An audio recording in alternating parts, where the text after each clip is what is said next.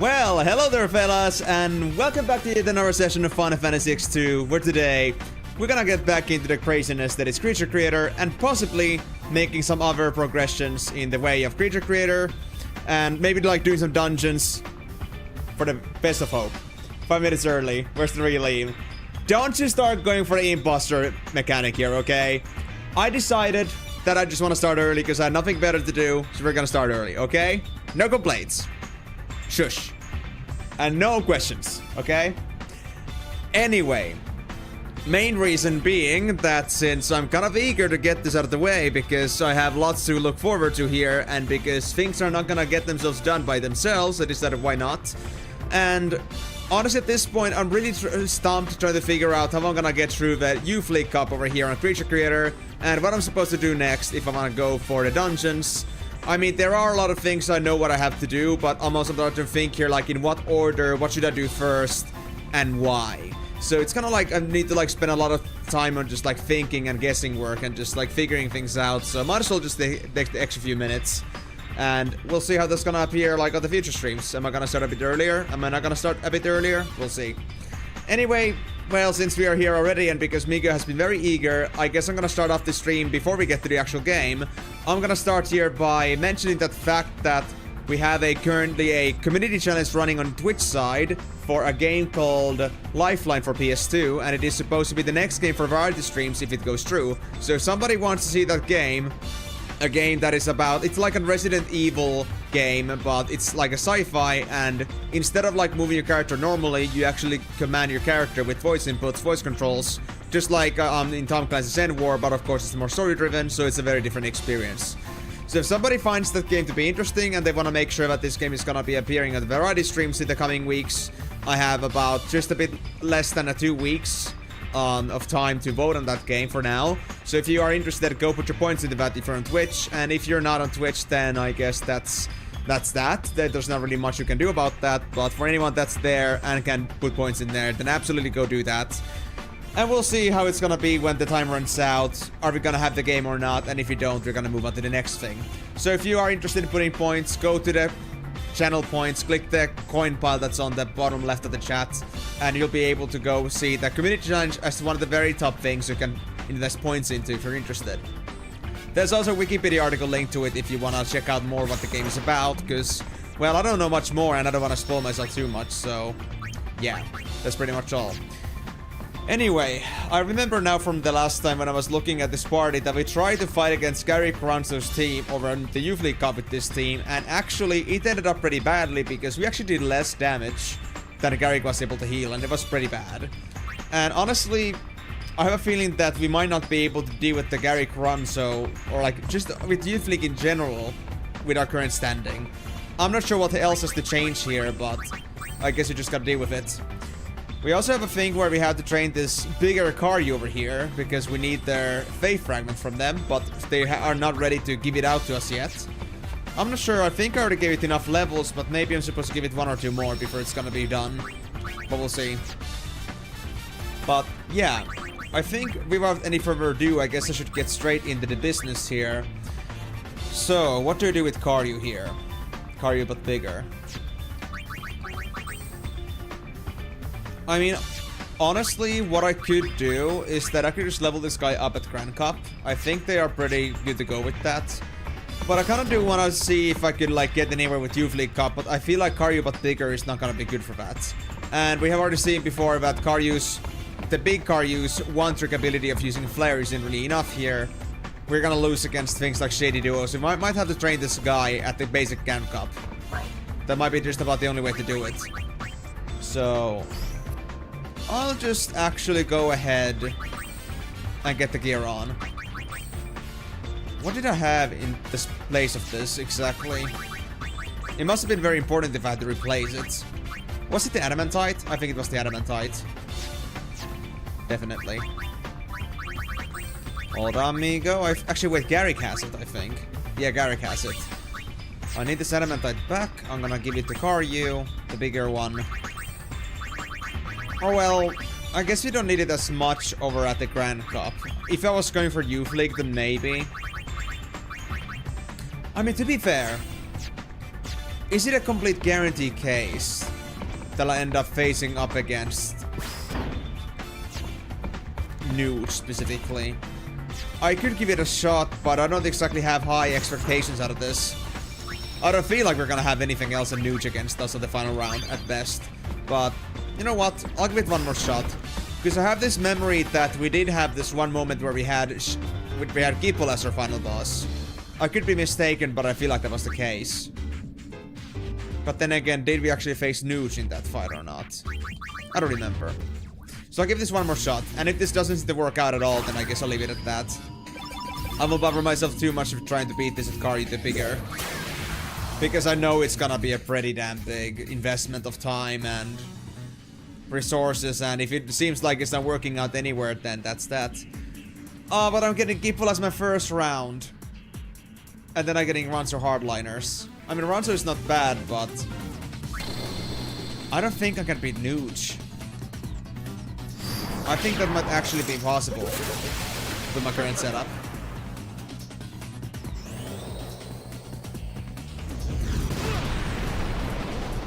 Alright, we got this, Karyu. I believe in you. If nothing else, you should get pretty good XP out of this, and maybe more Mega Elixirs. To be fair, we could get a full cure.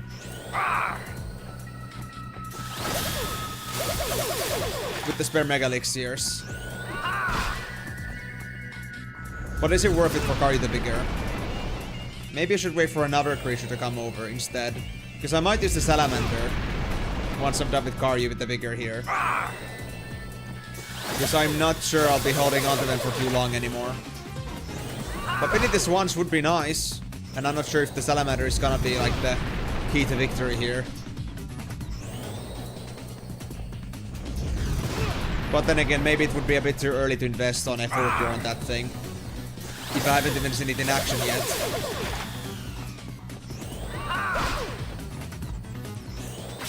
But yeah, how's it going in general, guys? I'm assuming Migo is the only one here, but if anybody else is here too, then feel free to tell me. Are you guys doing good? This. Decent start to your week so far? Oh yeah, the bullseye. Oh, that hurts.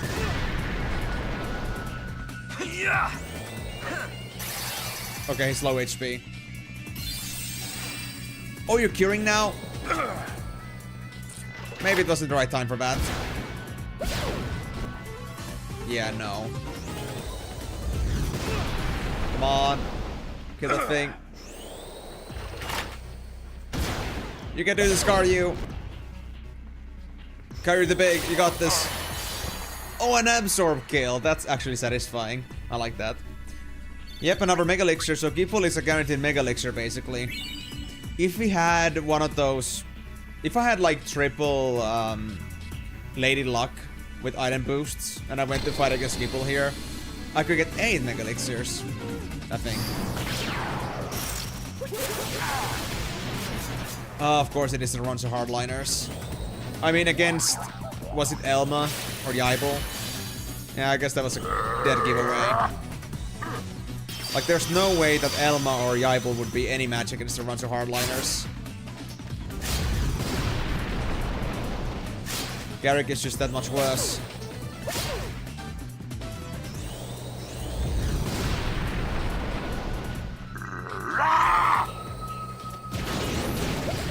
Come on, at least I know that my flares are gonna be doing more damage than it can heal. It should be fine. Get down, Garrick. We're not gonna play around with you. If I had some way to restore MP on this guy, other than absorbs, because absorbs don't seem to be all that reliable, I think we'd actually have a decent chance. Unless I decided to reduce the MP cost to 0. But I would lose some other relic instead. And I think I'm using Minerva's Blade, so dropping that would be a pretty bad idea. I mean, would it then be Ragnarok for free MP costs? I don't know. Full Cure and Ragnarok could work, and then I could drop the Absorb on top of that. Because at that point, what would be happening is that Absorb would just be a waste. Because I don't need MP, I get better healing from full cure. So I might as well avoid it. But because I spawn with Absorb as a default skill, I feel like it's just gonna come back to me. Unless I find some sort of ability replacement, which I don't think I will.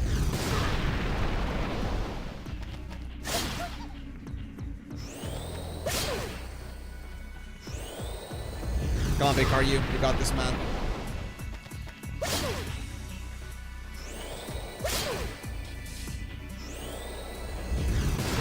You got the Garrick in the bag, I know it. This guy isn't gonna hold out much longer anymore. I think it's a few more flares and that's it. Assuming he doesn't end up using White Wind.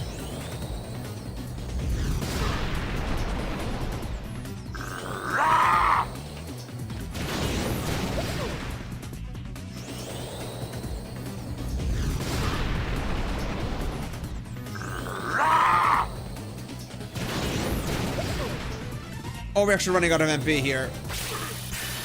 Oh no. Oh, it's happening now. Great. Yeah, we're out of MP for flares now. Now we're just stuck using absorbs. Yeah, MP is gonna be the biggest problem here. We need to fix that with Karyu.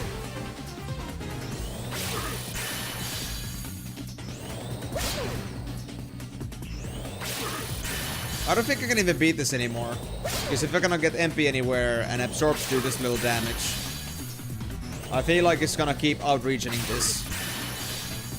Which is not ideal. Yeah. And it keeps sending the White Wind too, which is just not fun. I guess I'm just gonna leave. Not worth it. Okay. And because Absorb technically cannot kill it.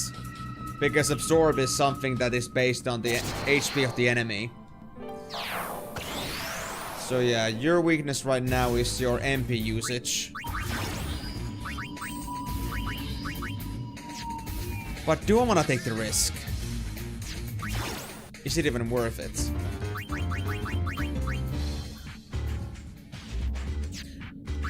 You know what, let me check the Salamander. Let me go to team organizing and see what they've got. Let's see, Salamander. Flame Breath and Tail Smash. I mean, that does sound good. Flame Breath could be decent. It's actually free. It's got basic attack. And Tail Smash? I'm not sure what it does, but I guess it's a good AoE. Possibly.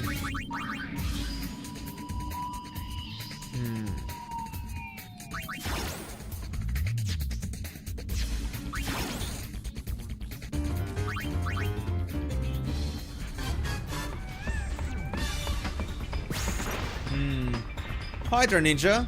How's it going, man? Everything alright with you? Everything all good at work?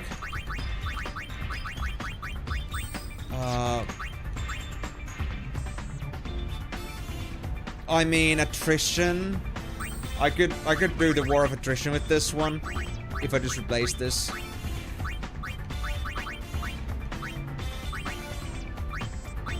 I'm gonna lose a lot of magic skill though. Actually, I don't. My magic started pretty good. Maybe it actually would be better to use Ragnarok. Yeah, you know what? Let's do it. Let's see where it goes. And with that,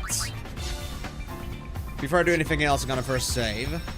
And then I'll make a testing period here. I'll try to apply here.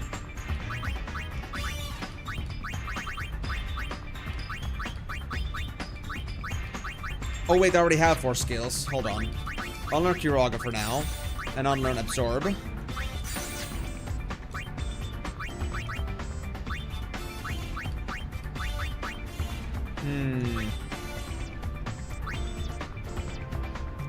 White Wind sounds good too. But...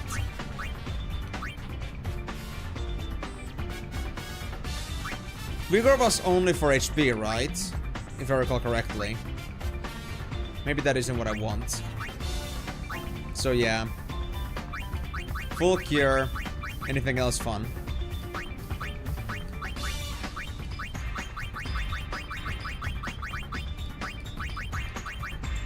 There is haste. I could get haste. Okay, this is a very expensive fiend right now, but I think it's gonna pay off in the long term. I'll just keep it as is for now though, so I don't end up like losing this stuff for no good reason. But I feel like with this car, you should be basically now a undefeatable machine. Yeah. And this also like mixes up or fixes the problem I have with the lack of nitro black magic. Because now I'm gonna have haste instead. Plops on Countryman Plebs. Hello there, Moonlight Elf. Glad to see you around as well after a while. How's it going? All good with you? You just came at an interesting time because I decided to invest quite a bit of items into trying to turn this Jumbo Cactuar, aka Karyu the Bigger, into a potential killing machine. I don't know if it's gonna work yet, but that's what the testing is for.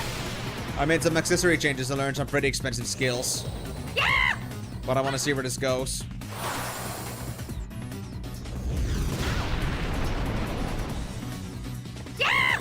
I can handle Elma, it's fine. What is it now? Is it another... Well, full cure does work pretty well, alright? And as said, no MP costs, so...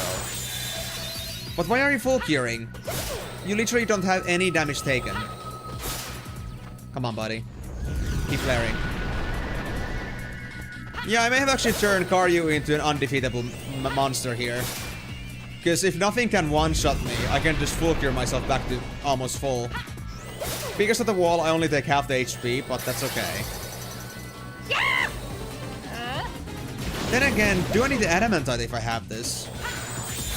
Like, maybe it actually would be nice to have Minerva's Blade at this point. Maybe.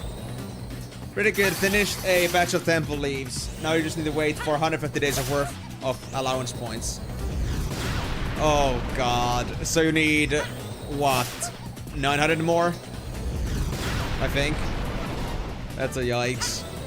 Well, at least you're making good progress, because if I recall correctly, it was before like almost a year. So GG. Not bad. As for me, the Moonlight Elf, I got on this stream a few minutes earlier than usual, but that was because I really wanted to see where this can go. And honestly, now I'm just kind of curious to find out how this thing is gonna manage with the new things that I gave it. I gave it full cure, a haste, and I gave it the accessory that causes 0 MP cost.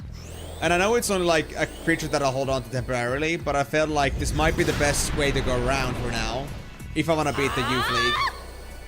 But if this doesn't work out, if it's too slow, then I might fix this, but it's fine. Because I can always roll back to the save where I didn't do this yet.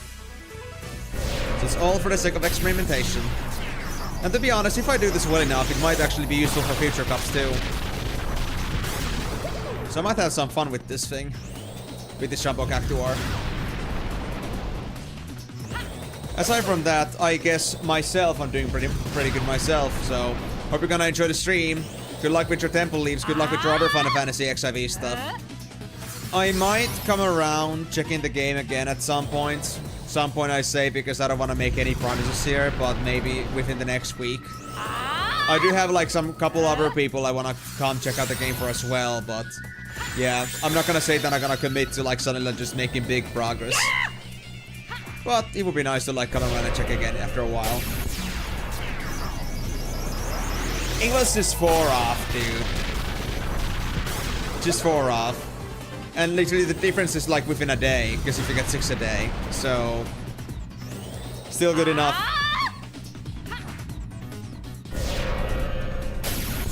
Good enough of a calculation there. But if it makes you feel a little bit more confident about this and that it's gonna be fine, because you say that you need 4 less allowance points, then so be it.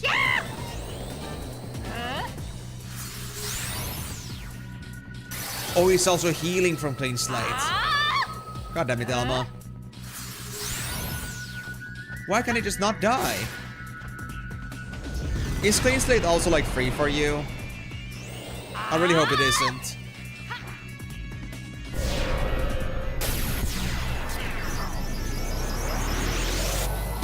Yeah, then you can move using the points in ARR relics again.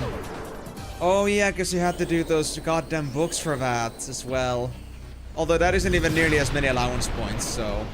I guess what you could do is that if you really want to get your ARR relics, what you could do is you could like prioritize those first, and if you end up like getting stacked up on those things, like the allowance points, you could like dump them on the temple leaves.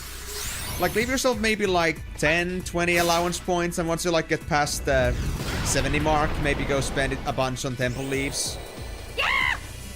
Just so you could do both essentially, if you really want to do the ARR relics at the same time.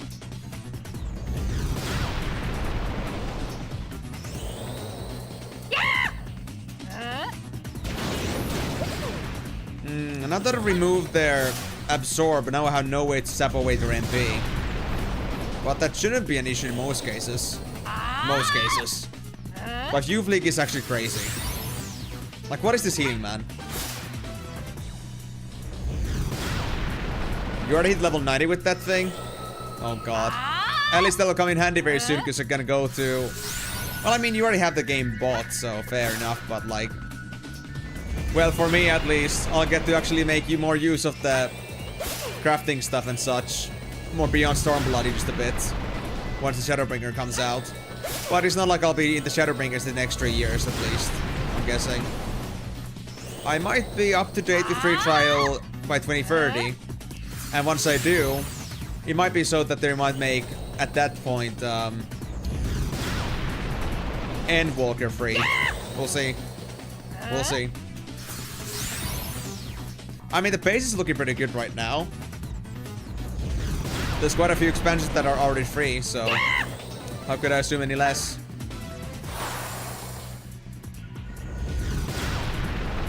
Come on, Elma. You can stop this madness. You refuse? Oh my god. Why is it that a flare is not enough to destroy enemies? I swear. Well, now he's actually out of the magic defense, so... I might actually make this. There we go. Finally she's down. At least Nooch doesn't heal.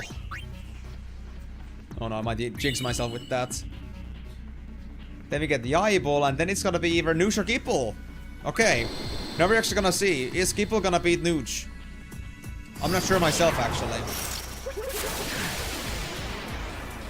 The eyeball should be easy, though. Yeah, just go crazy, buddy. I'll let you.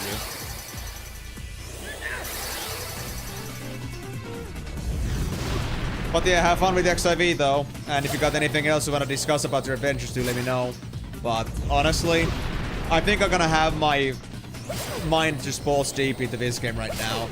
Because, Moon, in case you were not aware, I literally rolled back like 40 hours in this game. And that's because I wanted to fix some mistakes that I made for the sake of getting my super bosses. Because I realized that when I went to New Game Plus, I actually locked myself out of it. Because of some certain creatures I cannot grab in the New Game Plus anymore. Due to some unlocks that I couldn't do there. That I was supposed to do during the normal New Game Plus. I didn't know that. Okay, Nooch does win against Skipple. But now... It's fine, Moonlight Elf. I made the decision fully convicted. Like, with full conviction that I want to do this. Like, I could have decided to just, like, skip that super boss stuff and just finish the game. I was already at 100%. But I really wanted to see the super bosses, so... I kinda dug my own hole with that. But it is my decision. I'm more apologetic for the people that were looking forward to Final Fantasy Tactics Advanced after this. But... I guess it's gonna have to wait a little longer. At least I now know what I'm doing. At least I think I do. So I shouldn't be able to mess up anymore. As long as I play my cards right. But so far, as long as we just like finish up all the dungeons again in here, get to 100% or 99% as before, then we should be able to get all the unlocks out of the way. We should get the creatures from the dungeons before we move on to the next thing. And then it should be good. then we can just finish up the rest of the stuff at the full... Like, we can just finish the rest of the stuff at New Game Plus. And then we are gonna be able to, you know, finish the game. Both get all the creatures, creator stuff done, 100% it, as well as get also like the 100% of the actual story.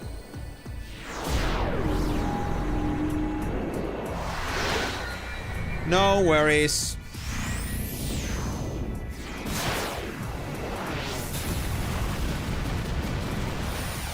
Do what you have to do, buddy. If you gotta lurk, then lurk. I never say anything against that. Most importantly, have fun. No time for farewells. Hey, Newts, did you know? It's actually impossible for it to win against me now.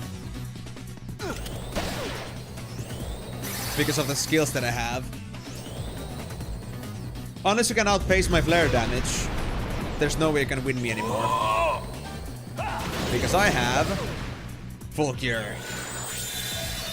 Yeah. No time for farewells.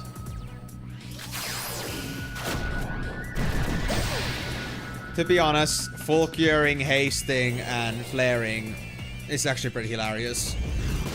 I may have made Karyu a bit too powerful. This puppet show's over. It cost me a bit, but I feel like we may have made an invincible wall.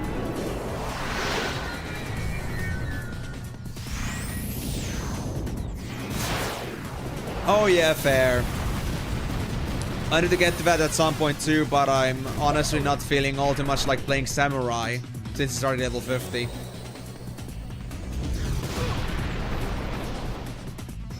I might get more into Samurai once I actually get to Heaven's Ward, but that's gonna take some time. I feel like even though I just have to do calls and stuff for the most part, unless I really get myself into like a hyper fixation again, then I feel like it's gonna take me still quite a few months before I get there. We can only hope that I actually get to Heaven's Ward by the end of this year. No time for farewells. Nuh-uh. Gonna make use of my time.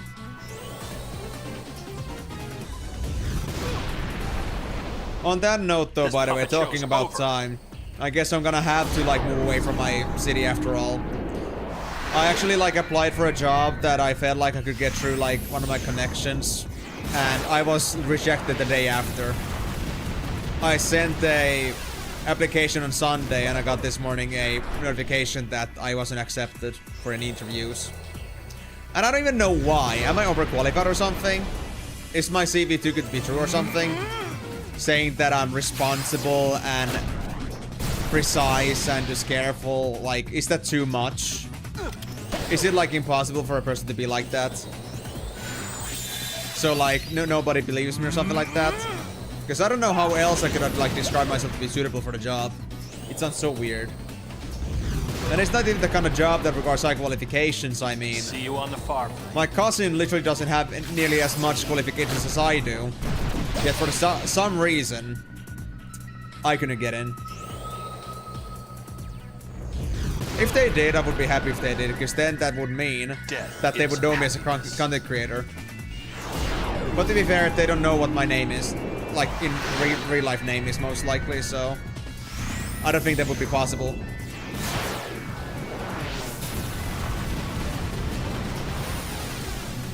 To be honest, I don't really know what Samurai is like yet, but I understand it's a kind of like stance dancing a little bit.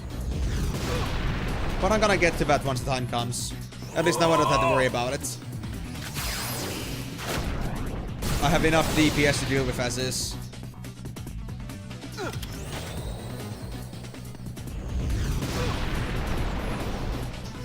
Oh my... I mean, yeah. I have understood that Samurai is fun.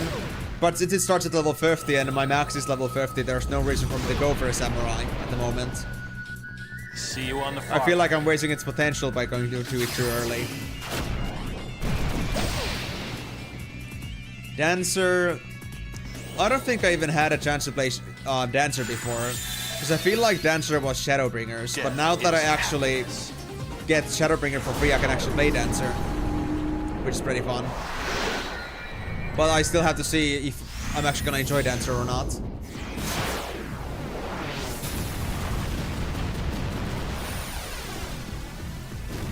But yeah, first have to get to, well, I mean, I only need to get to like level 60. I already have it, but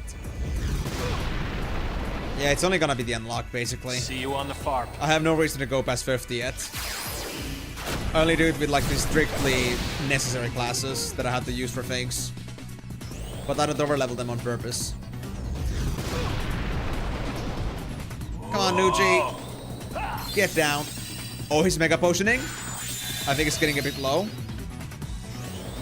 Death is happiness. Yes, of course. I think we might actually be able to take this guy down finally.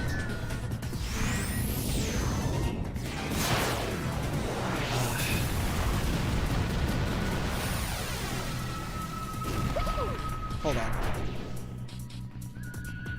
The bottom of this mug is a little wet.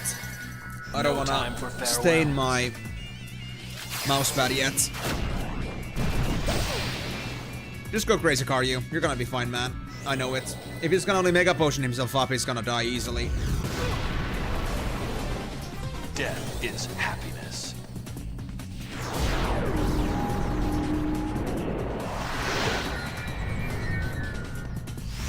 Yeah, I understand that, Moonlight Elf, but honestly, that's a difficulty that I have as a free trial, which I'm not gonna overcome.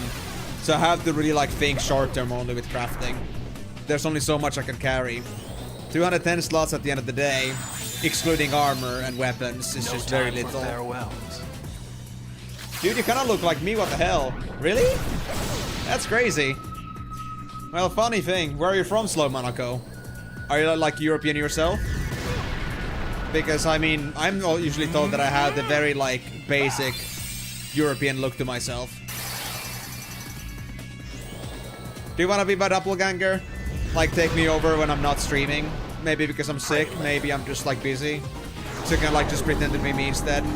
We can actually, guys, actually have a real impersonator in here. You know, an impersonator. That's a joke in here.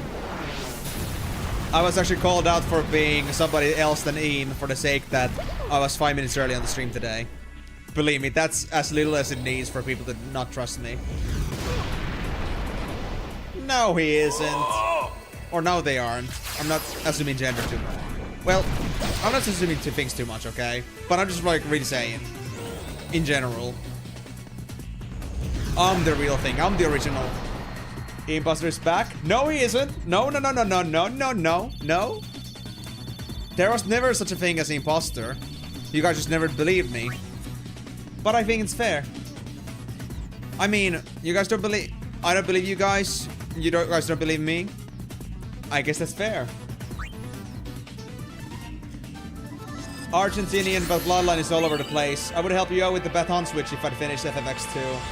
I mean, Monaco, I haven't finished FFX2 myself either. I mean, I've just been working on this for the past 35 streams or so now, so... I cannot say it's exactly finished either, but I guess you're gonna be able to commit yourself to finishing this game as much as I am. But I assume then, Monaco, that you actually are somebody that enjoys Final Fantasy games. Not just somebody that comes from the flight perspective and doesn't know anything about Final Fantasy, actually. Because I've been getting that a lot lately, because people have been getting prepared for FWC. I got the mascot! Right! We get mascot from here! I forgot! I forgot we got a free mascot here! Oh shit! Oh shit! Oh, how did I forget that I get a mascot from the Youth League? That's actually insane.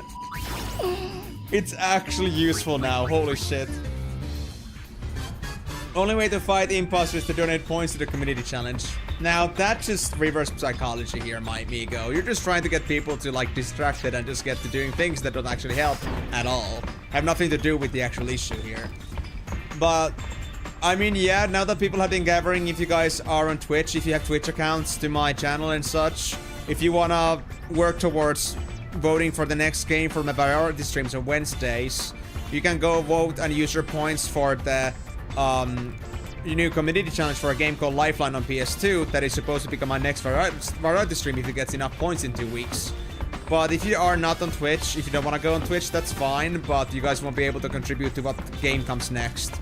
That's because this feature, the channel points, is Twitch exclusive, so for now, so it's kind of like I cannot have you guys participate in any way.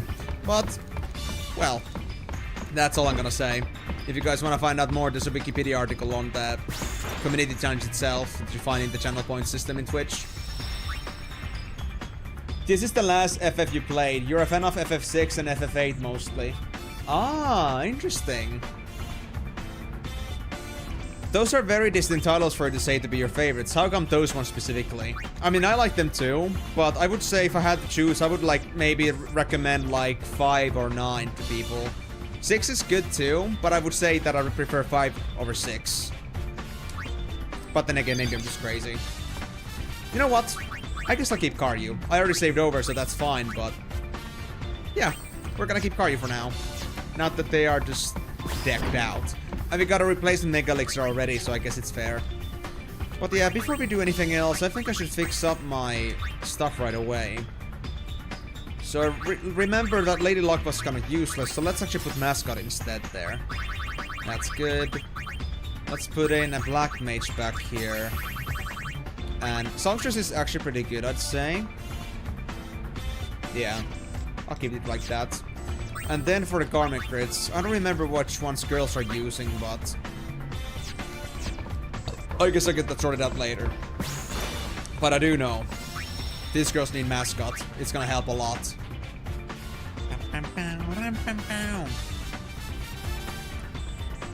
Actually getting Mascot before my first super boss is actually crazy. Oh well. But now, we have a problem. We gotta get rid of the Jumbo Cactuar very soon anyway, because if you want to get ourselves the next cup, we have to get all the Faith Fragments, and Karyu here is the one that has a Faith Fragment. So what do you know?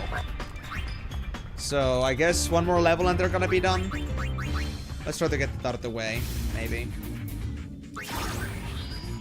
That's the only one that has a Faith Fragment for now, so I think we can just move on to the next thing afterwards. Do you want to do another Youth League? I could farm some Mega Elixirs, to be fair. Or do I just want to go for the Grand Cups for faster EXP? How close to leveling up were they again? I forgot. But yeah, how come this ended up being your last Final Fantasy, Monaco? I mean, there are still pretty good Final Fantasies out there. For example, 12 and 13 are still, you know, their unique experiences, which are not more or less bad. Just different. Did this game get to your nerves? Because I know for many people it has.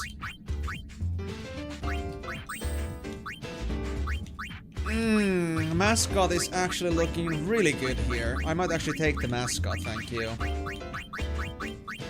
I'll take the Mascot, why not? Bonus stats too. Yes. I'm liking it. Just 5k EXP. Then again, Youth League takes so long to finish. Like, my damage is actually bad. I cannot do anything else to increase my damage, but I'm just slow about it. I hate it. I think I'm just gonna level up for now. I think we're gonna get a better way to farm Youth League in the future, if you really want to get this stuff. Then again, what else can we get from the Youth League Cup? Now that I know the game well enough, I think I could actually look it up, like what drops can we get from there? FFX2. Thin Arena, Youth League Cup, let's see that.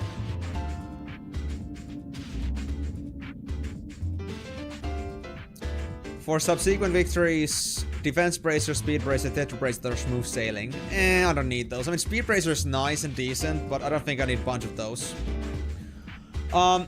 You're slow, Monaco, but on Twitch. You feel FF11 changed the style of play a little too much, and then I just said meh more. I mean, FFXI is literally just an MMO. So, I do understand that, but that's the reason why I'm also not going to 11 and 14 during this marathon, because I know those are gonna be the kind of games that never end, because that's how MMOs work. I mean, MMOs are just designed in a way that you're just gonna keep grinding and grinding and grinding, but it's never gonna have an actual end to it. And there's like no story that's gonna be like seeing a conclusion. So I'm gonna be jumping to FF8 and from there to Final Fantasy 12. I will not be playing Final Fantasy 11 or 14 in between. I play 14 on my own time sometimes with friends, but I don't really like commit to that. And I know that if I'm gonna go play Final Fantasy 14 and I try to stream it, I'm gonna be spending the next 5,000 hours playing that game. Because, I mean, I'm a little bit of a completionist. So, if you combine completionist and MMO, you can only imagine how bad that gets. I mean, Moon can say here, "Hey Moon, can you verify this fact? I have spent 1,000 hours just playing ARR, and I'm not even done with it yet." Yeah. And I guess some people call me insane, but that's, you know, outside Final Fantasy 14 borders anyway. I'm called insane in the membrane for more than one reason. So honestly, if that's your case, Monaco, then I would say, honestly, go ahead and just, you know, maybe try 12, 13, 15, 16. 15 and 16 I understand are not so good, but at least 12 and 13 you could give those a shot. They at least would be more on the traditional method. 11 and 14 are gonna be MMOs, so those are not even worth going for if you really want to see them being completed, quote unquote. So yeah, that's pretty much it. But also, if you came over to the Twitch side, well, first of all, thank you so much for doing that, Monaco. And the second thing I want to say here is that I know that you're just new to the Twitch side on the channel, so you probably don't have any points at the moment. But if you wanna consider and see what the variety stream thing is about, so I'm not sure if you used to like doing community challenges, but if you go to the channel point system and you click that and then you like go for rewards, the very top thing is gonna show you Lifeline PS2 for Wednesday variety, and there's only 10 days left. So as long as people put points into that in the time allocated, we're gonna have ourselves that game locked in for our next Wednesday streams once the time is over. And there's like a few days extra I might give if it looks like the voting gets very close. Like people are really eager it seems, but we are just lacking just a little bit of points. I might give the extra nudge to that point. We'll see about that. We'll see about that. So if you want to see more about the game, there is a Wikipedia link over at the community challenge. You can just click it at first. You don't have to invest anything yet, but you can see the description, and the description shows you that what the link for the Wikipedia article regarding that game, so you can like find out a bit more if you're interested. And if you are, then feel free to put points into it as much as you want, whenever you want. If you had a lot of points and you could only like, you were mostly bottlenecked by the fact like how often I stream, then I would say to put it immediately, but since you're likely not gonna rush about that, you're not gonna get 2,000 points every stream, so you just do whatever you wanna do with that. If you're not interested, don't put points into that. We're gonna like vote some other games in the future as well instead. And we'll just keep going until we find a game that people really want to see. Pretty much. But yeah, I guess what I'm gonna do here now is I'm just gonna Grand Cup this. I guess I'll have Karyu the big just speedrun this stuff. I think they should be able to speedrun with Flare in here. I could also actually now try Grand Cup again. Grand Cup hard. Against the Thornberry. But I think I'm fine. I don't want to deal with Shady Duo anymore. They suck. Oh, thank you for the points, Timor. That's actually your first. Did you actually get interested? Or is this the first time you actually realized that this was a thing? Because I've been talking about it for the past couple of streams or so. Yeah, past couple of streams. Maybe you forgot. Alright, I see. That's fair. Thank you for the points, Timor. If you're really interested, then I hope it's gonna work out for you. Be sure to put your points every single stream if you want to make sure that you can maximize the benefits that you're putting towards the Lifeline vote. Yep, can confirm I'm still in ARR, and that I spent almost 1,000 hours. Yeah, that's fine, Moonlight Elf.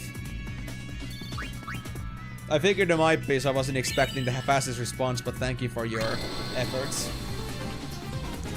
But yeah, aside from that, Monaco/Mono, I'm just gonna wish you a great time watching the stream. Hope you're gonna enjoy this, even though you may have your own misgivings about Final Fantasy X2. But if you got any questions, anything you want to talk about while I'm playing, then go ahead. I'm happy to be responding and talking at the same time.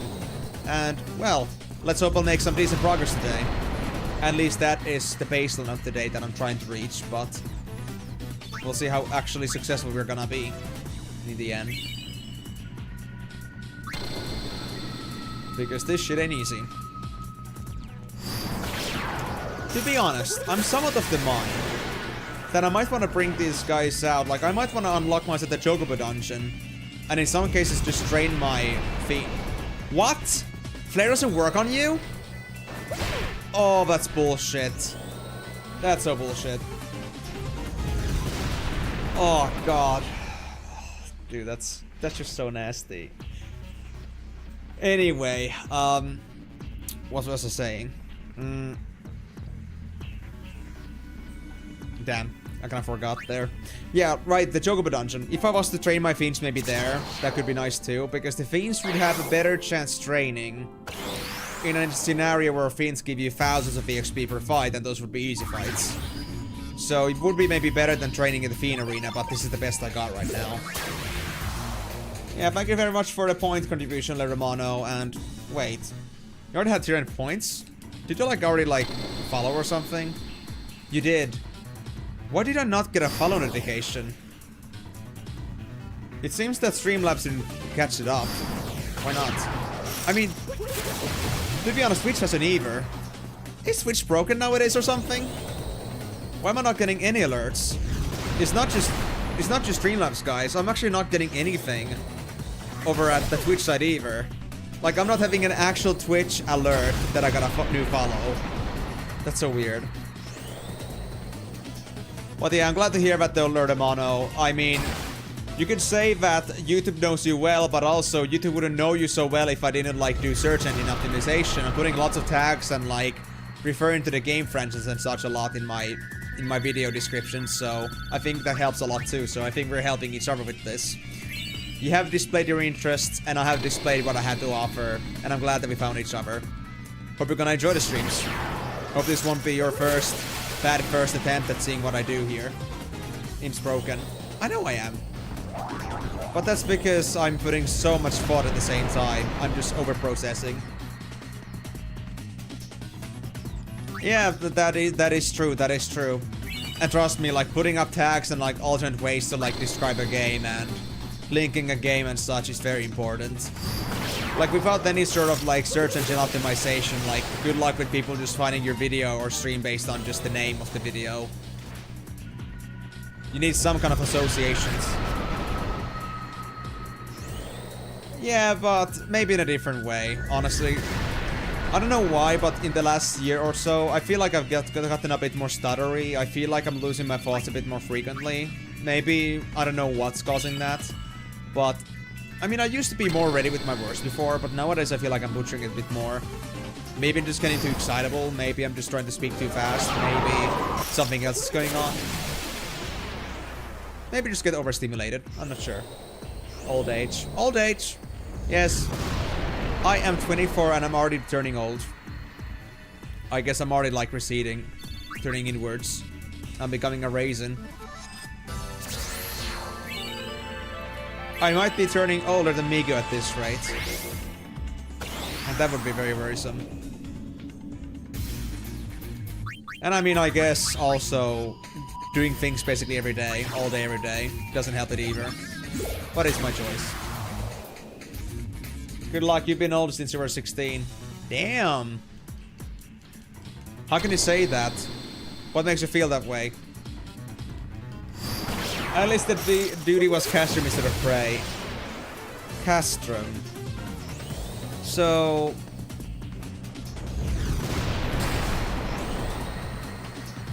wasn't that the first part, or was that the third part with the Ultima?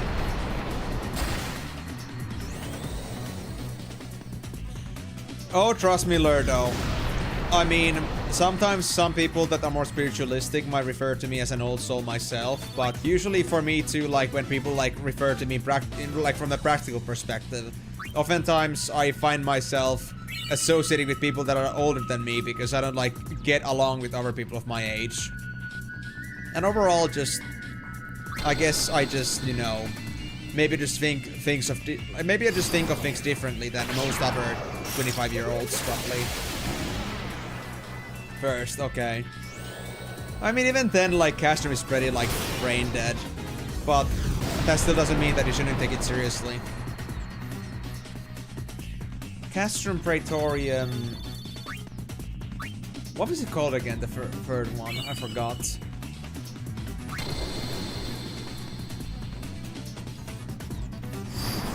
But yeah, I would say in general here, Lerdum, Mono, that I have some other viewers here too regularly. Car, you couldn't make it today, but we got like a pretty good, I would say, a small but a pretty good community of people that are just here to vibe and just enjoy their own things. productive, very proactive souls doing their own things, having a good time, and just like enjoying the stream in the background while they're doing their own things is pretty nice. So if you do resonate with a certain like constant brain activity kind of deal going on, if you like to have a little bit of an ADHD to yourself, then yeah, I think you found the right place. Ah, I exported a Kumano. I had a feeling of a name like that, but I wasn't sure if I was pulling that out of my ass or from somewhere else. Okay, but it was Ultima.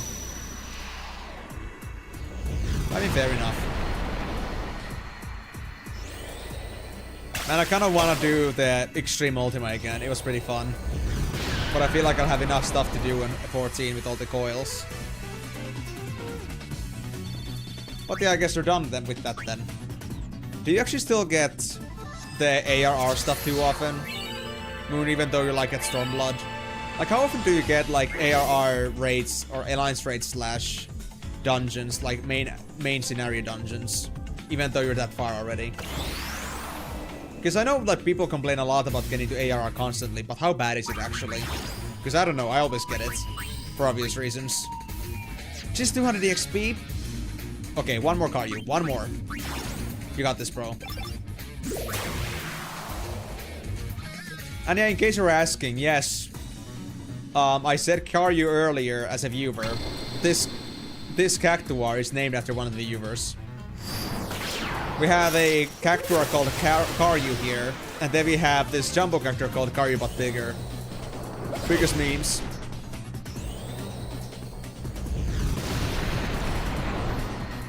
I used to spend a lot of points in this kind of stuff. I mean, people spend quite a bit of points to just like, you know, get their names on the stream somehow. Getting to name a creature after them. After themselves. It's pretty fun though. Alright, that's it. So I guess it's time for us to use the signature Joestar family move. Special move. As a way to move on with life. We're gonna... We're gonna run. I'm done with this. No! Run! Don't one-shot things, please, Kari, we gotta move. With Moogle Tombstone event, you got the Stormblood Alliance raid more often. Ah, that's related to that? Interesting. And there's another Tombstone event? Oh boy. But it most likely will return to normal ARR rate after the patch drops tomorrow. Was it like that prior as well?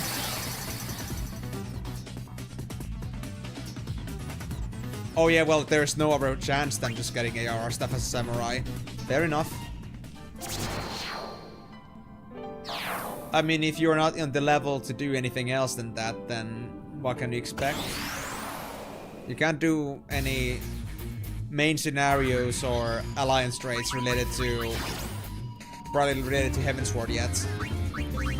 Anyway, are you now done, Karyu? The bigger? Can I remove you? Yes, you're done. Finally. Release the Faith Fragment. Goodbye, Fulcure. You were expensive, but you were worth it. I got a mascot out of it. Worth it.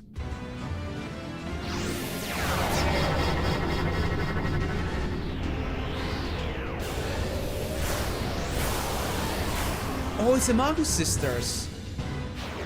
Hello.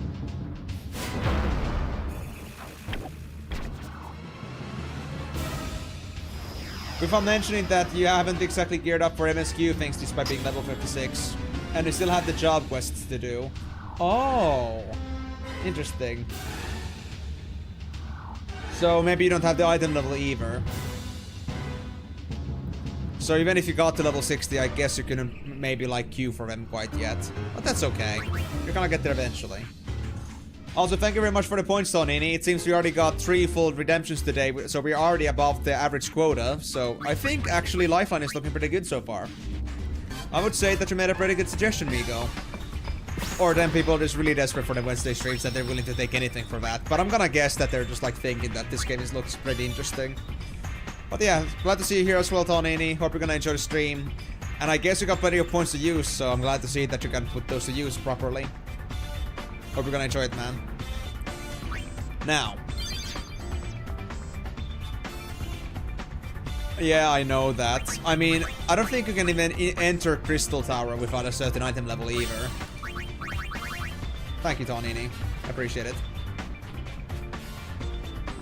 I could use a drink. Now, I have one slot. What can I get, creature-wise? I think I have something planned out, but... do we actually need anything yet? Because I might want to get some stuff later when I get higher base level with my girls here. Because with the other things, it only matters that I just get far enough for me to unlock all the Faith Fragments. And I think that was the only one we needed. This guide. Chapter 5. Yeah, Jumbo Cactor was the only one from Big L that we needed. We already got the one from... actually, we don't have the one from Thunderblades anymore, because we had to roll back a bit. Okay, so the two ones that are very important to do ASAP are gonna be Via Infinito and Thunderplanes. And again, because there isn't exactly any sort of correlation as to which one should come next. Like, there is like no like sequence as to what sequence I'm supposed to do these dungeons at. I can get the new dungeon done, like the dungeon from hell done ASAP. No problems. I can work on the Chocobos later.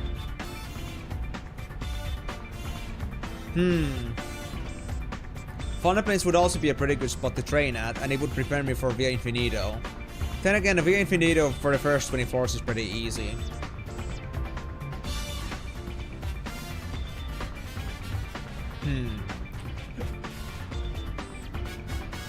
Guys, I'm gonna ask you here on Twitch side.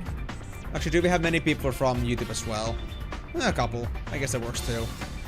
You know what, guys? I'm gonna make a small poll here for those that know what's going on. If you guys have been following me before, you should know what this is about. So I have two choices. I can either go for Via Infinito as is and not get as much EXP, or I could go for doing the Dungeon from Hell, which is the math dungeon, and I can do that a couple times. Get quite a bit of levels from that and work towards also unlocking more Faith Fragments. In any case, I will need to do both, but I guess I'm gonna ask first, like, which one are we gonna do first? What do you guys think? So I'll make a small poll here on both sides. So I'm gonna make it very simple. So, which dungeon should we do first? And I'll put up either Dungeon from Hell in quotes or Via Infinito, 20 floors. And I'll give you guys 1 minute, so get going. On the YouTube side, I'll do the same. Add a poll. Which dungeon should we do first? And here we put Dungeon from Hell or Via Infinito, 20 floors. Alright. If you guys don't know the context, then you don't have to vote necessarily, but it's up to you. No votes yet. Should I vote blindly? You have no clue. You vote for Chocobo Dungeon. Well, that's not exactly what we need right now. But that's gonna become later, though. We gotta work a lot on that, Migo, because we had to farm for those Chocobos.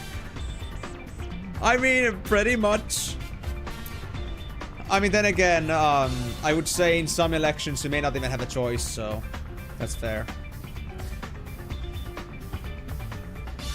I see, so nobody has a preference over one or the other. I take it that way. Alright. Nothing here. And nothing on YouTube side either. Okay. So I guess that meaning, I guess I'll be making my own dips on this one. I'll be making my own call. You vote Amazing Chocobo for president. What do you want me to do? I mean, AP Egg would be nice to have as well. And there's a couple other things I could use from there too. But I wouldn't say those are as important. Yeah, I mean, if I'm gonna do Chocobo Dungeon, I'm gonna need to get quite a few Chocobos. And we had to go to Thunderplanes for that. I mean, to be fair, if I just leave if I don't put on Charm Bangle and we just go to Thunderplanes to do the starting mission before we go to Dungeon from Hell, we could have a chance to get a few Chocobos in between. And we still have, I think, 7 chocobo slots left, so that's fine. But just so you know, Lordamano, it's either gonna be like this endless floors kinda dungeon thing. Bienvenido is pretty easy for the first 20 floors. And then there's like this thing which is about like doing math puzzles. People seem to like it, but I'm not sure like if that applies to the people here right now. But anyway, the idea now is that I guess I'll start with Thunder Plains. Because I could then increase the base level of the creatures that I grab. Which would honestly be pretty good at the moment. Because I feel like the level 55-ish isn't exactly all that good at the moment. And besides, we could do some training. We could do some skill training here anyway. I mean, to be fair, now that I actually got the... Yeah, now that I actually got myself the mascots unlocked, that might actually be pretty good. Let me see what Garmin Crits girls are using again. I remember that I wanted to get right now Rikku the High Road Wings for the first strike. Yeah. You were using Helios Guard, but I'm gonna switch Rikku back to High Road Winds as I did before. I'll give it, I think, of course, Mascot. Then we give them Berserker. I'm gonna trade that at some point too, because I know Berserker is important for Rikku later on. Actually, Gunmage is pretty good, but I'm gonna actually rearrange it a bit. And for this, I'll put... Should I put Warrior or Samurai? I'm not really sure, actually. I think I'll put Lady Luck. Lady Luck, actually, yes, Lady Luck. I need to train that too. At some point. Yeah, Harrowed wins, and that's gonna be for Rikku. And I think Payne had tricks of trade. Yeah, and I still think it's pretty good for this. So Mascot. To be fair, I don't have White Mage training for Payne here. I think I'll put the Black Mage instead down there for the weight down. Then we had the Samurai and Dark Knight. And I guess on top of that, we should of course have also access to the Gun Mage. But I think I should put that a bit closer. I'm already done with Dark Knight, I believe, so I'm gonna put Dark Knight there instead. Or actually here. Because I think Arcana was that. Yeah. And lastly...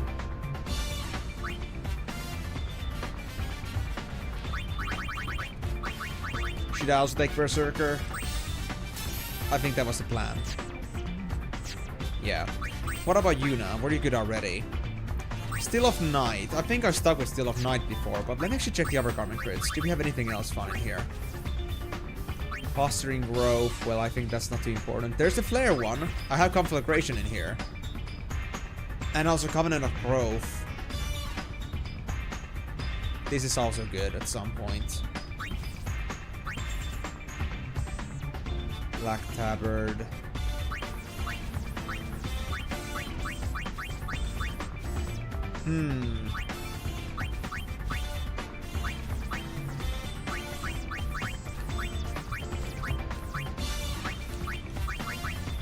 To be honest, this is actually a pretty tough choice. What do I want to get for Yuna? I guess Yuna should still stick with what they have right now, but I guess I'm gonna still set this up already. I'll have double EXP and double AP for both Lady Luck and for Mascot in here. And I'll put the Gun Mage on top. I think that's ideal. Yeah. And then I guess I'll just put some other alternatives in here.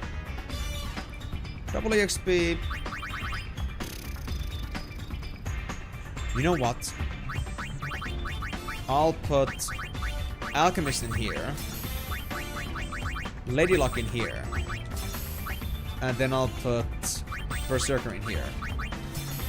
Because I was thinking that if lower is double AP, I would say this is more relevant for Mascot and Alchemist. But if I want EXP quickly, then double XP from the next to Lady Luck from the yellow area, which is amplified a lot.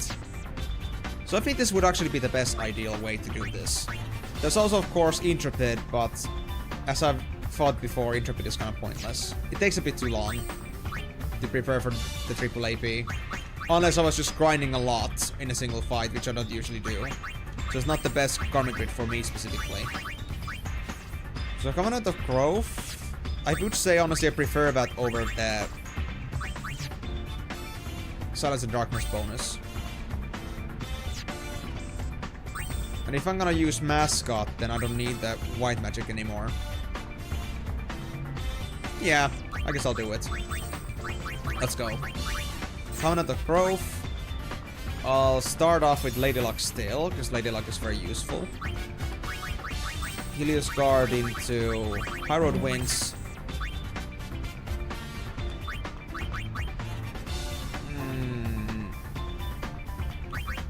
I mean, I don't need Lady Luck yet, but it's gonna take a while to prime it, so... I guess I'll start working on this. And Payne. You needed... Tricks of the Trade. There you go. And with you, I guess I'll just get started with Mascot. Actually, what did you need for your Mascot again? I forgot. What were like the ability skill? What were the abilities you could like keep for yourself from other dress spheres? Hold on, I need to remind myself. Payne was able to take Black Magic and Bushido with them, which is both that I think Payne has trained. Oh wait. Oh, we haven't trained Samurai yet, actually. Right, because we did that in Thunder Plains mostly. But we haven't done it anymore, because we had to roll back a bit. So I guess I'll go for Samurai for now. For Payne. For Rikku, the Mascot involved... What abilities?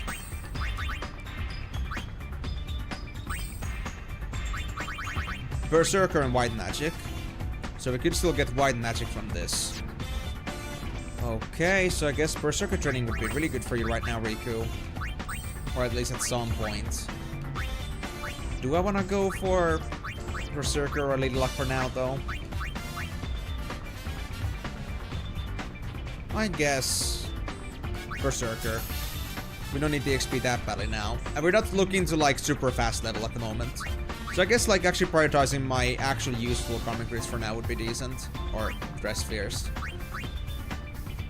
And lastly, that's gonna be Yuna for now, because I want them to catch up a bit. And I guess I replace the Charm Bangle with something else now, because I need to get the EXP. So... do I just want more damage then? Through my champion belt? Maybe. Okay. I think I got the idea. So, we got the garment grids changed, we got ourselves the mascots prepared, and we all have been geared appropriately. And we're now ready also, first and foremost, for collecting chocobos. Because we need to get this done in Final Fantasy anyway, so my dips is that why don't we just do whatever we need to do there first. And after we're done with that, we can just like do the rest of the chocobo hunting separately. So we can save a little bit of time with this. So yeah, first we're gonna have to clear up the towers, and that's just fine. And after that, we're gonna go for the dungeon from hell.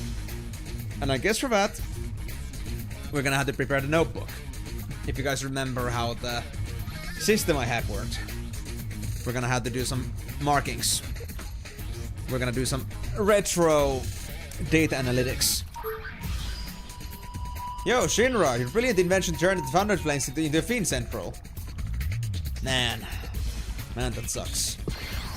Let's see them. Sphere waves scattered during the concert caused fiends endemic to this region to rampage. So, in other words, your sphere screen is to blame. I'm just a kid. Find a sphere and the fiends appear?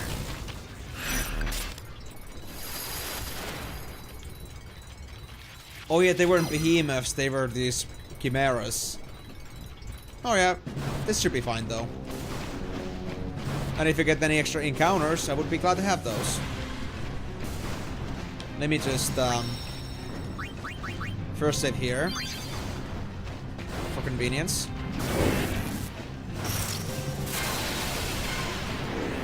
So yeah, if anyone doesn't know right now what what actually it means to be dealing with Oh yeah!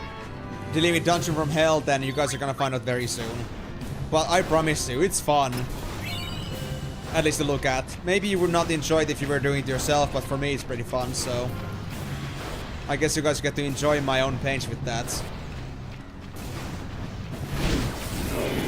If you feel like that's what you're into. But oftentimes people do simply enjoy my pain.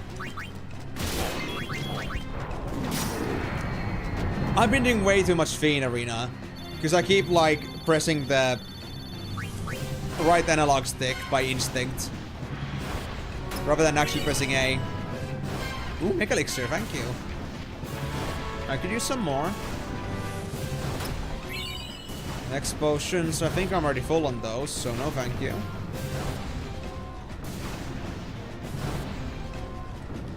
I did replace Charm Bangle, right? I did. So I guess as long as the fiends are around, I don't actually get random encounters. Alright. I guess no more chocobos for now. Going to take the goal! Because these guys won't spawn them. Oh yeah, right. Actually, let me check something first. Abilities. What is Rikku learning? Cripple. Learn counterattack, please. Then... Payne, you're learning... Spare change? Nah. Get non-parale. Very important skill. And... Yuna. You're learning double XP, as I wanted. Perfect. Alright, Yuna's gonna be good soon. Another Mega Elixir. Oh, I forgot how lucrative these guys were. I love this. I love this mission. It's so convenient. Well, that's really paying off the Mega Elixir I used for the full cure. And yes, I will hold a very strong grudge about that for a while, but I think I'll get over it. The mascot was just so worth it. Having mascot at this stage is just pretty hilarious. Because I'm only supposed to get it once I'm done with all the hotspots. I'll take it.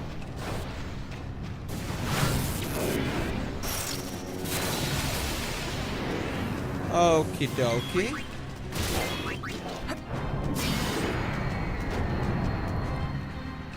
What did we get here? Anything fun? Oh, Regal Crown! That was for the magic stuff. Magic counterpart of the champion belt. Ochre ring, I think that was Lysaga on a ring. Not too useful at this stage.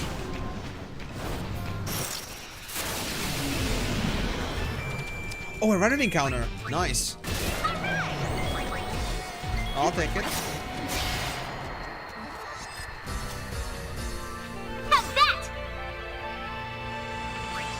Good. Good.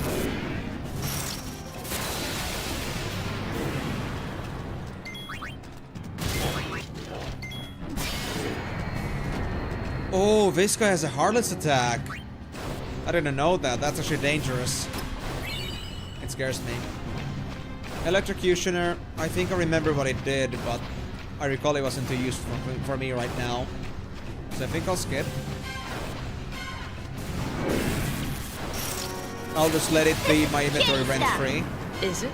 And never use it.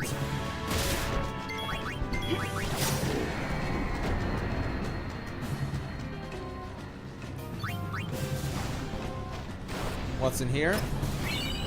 Short circuit. Oh yeah, that was another thing I recall as well.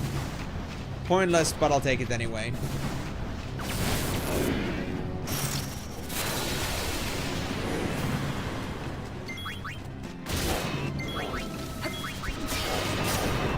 Oh, it's an oversoul.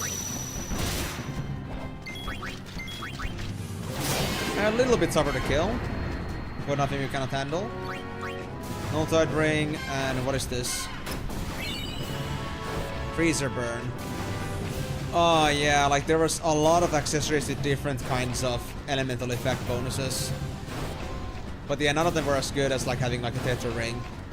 That thing was crazy.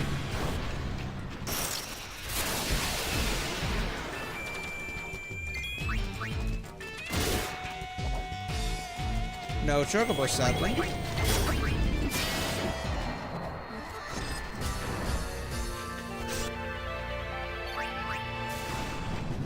Okie dokie.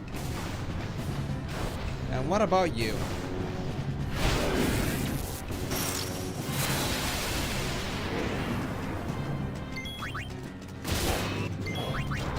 What did you have for me?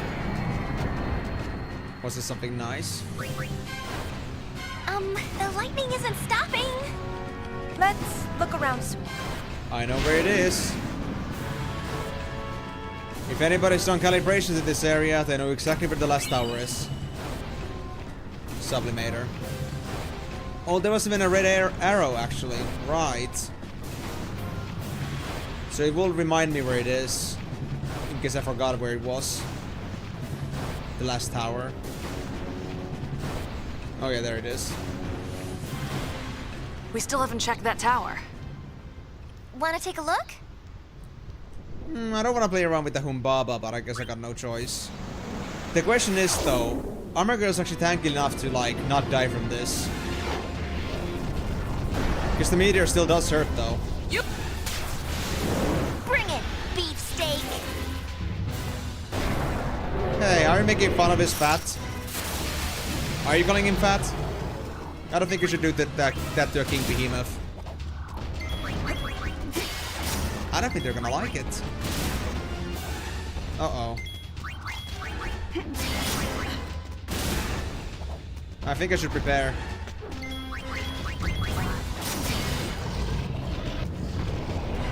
Well, we'll see. Oh, the girls are fine. Totally fine. That was easy. I thought we might actually barely survive with just Rikku, but I guess my magic defense was higher than I expected. Yeah, exactly. If it was a beefsteak, then it would be just fat. But if it's beefcake, then you are an absolute bodybuilder. I don't know how they could get that wrong. Valiant lost her garment grid. I don't recall that was any way useful, but I'll take it. Thanks a lot. He says there's another hole by the tower. Think it's connected to the others? I don't think there's a faith here. Uh-oh. I've got a bad feeling about this. I love this place. What do you mean? We going in? I can take you to the hole. Yes, we're gonna go to the hole, but first, let me just double check here. Have I been doing everything in Final Fantasy right? Yeah, I have. It's fine. Okay. In the hole. Aww. I need to make sure that I do my Final Plane sequence right. So the first run is gonna be free XP. Let's remind myself how much XP this guys gave me.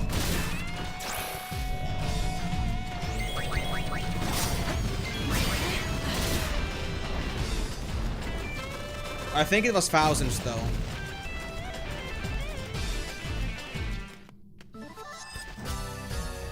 Thanks for playing.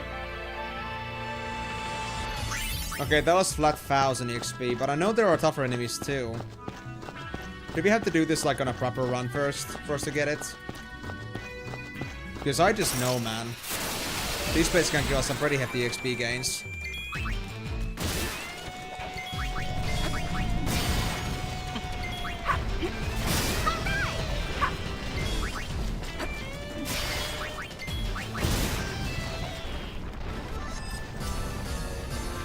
Oh yeah! 1650, well that's decent. But could still be better.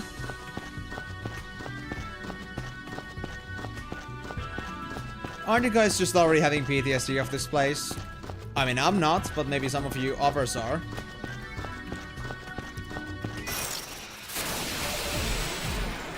Seeing the long running path to the dungeon from hell.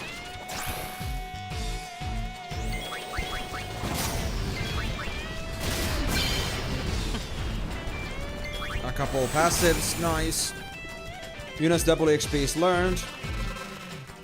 And Payne got her non-per-rail. Very good for the mascot. I think there was something else I wanted for the mascot too, though. other than that. Let me see, what is Yuna learning right now? Gillionaire? Sure. We could use the money. And then... Payne, you're learning no fear. Perfect. Okay. We got this.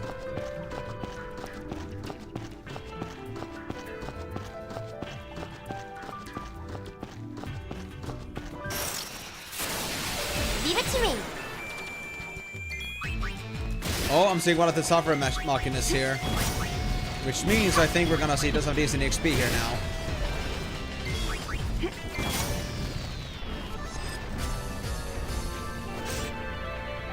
Yep, 1800. Now we're talking. The QD XP is dropping.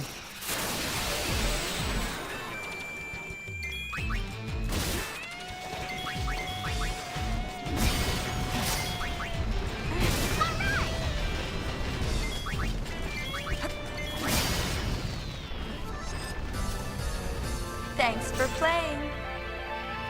But yeah, before we get to the actual fun part of this dungeon, we have to first get the storyline of this done. There's a little bit of an interaction with a couple NPCs before we can move on, but it still should be fine. Shouldn't take too long. After that, this place is all ours, and I'm looking forward to it.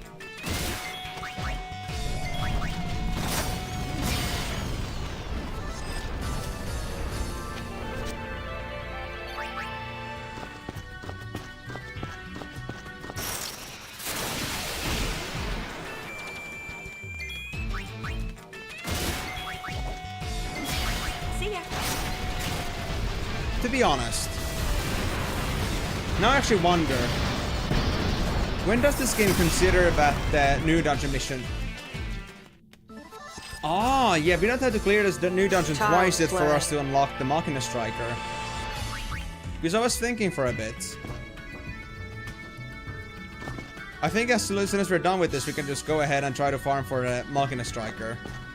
Which would be ideal because that would be our next Faith Fragment. We could leave this double doing the Dungeon from Hell for later.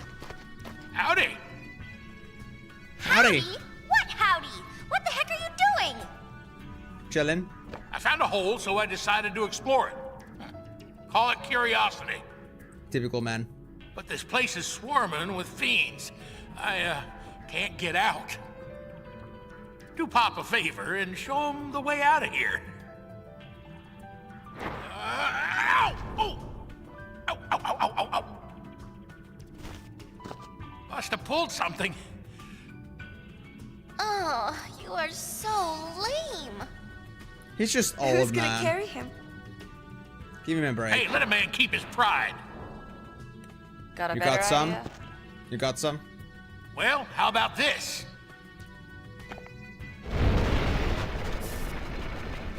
Make your old man proud and scrap that thing.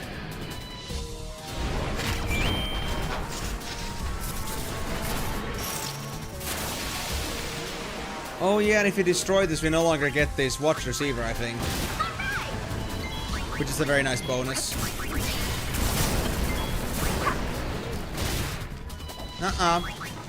We're not gonna keep those. I think you should prepare for destruction, buddy. I will not be pleasant with you.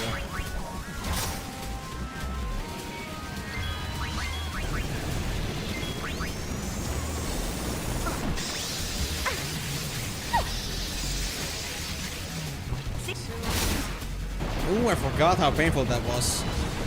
But still, nothing we cannot handle.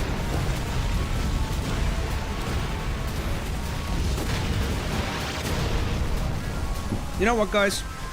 Let me go get another drink. I'm ready for more. But this time I'll bring soda. I feel like since we're gonna get the Dutch from Hell, we wanna have some good drinks. We're gonna have fun.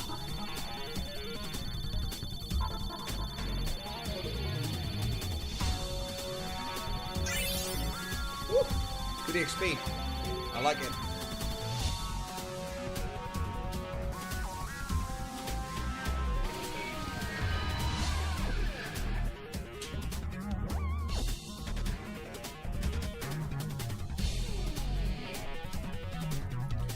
Wait. Hold the phone. Did I just get 2 Eurobots in just at the same time? Oh my god. One of them got muted, but the other one didn't. Wow. That's crazy. Let me just make sure that the other one doesn't appear on this chat. There we go. Wow. Actually 2 at the same time. How does that even happen? I've never seen that before. I guess I need to actually blacklist this for real quick. Hold on, guys. I'm just gonna go ahead in the... Where was it again? Moderation. Settings. Mod manage, no, not here. What's your settings? I think it's just settings. Permissions. No. Where was it?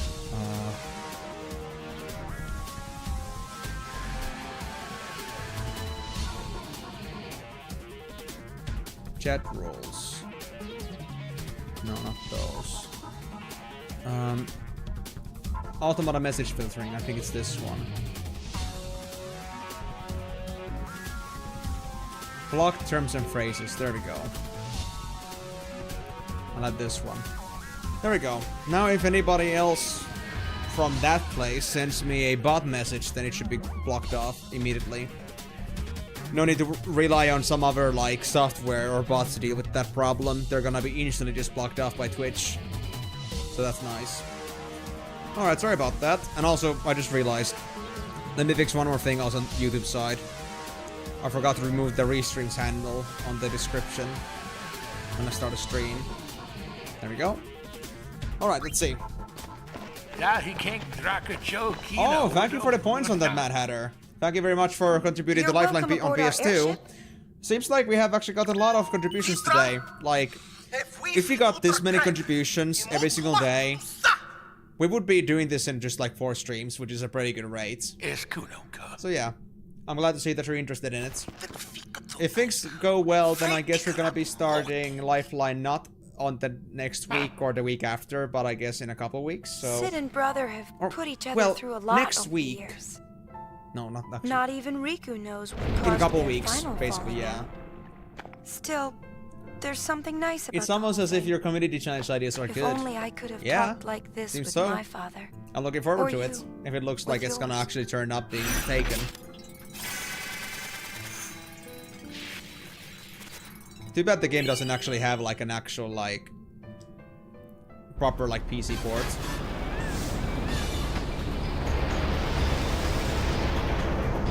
Now let's hope my mic is actually gonna hold up with that.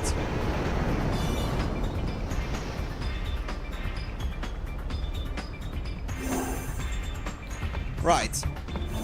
So what do we have to do here if you want to get maximum points? Go back to airship and listen to Sid. Wherever the hell he was again. I guess he was above, wasn't he? I think he was on the deck. Let's see.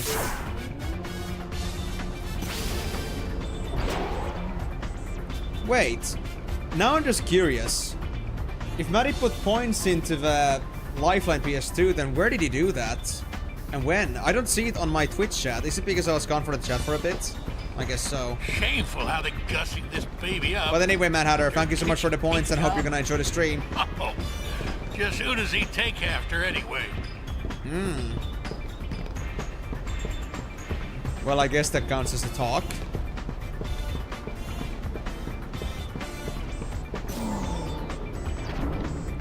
I think he appeared now here at the bridge. Yep. Then we say it. We now go back. Will you quit your something? Mind your own business, father.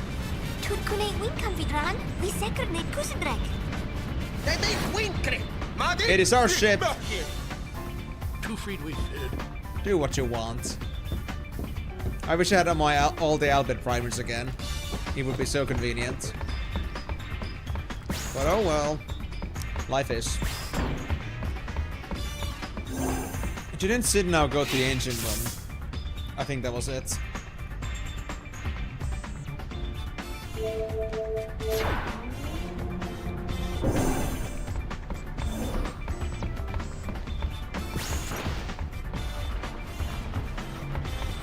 And there he is.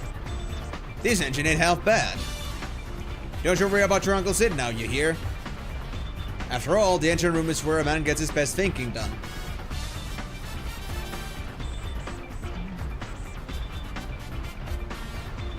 I couldn't bear to watch another minute of their slipshod piloting. I still remember what the message roughly contained, so I just had to put the pieces together. I think that was it though, right? Yeah. So that's the thing we had to do for the story progression done. So next. Let me go test something before we go back to Thunder Plains to get ourselves the Dungeon from Hell done twice. There was a certain thing I wanted to do. So first of all, let me save here. And next. Let me go and see if I can already get myself a Machina Striker. Because if I could, that would be great, but I'm not entirely sure about that. Does this count as the mission completed? I'm guessing.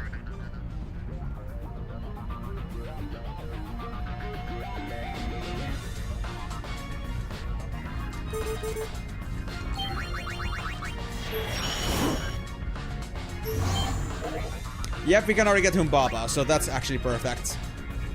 Alright, well I guess I'm gonna keep randomizing this until we get the right thing. We had to get these creatures anyway at some point, but I'm not gonna do it now. Because we don't have the best traits for training at the moment. And we certainly don't have the space. I just wanna get the fragments for this.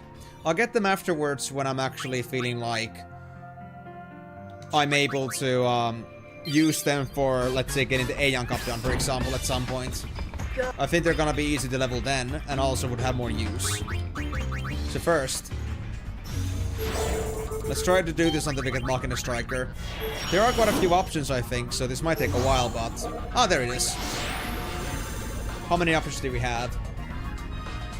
Actually, just 2. We have 2 S's, 2 M's, and 2 L's, so... Yeah. 50-50. Was the Machina Striker something that could be released immediately? Oh yeah, because it's a Fate Fragment thing. Of course it has to be trained first.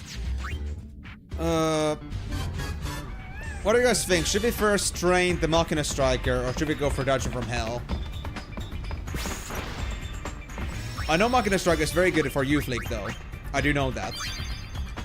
Because if I remember my previous setting... Yes. That isn't an answer, Migo. At least not a valid one.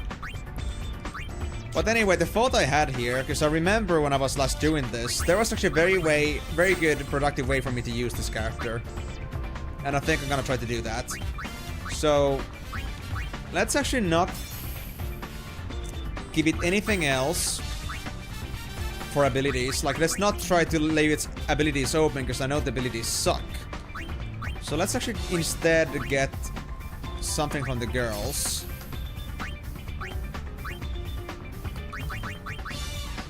I think, okay, you don't have anything important on you anymore. That's fair. So what I'm gonna do is, I guess I'll give you Adamantite for the defenses. And I guess a little bit of luck as well. Why not? They already have total limit break, so we don't need invincible or anything like that. There we go. And with that, let's actually go ahead and give it some abilities. One of them is gonna be Assault. Second is gonna be Haste. Actually, no. Assault gave that.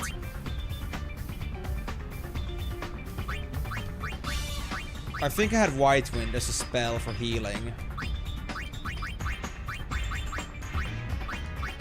I don't think I went for full cure after all. What was the 4th ability I got then? Oh, it was Strength Up. Yeah, this one. Strength Up and... I guess White Wind. Yeah, let's go with that. So with this, we have a pretty good Machina Striker. Let's save that and actually go ahead and do some Youth League. Because I feel like this guy is gonna do a pretty good job with that. And we need to train it anyway. We need this thing to get 5 levels, which is not easy. But it has to be done. Because we will not get any better cops until this guy is out of the way.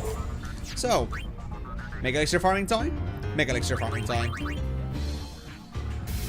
And if you guys don't know this already, you will see why I think this creature is great for this purpose. I'm sure you guys will love this. If you thought Karyu, the bigger one, was good, then this is just perfect. Although, to be honest, Lulu does scare me a bit.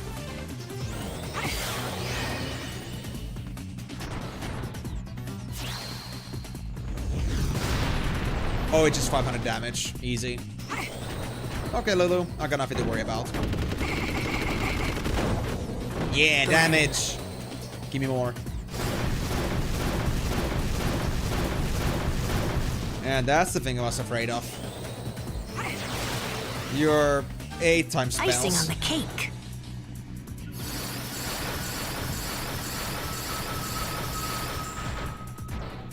Come on, Striker. You got this. That's better.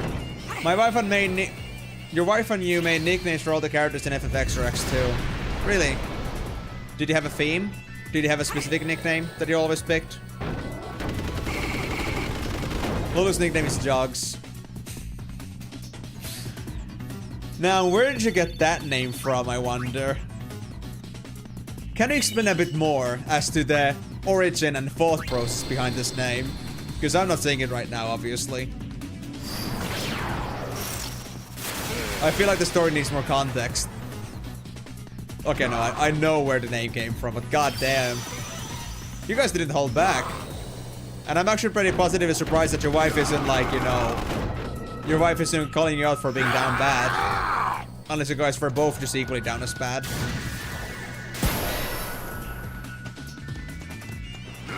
I didn't nickname any characters in FFX, but X2 I've had quite a bit of fiends that had different names. Because we have lots of fiends to go through. And I know that a lot of people just wanted to like make name reservations. She loves the nickname. I love it too. I cannot say that the nickname doesn't describe them. But well, let's just say that in any case, you don't want Lulu to be on your bad side. Jugs or not, those can be some pretty damn dangerous jugs. If they're your enemy. She may have jugs, but she's got the power to protect the jugs. Her magic is scary. Especially on FFX2. Like actually 8-time casting. It's crazy. To be honest, I don't know.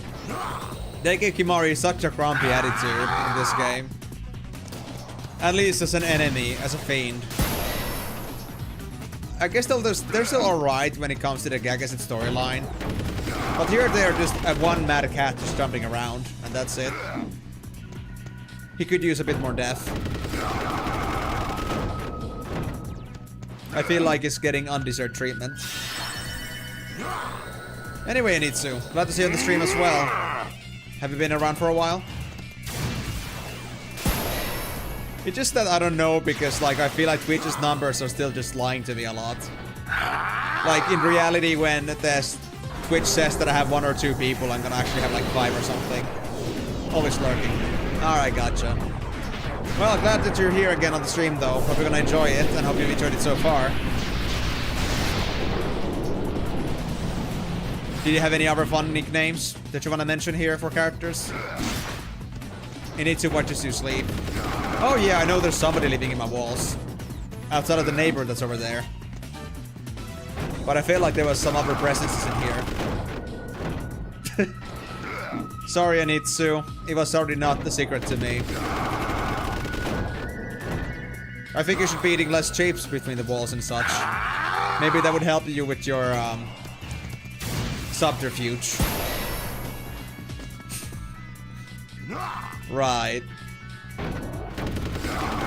And I guess you need to be a sleep watcher to know that like the guy likes to be sleep watched. Because I don't exactly talk about it here.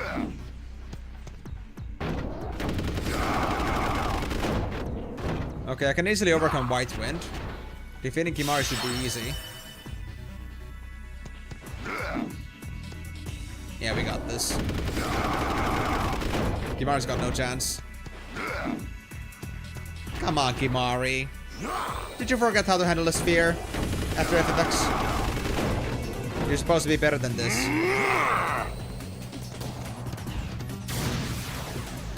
But yeah, like, as jokes aside, I wouldn't say that I've been per se into that, but, you know, I guess I cannot stop anyone from doing that either if they decide to live in my walls. It's not like I am authorized to do something about the walls.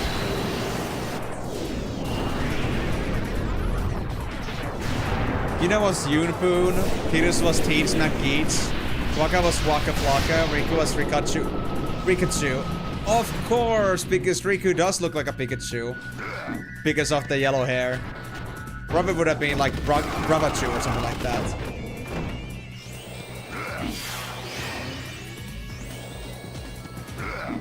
To be honest, it doesn't have to be like, you know, involved and deep. Because I would say, honestly, at this point, it does fit Oren pretty well, just be called Daddy. That's fine, that's fine. And I don't suppose you have the saves anymore. And that's okay too. How did you guys actually play it? I think you talked about it on FFX2 that you guys would be like, just like playing it together, but how did you actually play? Like, did you like have turns, or did you just like... Did one of you like main pilot the game and one of us just watching for the most part, and whenever somebody felt like they were in trouble, they would just like kind of pitch in and help whenever? Or did you like take regular turns? I mean, Oren just has the name that just like signifies aura farming, and he already does that, so I guess Oren just being himself is completely valid. I see.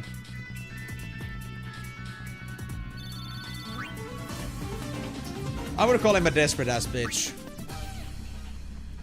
Duck lips? I mean, he's got some kissers, alright.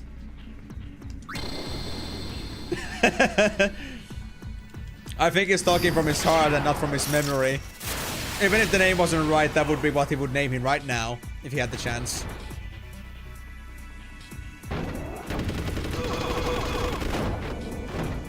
This puppet show's over. Really, which one? I don't remember any cinematic that was particularly like Duck Lips. But again, he does have pretty big kissers. Okay. Let me end your pain. I wonder if that's like actually like happening in the game, or if that was like some sort of like some blooper video, some fan-made thing.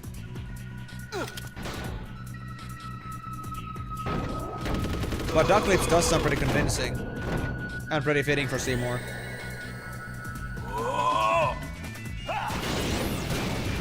Seymour should be named just like, you know, obsessiveness incarnate or something like that. No time for farewell. But that sounds too smart. So instead we just call him Stuck Up as Fuck.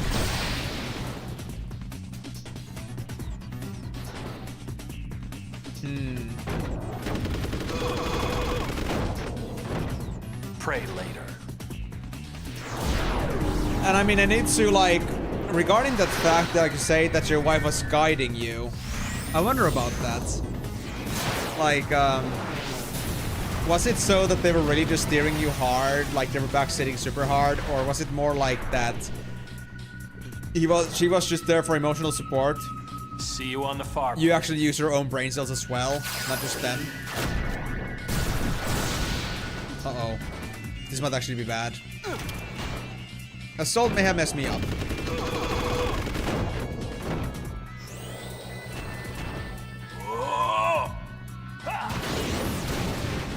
Come on. Don't die yet, buddy. You can do this. Uh-oh. Let me end your pain. I think I might die to Nooch. Because of the damn assault. I'm too weak right now. Maybe I should have just gone for haste instead, honestly. That would have been a better choice, honestly. This puppet show's over. Yep, that's it. We lost. Oh man. Oh, why does Nooch have so much HP? I thought I could outpace him. But maybe that's because I'm not level 99 anymore. I was able to do it before, but not anymore because I'm only level 60-ish. I just wonder, can I actually get Fiend bonuses with this? I'm not sure if I can. I need to try. I need to try. That could be nice. But yeah, like, did you actually use your own brain cells when you were playing the game, or was your wife just like completely in control? You were just the one following her orders, her commands. But yeah, now I'm just gonna do the haste instead. I think that's a better choice. Berserk is actually a little bit scary. Sometimes. Especially when you're supposed to be tactical. So... haste from there. We know the Chocobo Feather stacked badly, so I guess it's fine. I mean, I don't even use the haste stuff at all, so I guess it's fair enough. I never use Chocobo Wings. Okay, I see. Interesting. My last mission with the Bowie.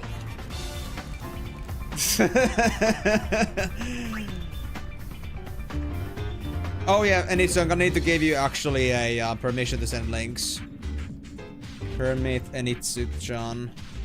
Oh yeah, that's true too, but if you wanna link it to somebody that is not in the Discord, then you can link it here too. But also, if anybody does want to join the Discord, there is a link there. Oh wait, I didn't put a abbreviation to that. I need to fix that. Nash him on then. Aww. Dude, why are you doing the advertisement for me? Nobody said you should do that. Nobody told you to. Migo, why do you think Marvel should give you anything? You should do Door instead, obviously. Door is the best command.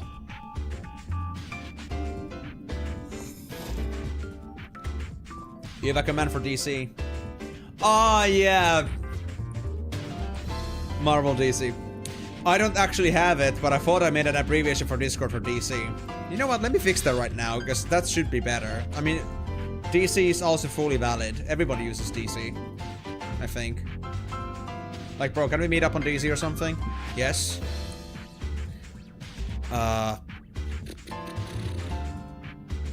Chatbot. Chat commands. Custom commands? Right, I do have... Wasn't it custom commands? Oh wait, that's for Nightbot. For now. I need to switch that over to Stream Elements at some point. But for now, it's just Nightbot. Hold on. Dashboard this. Commands. Yeah, I never made actually DC. That's crazy. Slash exclamation mark DC. And I'm just gonna put this to be...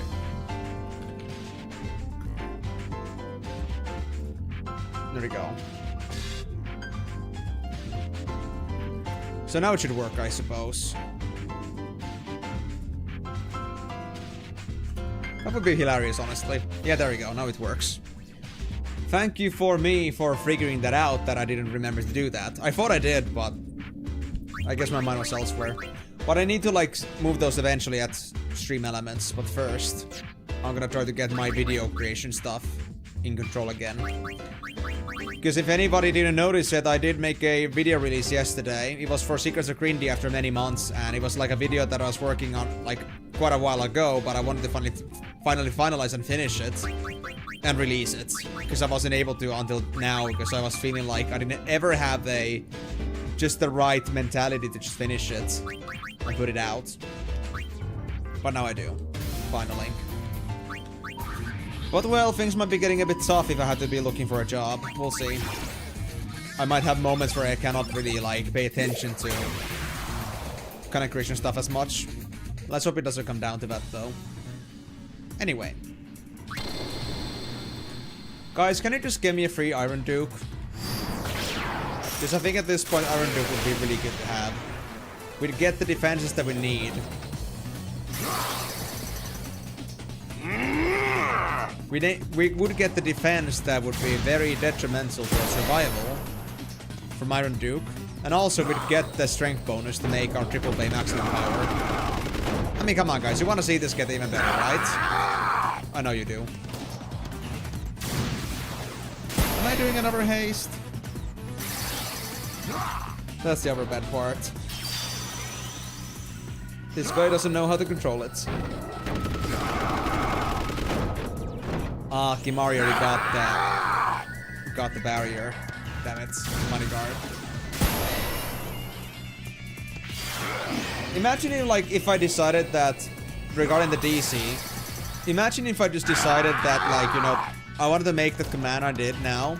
But what if there was like an actual chat command, like /DC, that if you use that, like, the stream would actually disconnect for you. And all it would take would be just a little mishap in thinking, replacing that exclamation mark with the slash instead, and actually disconnecting the stream. That's it, guys. The stream would be over. You're not getting my Discord, you're just getting a black screen in your face. Now that would be ideal, obviously. Best idea ever.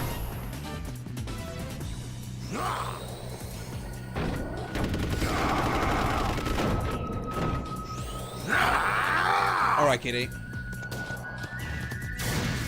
You wanna dab? I got lots of play balls for you.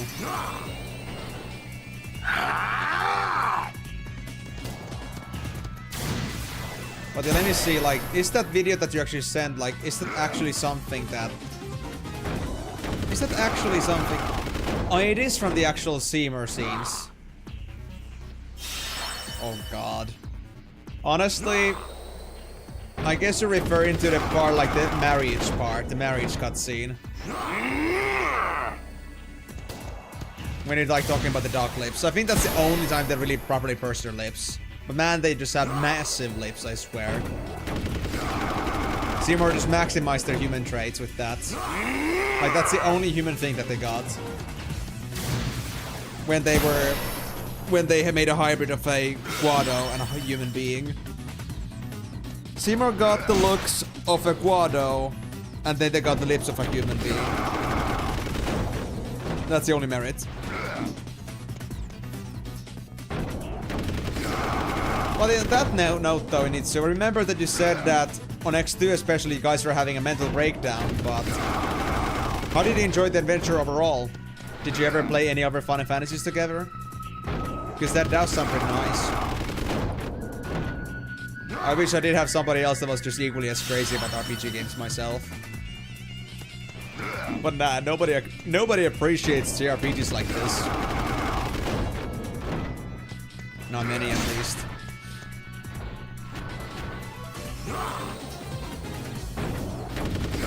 I think overall, like, just like any sort of RPG gaming, it's just like a receding / dying genre in its own way. Like, you don't find many people that actually like grow to be interested in this kind of stuff. It's kind of more of the thing that you're either into it and you're still into it, or you're just not into it at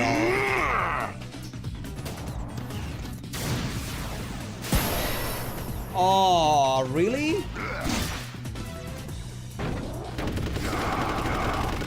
Wow.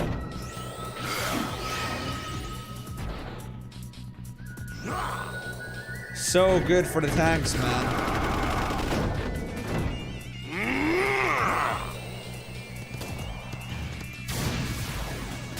Dobby tanks, definitely. Those tanks were doing a good job there. Well, these things happen. But it still does make me a bit speechless.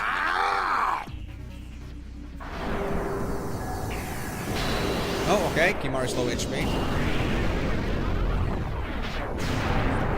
We're getting sunshine again.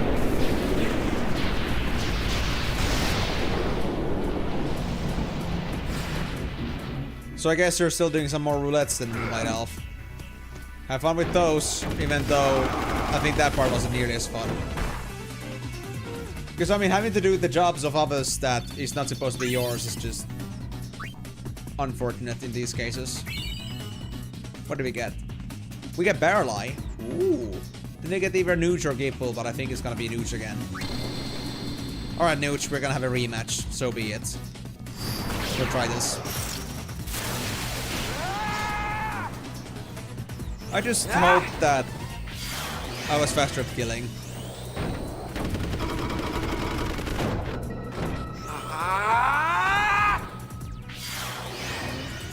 I wish you guys weren't so tough to kill, and I wish you guys gave me more XP for the effort that you take to kill.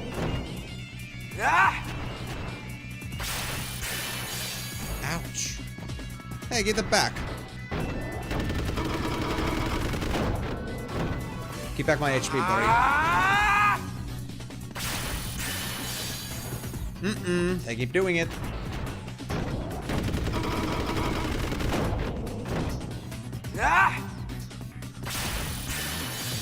Oh.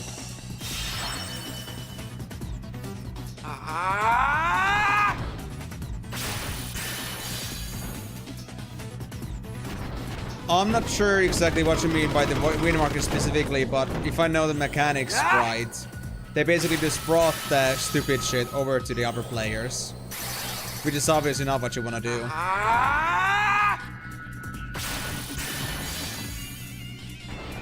It's either like one of those light things or they brought the freezing over to the players.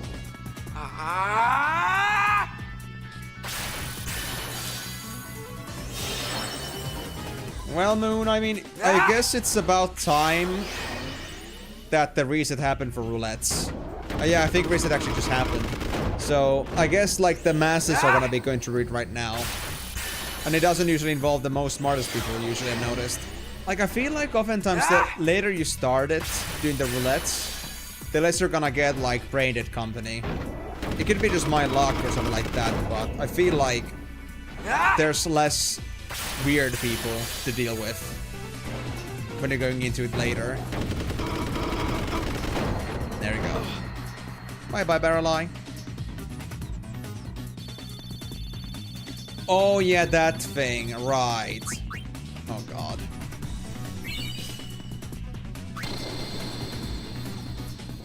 Well, let me guess next Moonlight Elf.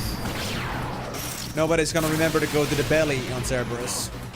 Nobody. And we're gonna have a Cerberus going loose because nobody remembers to put on the chains again. And then you're gonna wipe at the Cerberus. This puppet show's over. Tell me how that's gonna go. Because I feel like Cerberus is like mechanically like the most complicated one of them all. Even though it's not that complicated, but still. I wouldn't say that I have exactly high standard expectations for that dungeon anymore. Oh, it was? Wow. I'm surprised about that, considering it was that hard to do that. See you on the far plane. Was it actually seamless, though? Like, I would say that it may have been painless, but I would also say that Cerberus is also pretty forgiving. Like, there's a lot of time to make up for your mistakes. But even then, it isn't just a giveaway boss.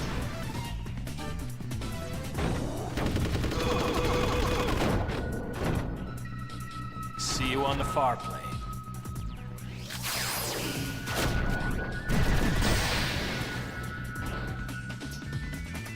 Come on, Noopy.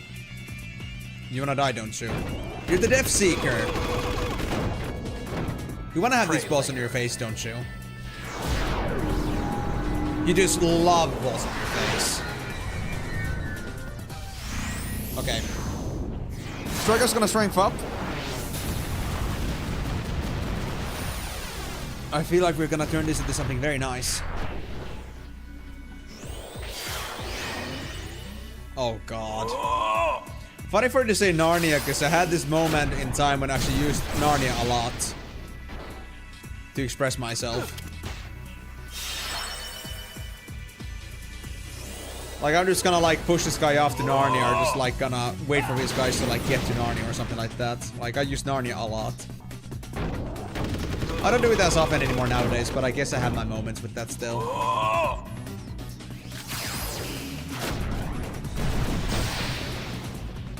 But, I guess that happens. Pray later.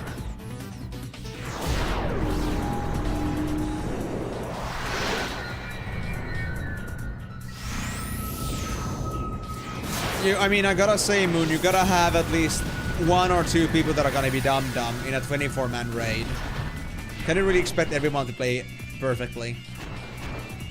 And I mean, since it's ARR, there's certainly gonna be like some newbies in there.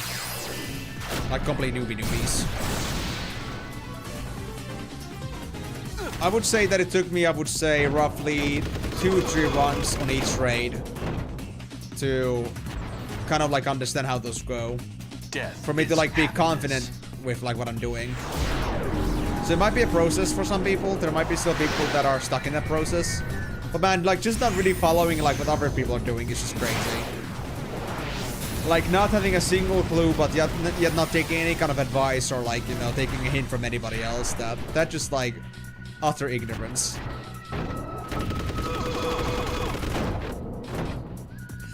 Let me end your pain.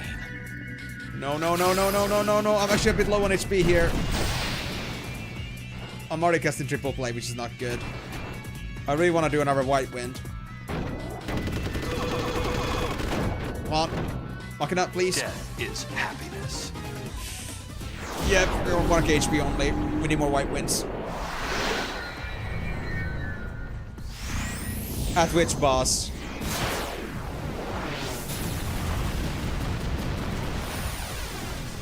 I mean, I gotta say that I've ever had like a very bad run ever. I don't think we've ever wiped the boss at an AR Alliance raid, but well, there have been moments of like peak smartness.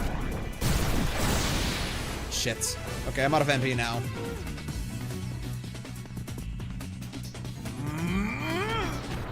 We're just gonna have to make this happen now. Come on, Nuji, die! There we go. Okay, we got him. We got him. That was close. Even with White Wind, that was a pretty close call. Whew. So do I get Fiend Tail bonuses in here? Yes, we do. Okay, good. Tetra Bracelet. Just for the Fiend bonus, that's worth it. The iBoss? Really? Really? Did everybody fucking get Doom and not realize to remove it?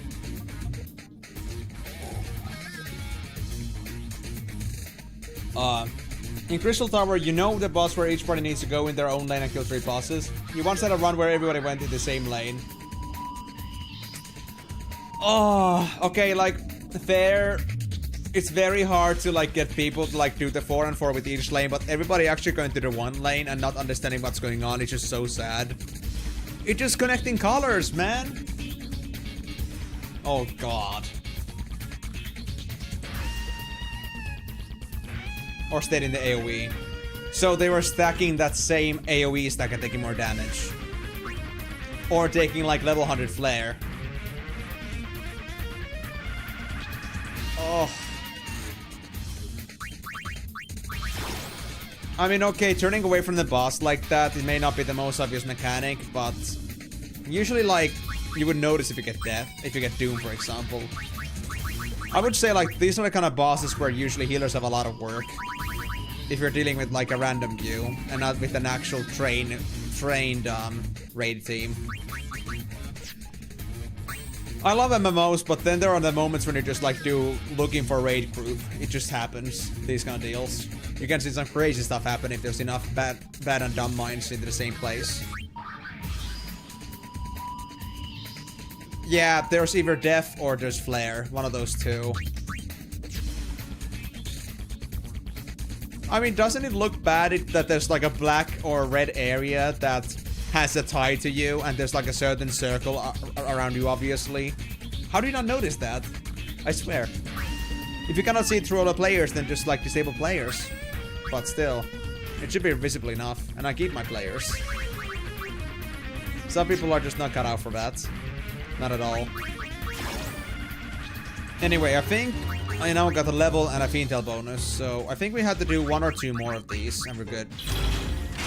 Yeah, for now we're not done yet, but we're gonna do it eventually. And Machina Striker is getting better. What did the Tetra Bracelet do again, though? It was just, yeah. Absorb all element types. But we don't need that. Q-Flake doesn't exactly involve that many elemental attacks in it.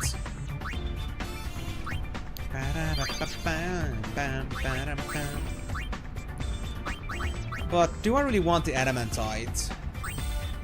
Okay, well, my strength is actually good enough already. I cannot get much stronger than this.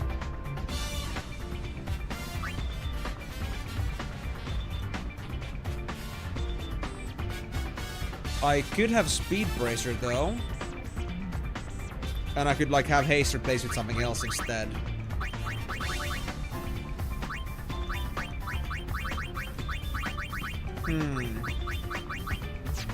I don't know. I guess I'll just keep it as is. I think Machina Striker is actually perfect just the way they are. I think I cannot build them to be anything better than this. Most optimal. Though this time I got blasted by Eye Laser because tank moved the boss toward Hourglass I was damaging. Well, that's not exactly your fault, so I would call that to be like one of those exception cases. In that case too, the tank should be worried about moving only when an attack is happening, and if the attack happens then you move right back into the spot that you were at so it doesn't turn too much. It's also gonna hamper DPS, and if you're just gonna like stay there, you're gonna just like complicate things because the boss by default is aligned in a direction where it doesn't like affect anybody. Just a weird thing.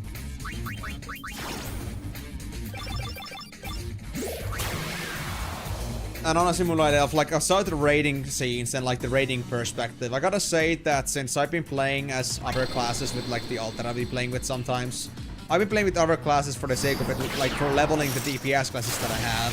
Because my tank and healer are usually like way far ahead. At least the tank is. So oftentimes what happens here is that I have to come to the reality of facing like why I'm tanking mostly. I come to remind myself like why I like tanking the most. Because there's either people that are slow, people that are over pushing, over pulling, to remember to use mitigates. Like tanking is like just about the most important role when it comes to dungeon progression speed. And when I have like those lower or like the more incapable tanks in the mix, it just kind of it reminds me why I like to be the tank myself. I can make things way faster, and it's fun. And imagine, Moon, if I told you that I spoiled myself with tanking. Like, I know what I can do as a tank. So, when I see somebody else that's just barely managing it, it's just like, you know, kills me from the inside. Like, a dungeon that I could do in 5 minutes might take some other guy that hasn't done it before. Or, like, maybe doesn't have as much experience. 15 minutes, 20 minutes. And if that happens frequently, if you do a lot of dungeons, that is a pretty big time chunk. So, honestly, being a tank, or at least knowing who your tank is a very big deal when it comes to dungeoning, if you want it to be effective. Because, yeah. Do you remember still that, like, that one Ellison tank that we had? The guy that would never pull anything else with one pack? They would just absolutely refuse to do anything else. That was an experience, alright. It's like that. I get tanks like that sometimes too, and it's crazy.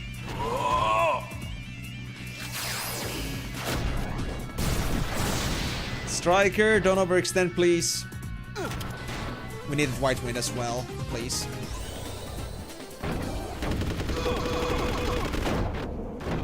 Yes, there we go. We got this. White Wind, White Wind, White Wind. On the double, please. No time for farewells. Before I lose all my MP. Is the deal. Oh, it's haste? Pray later.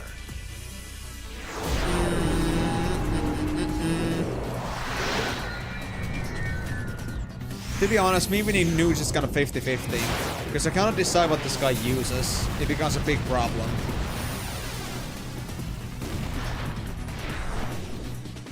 Like, do they use their abilities right in the right places? There we go. I think that's enough White Winding. Are you hasting again? No, no, no, no, no, no, no, no, no. Okay, one more White Wind and let's go. That's it. We won't have any more MP for this.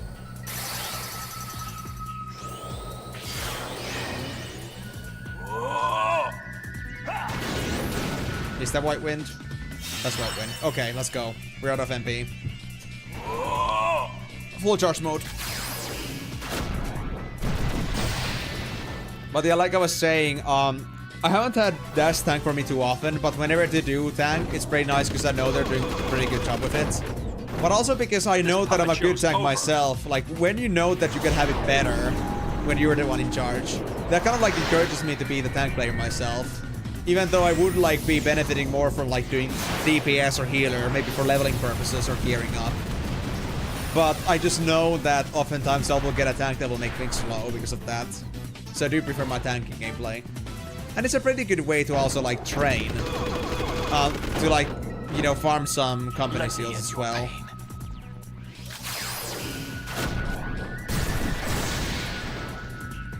Aww. At least I can appreciate that they're at least responsive and apologetic and maybe they really keep trying. But it's just one of those things that, like, at least a healer isn't as detrimental for progression speed. Like, a good tank can manage themselves pretty well. But, like, even if you had a good healer or a good DPS, if the tank is slow, then you cannot do much about that. But a tank can, like, have still pretty good steering control over other mechanics. Like, you could really say that tank is everything in a dungeon run. Okay, Nuja's down. Good. So yeah, in that sense, I can be pretty proud of the fact that I know how to tank. And well, of course, definitely Daz has been helping me a lot with that. But I would also give myself also credit for the fact that I did pick up also tanking pretty quickly myself. From previous experience too, it helps a lot. But overall, just because I don't think just experience from previous times is gonna be enough, because Final Fantasy XIV's tanking is so much different. Like, for example, WoW doesn't deal nearly as much with these, it doesn't deal nearly as much with these, what was it again? With these mitigations. Like, there are tanks that might have mitigations, but not as much. And it's more like a intrinsic part of the gameplay rotation. Not so much about, like, having these cooldown skills. So it's, like, supposed to be part of the rotation there, mostly. So, it's very different in WoW, for example. So, I've had to learn a lot in Final Fantasy XIV, and also, like, the way that, like, kiting and tanking and stuff works in there. But I think I got a pretty good grasp of it. Oh, God.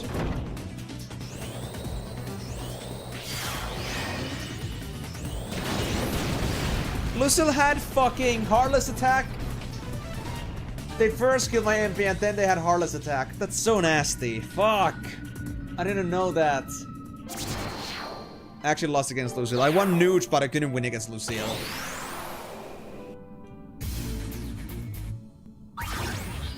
I see, yeah. They were just trying to make up for their blunder. I can appreciate that at least. Yeah. Well, at least as long as they have personality and they're just not like, you know, kind of like acting like a bot.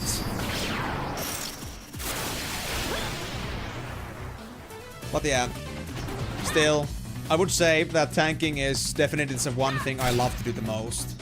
It's fun, it's great, I feel like I'm really making a difference there. And overall, I at least can avoid than anybody else tanking in my stead. I actually said this to my friends a couple times, that I'm not tanking because I want to, I'm tanking because I have to. But I do enjoy it too. But first and foremost, it's also like a responsibility that you don't want to like give to anybody else. Because you just know how bad it can get. So that being said, Moon, when are you gonna pick up tanking yourself? When are you gonna become the representative of tanking? Or do you get lots of tank excited too, like Miyako does? God damn this woman. If you crit with an Heartless Attack, that's an insta-kill. That ability is so busted! Ah. Seriously? And I think I even have ailment defense. You can actually counter me. So wait. With a character that's ideal against L-sized creatures, which would be Lucille with the Heartless attack, and then we have an enemy that's ideal against small groups, like 3S's for example, and that's Nooch. Dude, this cup really sucks. Yeah, I have aim and defense, but even then I cannot defend against Heartless attack. And they keep just destroying my MP first. Ouch. Ouch. What a nasty cup. Alright, I just hope that they are gonna destroy Lucille before me. Lucille versus Elma. No, Elma's gonna lose against that. Oh god. Do I even have a chance? Do I even kill that thing fast enough? Can I get rid of Lucille fast enough for me to actually be able to avoid being Heartless attack killed?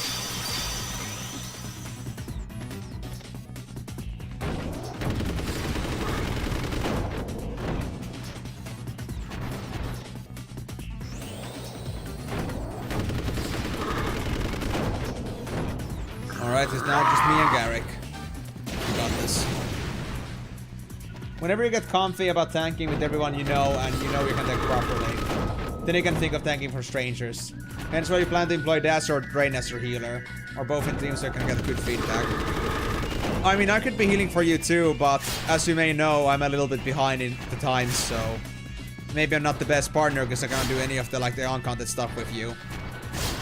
But I think that's a good idea. Like, honestly, I would say too that you should definitely do that with friends first. Like, it took me years before I started picking up tanking confidently. Like, I remember when I was playing Warrior still pretty actively, when I was playing WoW still. I think I was roughly 15 years old. I remember thinking a few times that I wanna try tanking, but then I was too afraid to pick it up because I wasn't sure how it would perform, or people would judge me for that. But eventually I just got into it. I was thinking that I don't know what really came to me. I just thought that I really want to get into tanking. It seems so fast to get into queues, and it doesn't seem so bad as soon as you get into it, used to it. People can do it, so of course I can do it as well.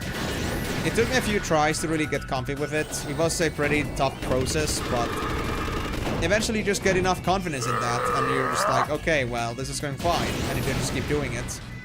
Of course, I have my moments when I would say that I could have tanked better, I could have done better, but we all make mistakes, even experienced tanks. But overall, it would be a nice, stepping stone if you kind of get yourself into tanking, with randoms directly. Having, the extra landing pad to go from.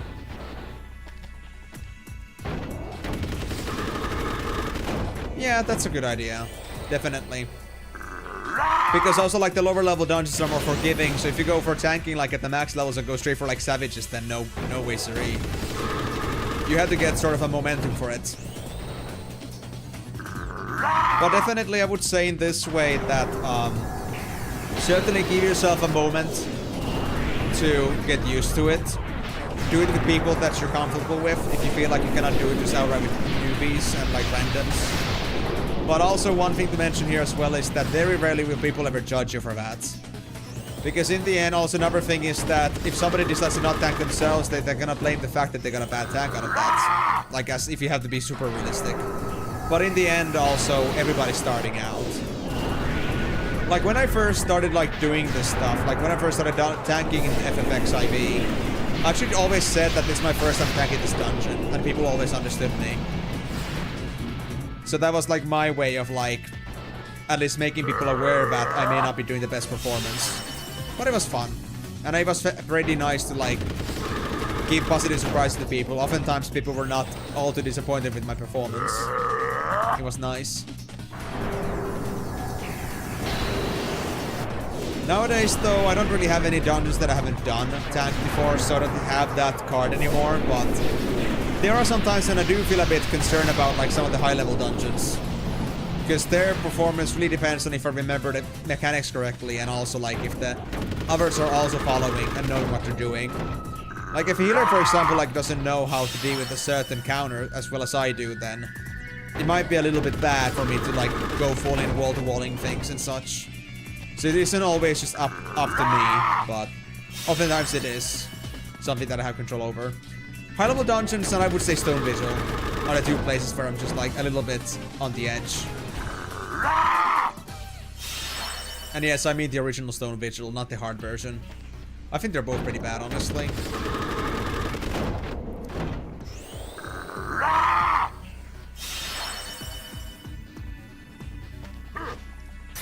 I can barely destroy Garrick. Oh god.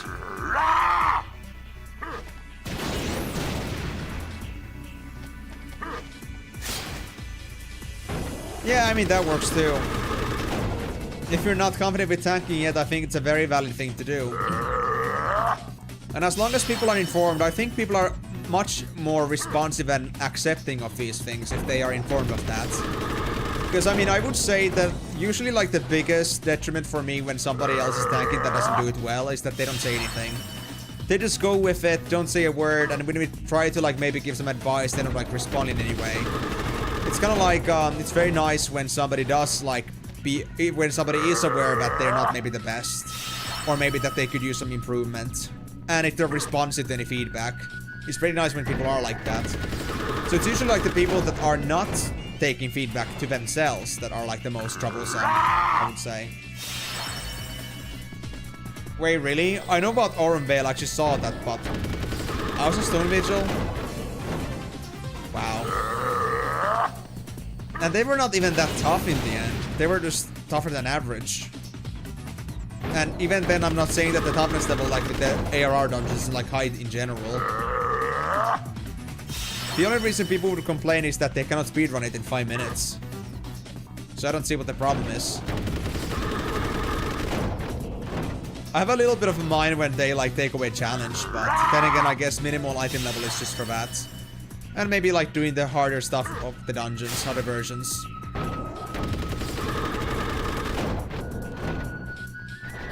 Like doing coils and hard versions and yeah, minimum item levels. Like there are many ways to make it more difficult, so I can understand, I guess they just want to make it all to be fairly easy across the board, regardless of the dungeon. But it does feel a bit sad that people are so, you know, afraid of them, of those dungeons.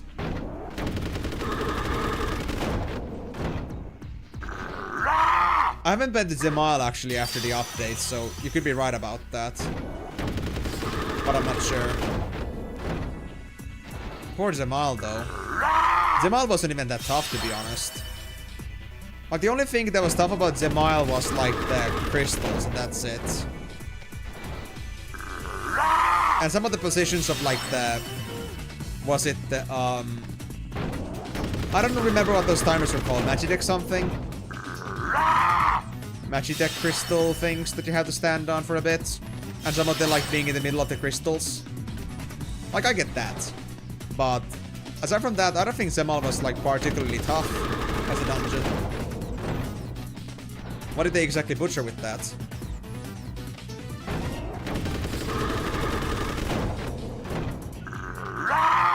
Really? Oh man.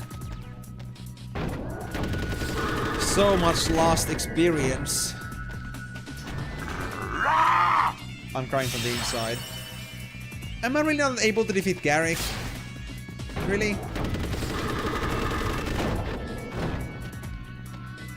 You gotta wait for your mighty card to go out again. Is that how it is?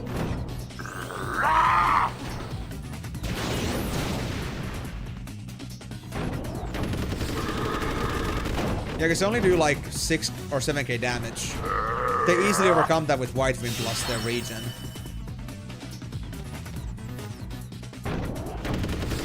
I can't do more damage than this.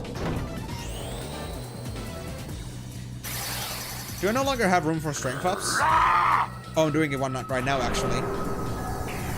Oh, I hope that's gonna help. Strength up would be so nice right now. But there isn't much room for me to increase my strength. Like, I mean... I already got 200 plus strength to begin with. What else am I supposed to do here? Ah, welcome back, Migo. What you having, bro? Okay, that damage is a bit more decent. But I'm still not happy with that. When he's stuck in full defensive, it kinda sucks.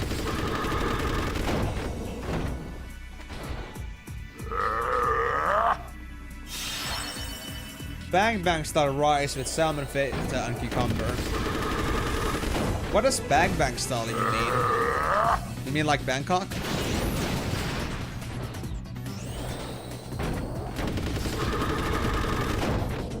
And how is that rice different?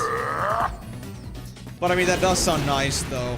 I would love some salmon and feta right now. That sounds like a very nice combination.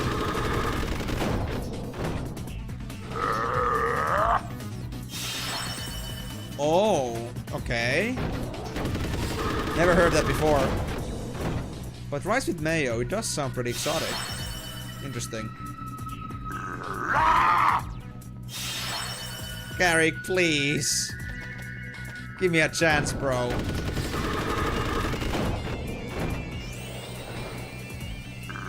Can I, like, please run out of charges of doing the Mighty Guard? Can you actually, like, run out of mana, please? Oh, this is the worst part about Uplink Cup, honestly. Some of these characters have such hard-locked HP restoration protocols. And it's especially tough with L-size creatures. Even with high speeds. Like, my agility is not bad here. But Garrick is just fast too.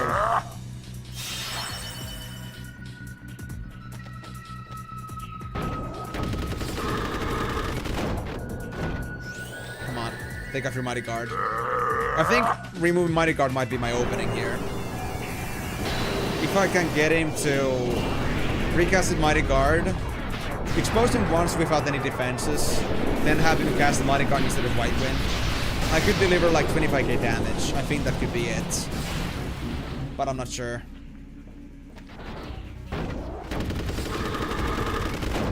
It might take some time though. Ooh, I can still have strength. Let's see. Let's see. Oh, he's healing. Alright.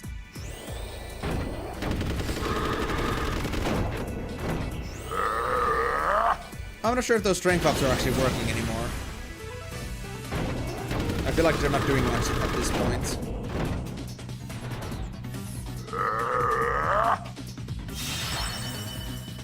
The new die system incoming to tomorrow. Looking forward to having one page empty from Retainer. What do you mean by a new die system? Are they gonna be like stuck in their own separate storage or something like that? Because if that's the case, then that would be very nice too, honestly. Because I've been actually avoiding dice a lot because I don't want to make space for that. And well, I guess I don't like care about style too much to begin with. I know that what I'm wearing is most expendable. Ah, thanks, Migo.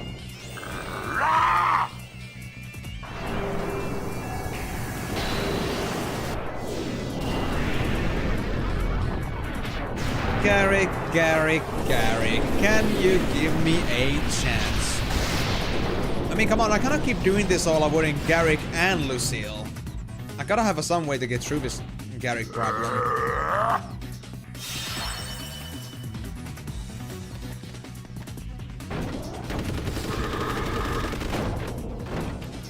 But I think I'm peaked on strength anyway, so I think that's all the damage I'm gonna do.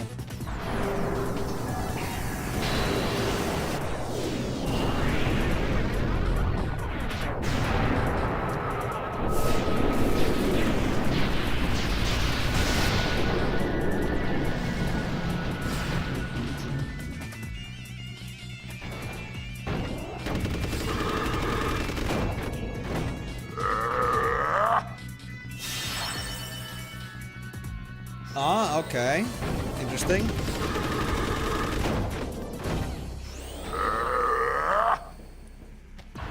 So the majority is some specialized dice and the latest dice. So what's gonna be making us so much space then? Are there gonna be like separate dice storages for each type?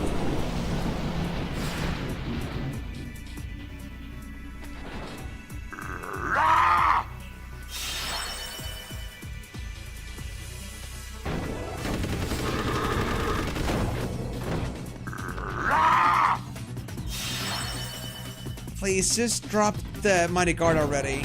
I need the opening. Come on, buddy. You can do it.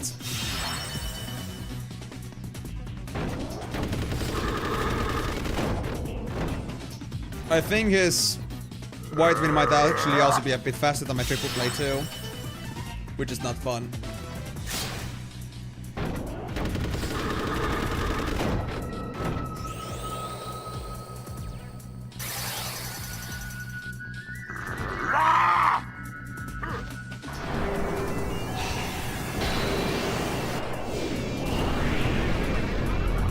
I'll try to wait for his Mighty Guard to go down, but if it isn't enough for me to destroy this guy, I think I'm just gonna escape. Like, I could be stuck in this fight for an hour and get nothing done, basically. Nothing. Oh wait, it's gone, it's gone. I think. He doesn't have reach anymore.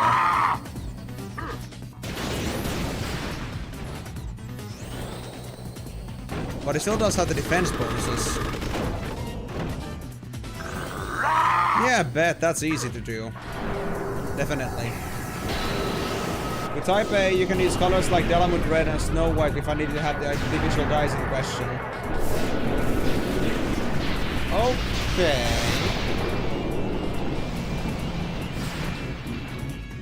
Oh, I see how it is. Yeah, so you're gonna just have 3 different dice and they have different selections. So instead of having like 30 different dice from like say from Type A, you can have them all turn into the same die type, to the same base die. So it takes less space, but you're gonna still have all the selections. Honestly, a pretty welcome change, but I don't think it's gonna change my gameplay too much. Even holding like that one stack of dice might be a little bit of a difficult thing for me. Oh wait, what about the premium dice? Like, there's no way they would make those easily accessible, right? Yeah, that is. They've been working on quite a bit of quality of life actually recently anyway, which is pretty nice.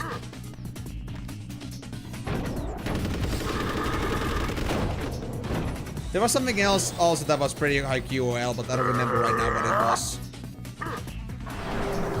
Right, they also made the glamour system. They made it so that there are certain item sets. If you have like a certain like outfit that you're making, and they belong to the same set essentially, you can turn it to be an outfit set, and it only takes up 1 space in the glamour chest or glamour dresser. So lots of like glamour based bonuses here, QLs. But okay, so he's not regening right now. This might be a benefit, but I'm not sure by how much.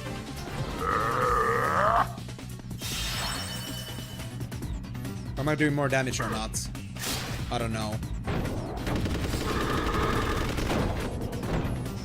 And whenever I do not triple play, it's very bad. Strength up and haste. Oh, I did White Wind? Okay, fine. I could have taken the haste though.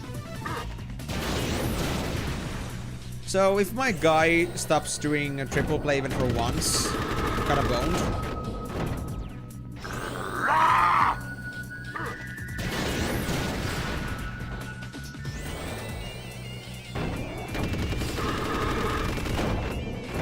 Okay, well my damage is actually pretty decent now. It could be something, but I don't think it's enough.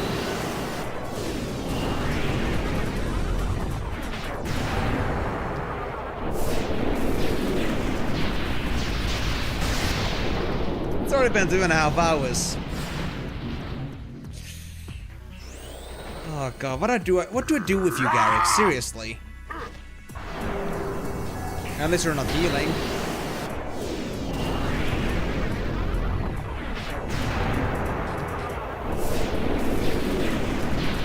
I mean, we had this kind of deal happening last time too, but it was with S creatures. I thought my Machina Striker had more power than this. There we go! Oh, his Mighty Guard went down for a bit, so we finally got him.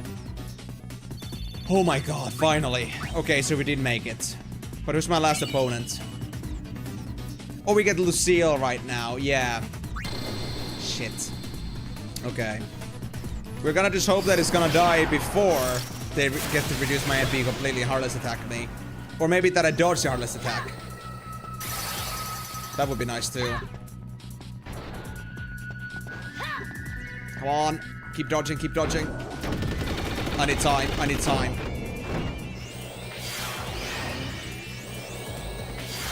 Good strength ups, good strength ups. Actually, goddamned powerful. They got non-peril, which means they got accuracy.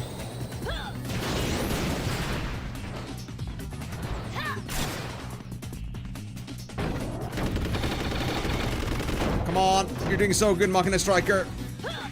I'm counting on you, buddy.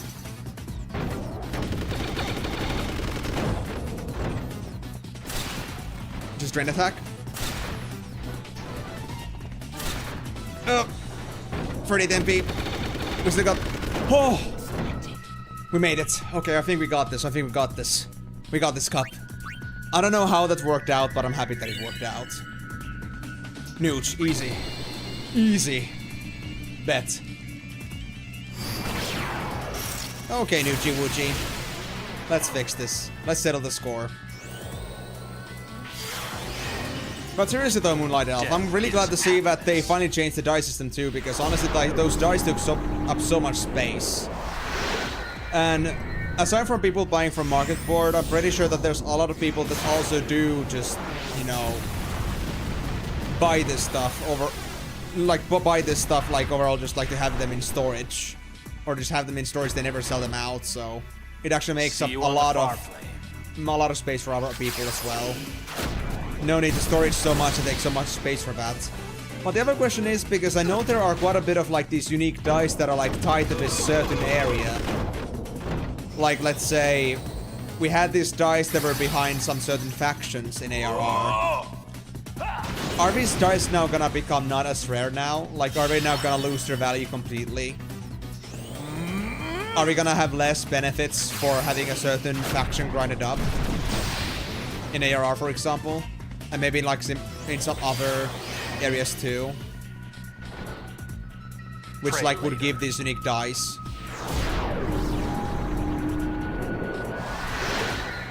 Yeah, I think they would be very happy with this right now. But like, I don't remember exactly. Was it Salmon Pink that you get from, for example, from the fish guys, the Hagens? Like, is it no longer gonna be something to look forward to? Because it's no longer a unique die, just to that place that you had to work for.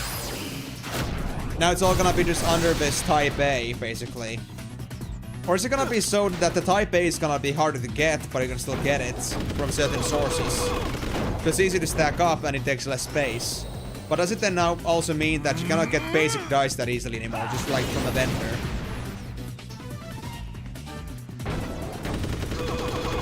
Oh, that's actually a very good point. You could lock them out. Very good point, yeah. I mean, I think locking system could work.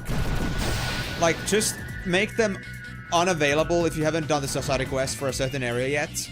But you can still use the Type A as a whole. Yeah, if they did it that way, that would be perfect. Like, things would still be just about as valuable. There's, like, no concern over...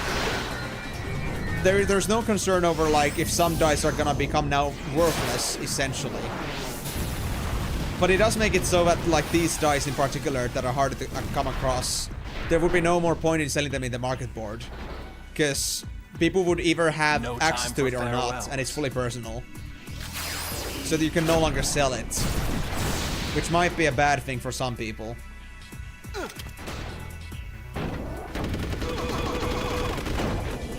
Come on, heal up, buddy. Oh, thank God. Okay, we got White Wind. Gonna have another one? Pray later. Nope, we're getting triple play first. Which means we might lose our chance at White Wind here. They might get Screedy Aura first. But yeah, I would say that's honestly a clever thing that at least you thought of, and I hope it's gonna remain that way. No time for farewells. But if they don't do that, then I really say that they should really hotfix that, because then, honestly, because a lot of dice are valuable for being hard to obtain because of these certain Death is happiness. because of these certain, like, you know, prerequisites.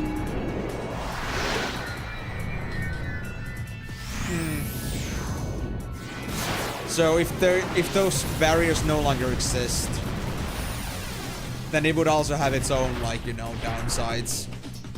I guess Society Quest would, like, lose their relevance, so maybe some other things too. See you on the far plane. No! No! Fuck, I was so close! Man, I fucking hate the random chance on skills. Even if I was on full defense, they still get put in triple play. Oh, bet. That was totally my fault. Damn.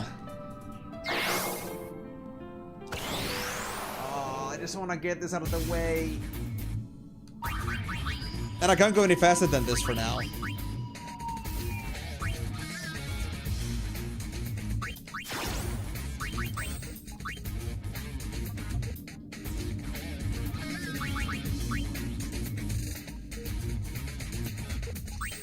You know what?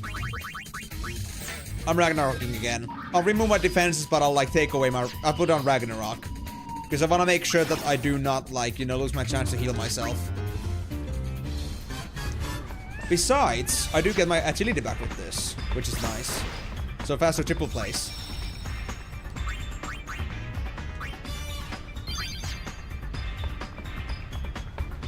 Ooh. What's the interior design option? And I do say that honestly getting more things to put inside and outside is pretty good, because honestly I feel like at least outside is, at least for the cottages, outside decoration cap is pretty low. Like, I feel like there would be, like, still plenty of room in the yard, but it still wouldn't fit any more stuff in it, because you could only, like, put, like, what, 30-40 items in there. And even though that sounds a lot, like, on perspective, it actually is very little.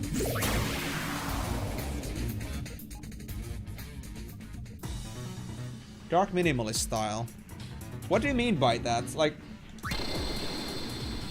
is it like a preset?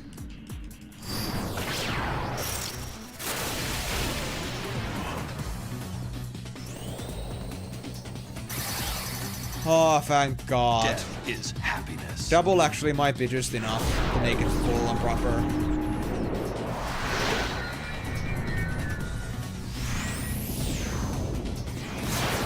Okay. Real talk though, there is now another problem, and that's the fact that we have half the max HP that we had before. Which might be a problem, but I feel like we should be able to do it. If we just respond fast enough, we won't die from this. See you on the far plane.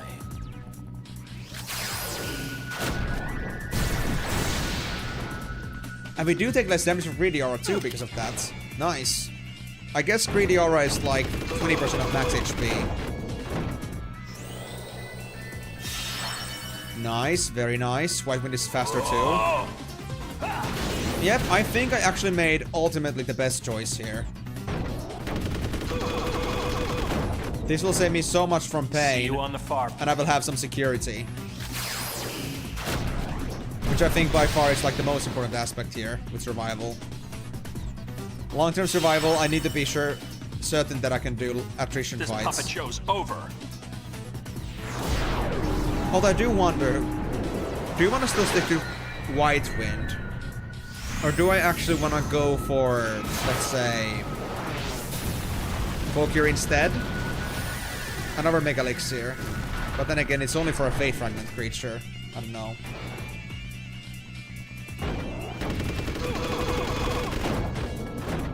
See you on the far plane. Nice, okay. I mean, I figured what you meant, like, when it's the 50% bonus. Pretty solid.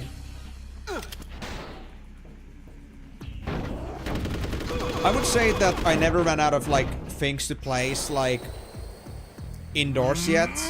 But I would say definitely the outside was the biggest problem. So I would say that the scaling that they did for both is pretty good. Now I can just stuff Daz's living room with more random shit. Did you like the things I set up on his apartment, by the way?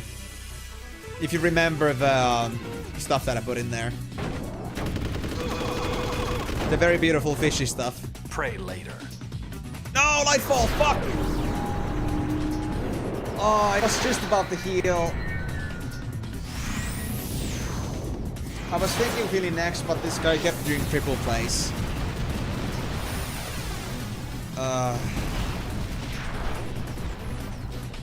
I think Nuge is doable, but I gotta respond faster into problems. And with this random mechanic, it is a bit tougher. He keeps forgetting to remove it. No, Moonlight Elf, he doesn't forget, he just secretly loves it. He just loves to have a shark Megalodon jaws on his face the moment he enters the house. I think he's just like, I think he's just denying it. Because I don't think there's such a thing as forgetting to remove something that's right in front of your face. Or does he just never go to his house to remove it in general?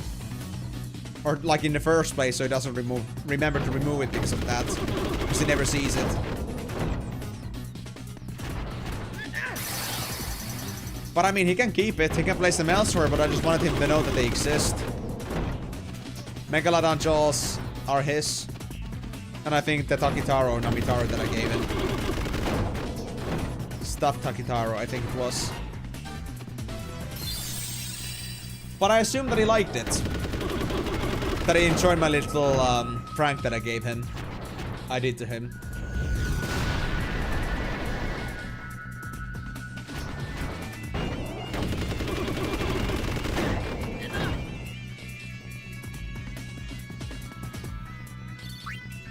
Lactome. Who do I get next? Ronso! They wanna guess Nooch? Aw, freaking seriously? Oh. Okay, my agility might help me here, but god damn. Actually getting Ronsos actually kills me from the inside. I'm gonna lose my mind again. I'm gonna lose my mind.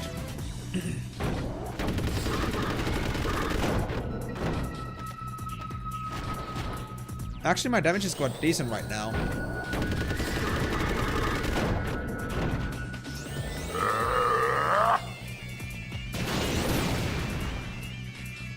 Also, class and job specific gear can also be stored in armor. Ooh, I see. As well as any gear from instance dungeons at any patch 7.0 and later. Cool. Does it then mean that... for example, if I was to make the gear sets for like level 50 crafting, I could like just like armor it rather than having to like scrap it because I don't have space for it or need for it? Because if that's the case, then that's pretty nice, honestly.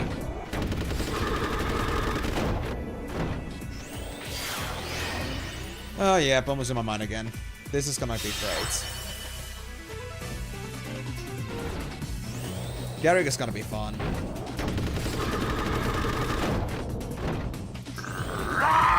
I do seem to be now faster though. Maybe. Maybe.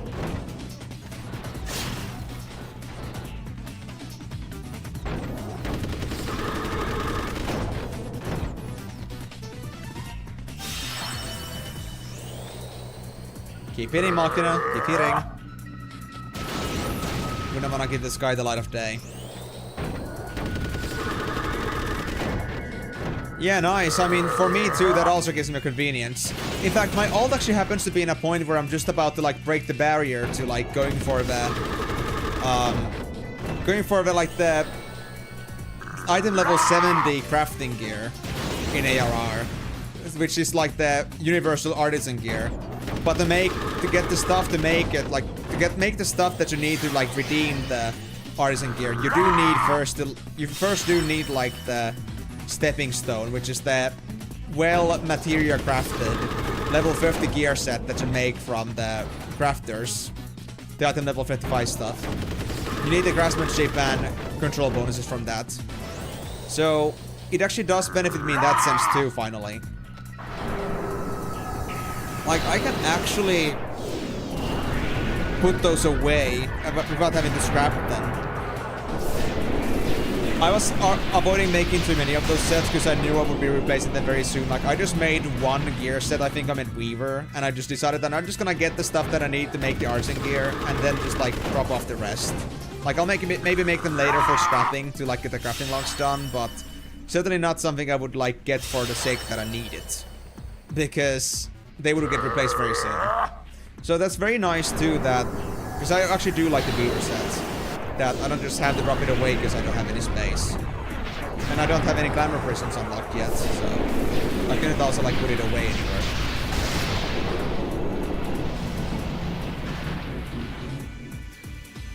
So yeah, I guess 14 is popping once again with all the cosmetic stuff. Pretty innovative, I gotta say. I love it. And it really does feel like the people that are like the people that are like managing all these like cosmetic systems really understand how the game works and like what are the pain points. Like they do keep increasing the value in that, which is pretty cool.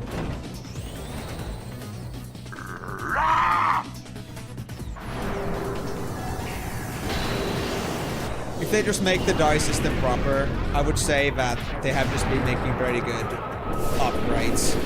And like aside from all the possible like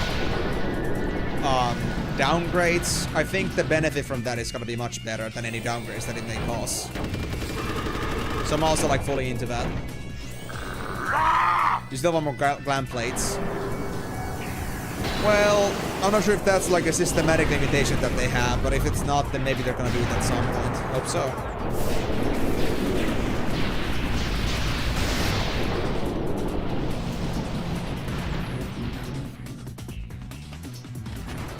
Come on, Machina. Make this happen. I don't know, but I think I'm doing a bit more damage here now, which is very nice. I feel like I am able to beat this guy. A bit easier this time.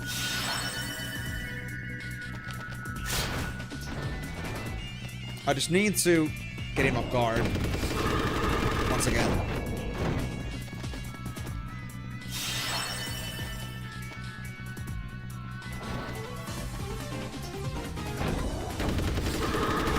Yeah, I'm doing more thousands now. Every little bit counts.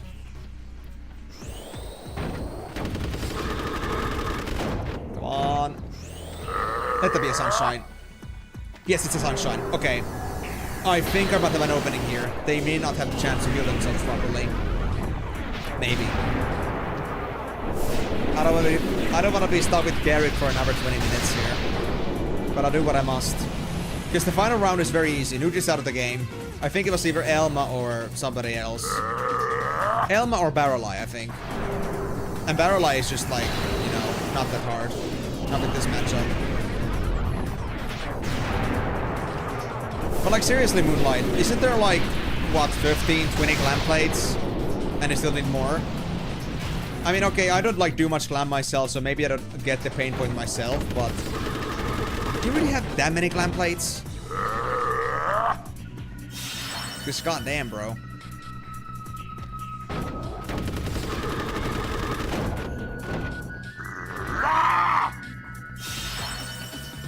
Yeah, I feel like I'm forcing them to actually like keep healing at this rate. My triple plate does enough damage now. So if they sunshine, they're leaving themselves open. I think.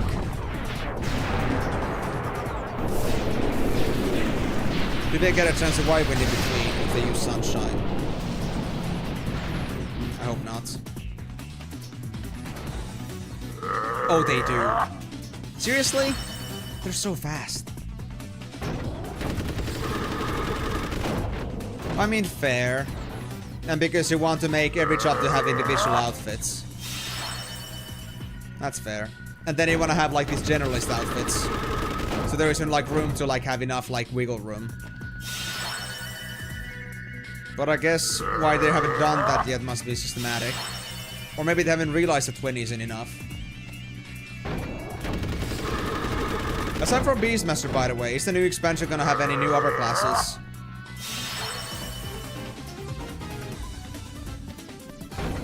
Or do we have any like information about the new expansion yet?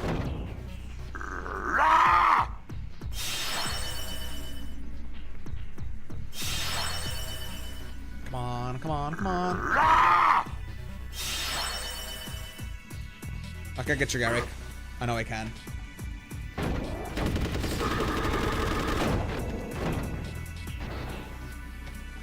Oh yeah, for sure. To be fair, I just don't have any glams. I literally just like carrying like this certain funny outfit that I have with me on inventory, and I just like put them on as a gear set, and that's it. I didn't want to glam anything because I didn't want to wear anything on top of that. So like that's my deal. I don't need many glam. I don't need any glam plates myself because of that. Oh, VM is coming tomorrow. Okay. Is there any definition now, like how the class is actually gonna play itself? Because I remember we had some discussions with Daz at some point about the speculations, but of course we didn't have any information yet what it actually would be like. So I'm curious if there's any like progression on that then.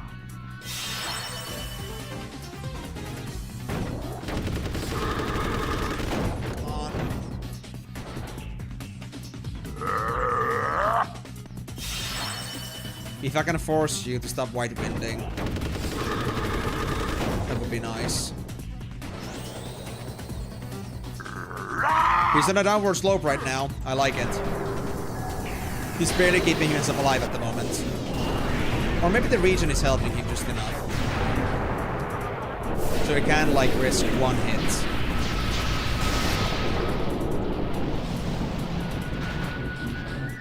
Oh, his region is gone. Oh, he's boned. He's so boned. He's so boned.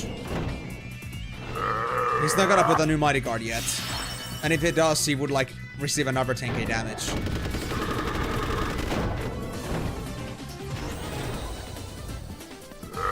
Sunshine?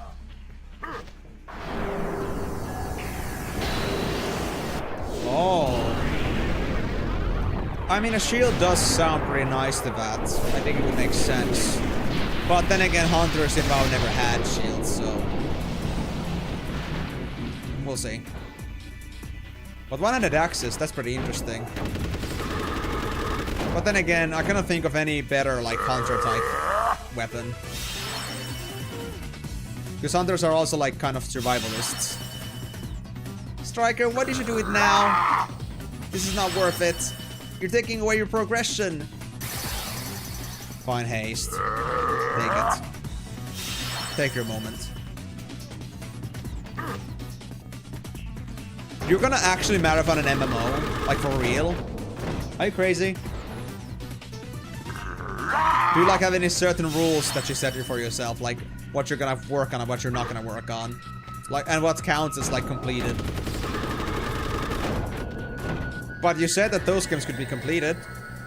But can you really complete 11 though?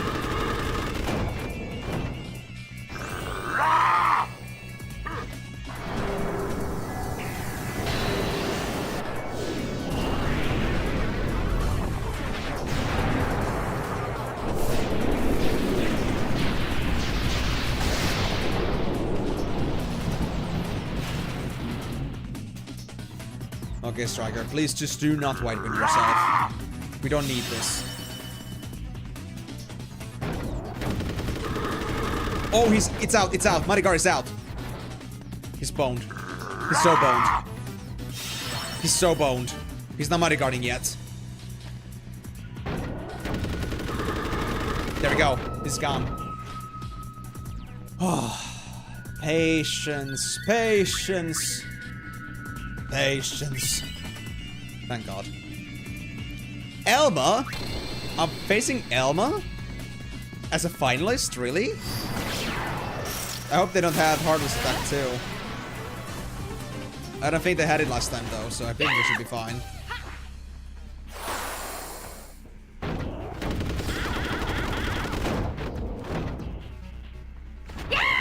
They only have Supreme Gems, basically.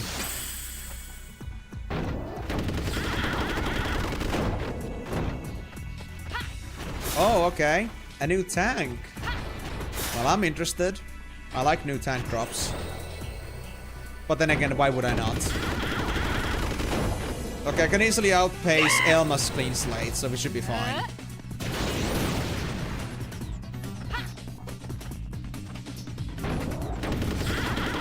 Come on, Ellie, get the healing. I know you want to. You're gonna regret it when you do, though.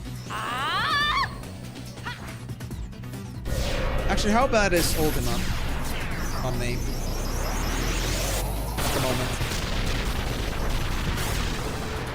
2.6k. Alright.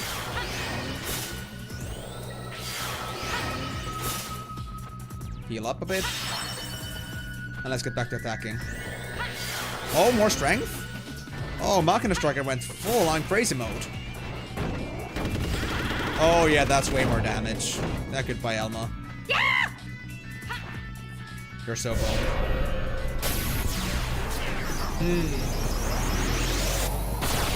Well, let's just say it this way. I guess we're gonna find out, Moon. But thank you for at least the information drop, because I'm not exactly in the kind of like... I'm not in the level of commitment to the game right now where I would actually look at the patch notes, because I haven't opened up the game in a few weeks again. So it's better for me to hear about it like on the sidelines here. But I think we can discuss about it better at some point too, like if I end up coming to the game again at some point. I do want to try to get back to the game so I can like hang out with you guys a bit again, because I don't really have any other way to hang out with you aside from my streams. So yeah, I do want to make something about that. Yes! Fatal bonus and a defense bracer.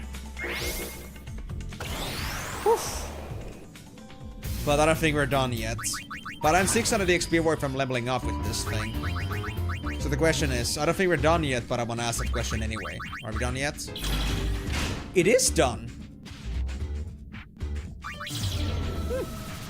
Done.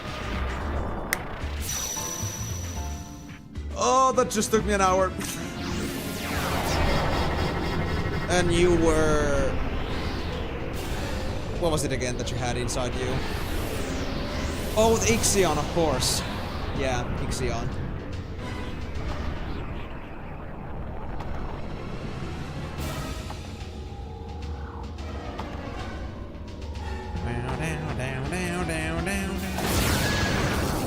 Yeah, sorry for taking so long with this, but this is really the only way I can train these guys. And we have to do this. These are the select few that we have to take the hard way with. Only if I was below 55, so I could get the XP from Grand Cup Arena, or Fiend Tail bonuses from Grand Cup Arena Hearts.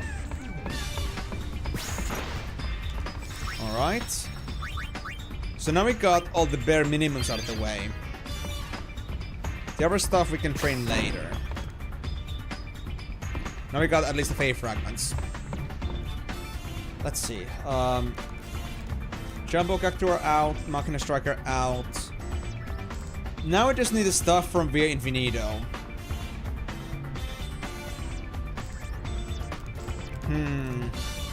Should I do the new dungeons, or Dungeon from Hell first, or should I just do the first floors of Via Infinito? Because we can come back for it. You know what? Let's get the Aeon Cup out of the way so we don't end up over-leveling too much. I think that's for the better. So let's actually go for Aeon Cup stuff first. So... what else did I have to do in Bevel? Bevel. Just complete the episode and go for Via Infinito. And we can come back to it later. Just finish Cloister 20. And then just come back. That's all we need for the Fey Fragment benefits. But we need to finish the rest of it if we want to get everything captured, so... we cannot avoid our responsibilities.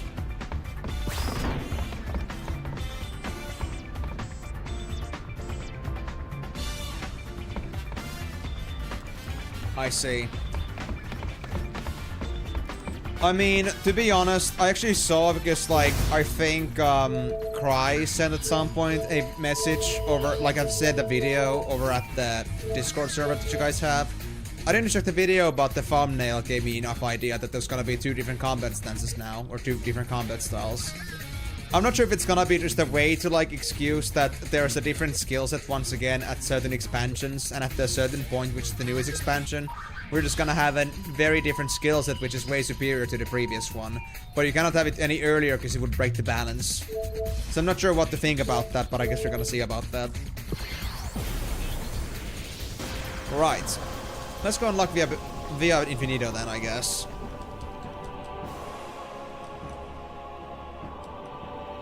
I'll take the ride.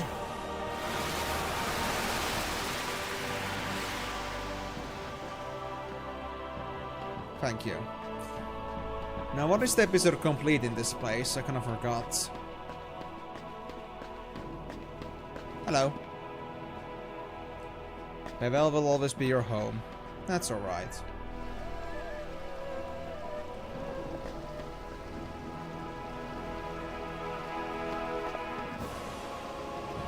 I know that these guys are... Oh yeah, Maroda. Hey. Ah, this Hi, part. Maroda. Aren't you a member of the Youth League? What are you doing in front of New Yevon's headquarters? I've been asking myself the same question. Look. Yummy. My brother heard that Pavel was a mess and came all the way from Xanarkand.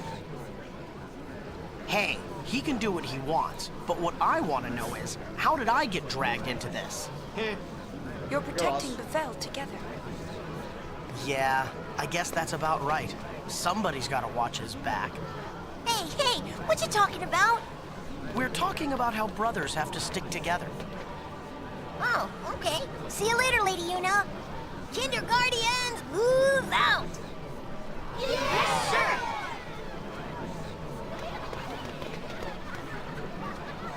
Yeah, I remember what happened with that, for sure. And for me too, because this stuff isn't relevant for me specifically. Because Yeah, obviously, they're turning into a regular kindergarten. I'm not gonna be coming to the Well, newest at least expansion they're anytime having soon, fun. so I'd rather actually keep it to myself, Maybe fun the information. is all this world really needs. I'm just gonna look into it once the time comes, and I'll just like The explore it stars blindly. changed too, huh? Him? He'll never change. New mechanics are like... He goes around playing New mechanics are like something superhero like a and story leaves to us me. with all the headaches. I don't want to spoil myself too much with it. Hey, I know someone like that. Oh, someone who goes around playing superhero, is it? You mean brother? Wrong. Wrong. Buddy? Nope. Are you so silly, Well, Yuna? Rikku, why don't we get going? Yep, sounds good.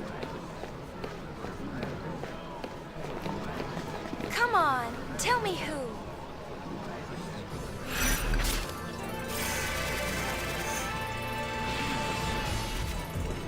So it was that simple, right. What did Scourgepain do again? Oh, we had to go back again, right.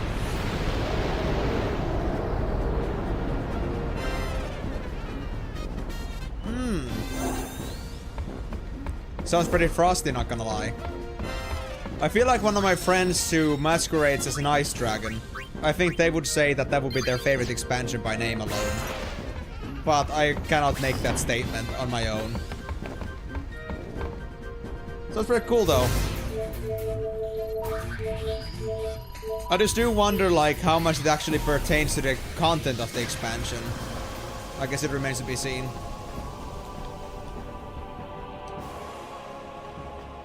Okay, that's just Maroda, those are the Kindergartians. Yeah, let's just go to the Infinito then, I guess. First 20 floors are very good. That being said, we do need the party back. So we need Rikku and the pain in the ass. And let's go see what the Infinito has for us.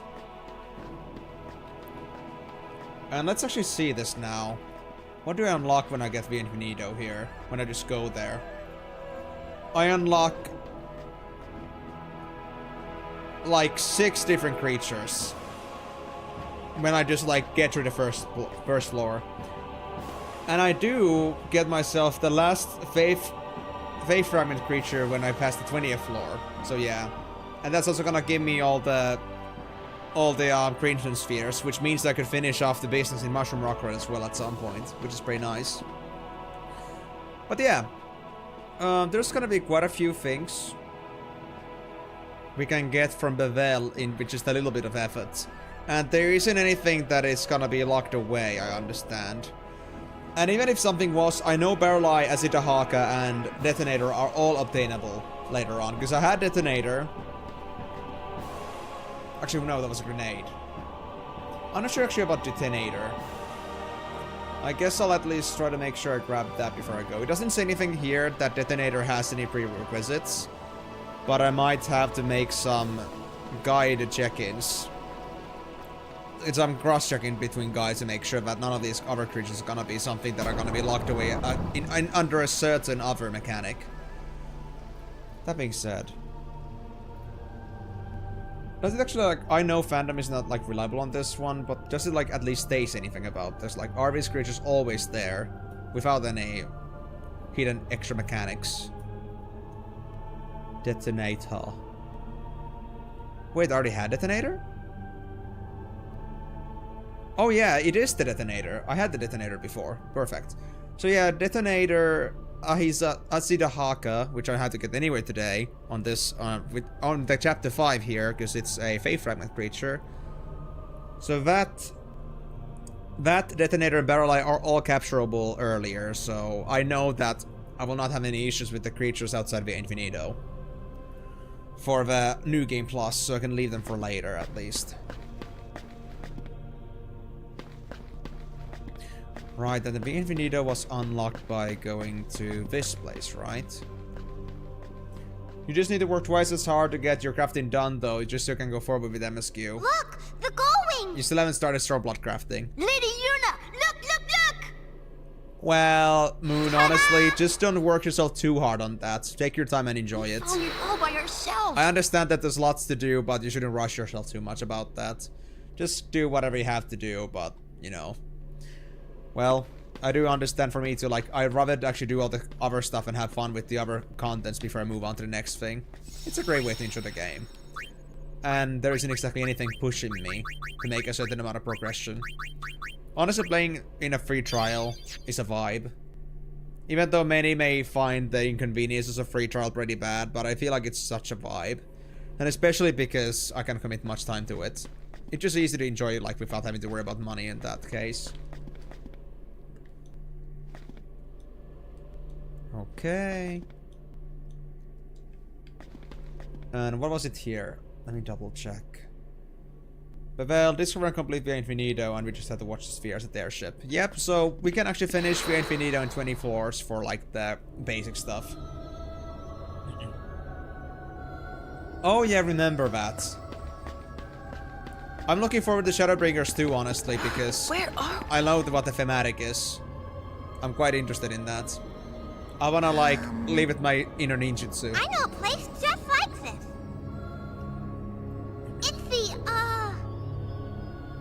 Farplane. Oh, I wanted to say it. Oh, sorry. First in a year, you are.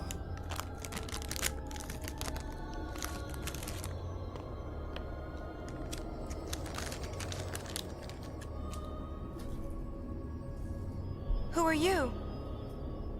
This place was long sealed away until a man named Tremor came and unlocked its secrets.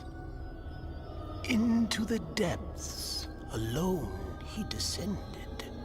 Never did he return to the light. Nice story. About this Tremor, he... Posse? Let's get out of here. Okay.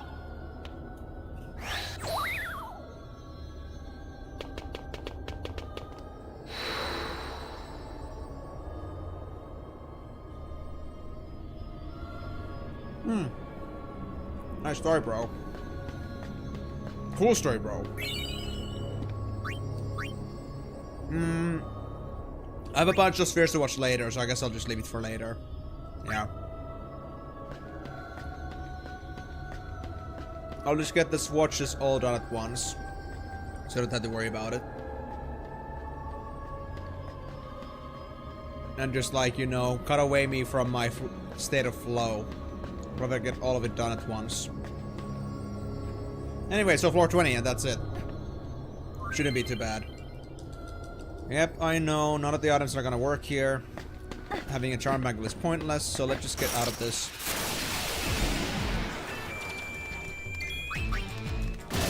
Honestly, too bad though, Moonlight Elf. If it wasn't for the fact that you are like hoarding so much items, you would be so perfect to play the game on free trial, honestly. Like, you're doing so well with all the different things and you're being so like vibing and slow with it. I feel like it's a waste that you're like actually spending money on that. Just to play the very old content. Which is already like free anyway.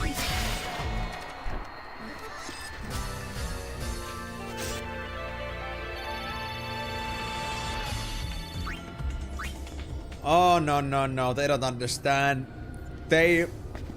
Your goals are beyond their understanding. There it was. That's the sentence. Like, I mean, you're not looking to get productivity. You're looking to get yourself the checks, the achievements that require you to do those specific leave quests. They don't know what you're after. Only if they knew. Only if they knew. Hey, Thumbie. Die.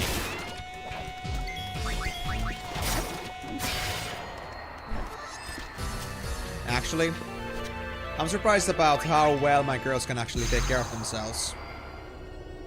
Even despite just being level 50-ish. Hello. Oh wait, this is gonna be tough, by the way, I just remembered. Yeah, this guy was tough to begin with.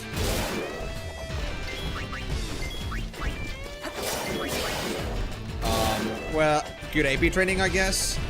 Yeah.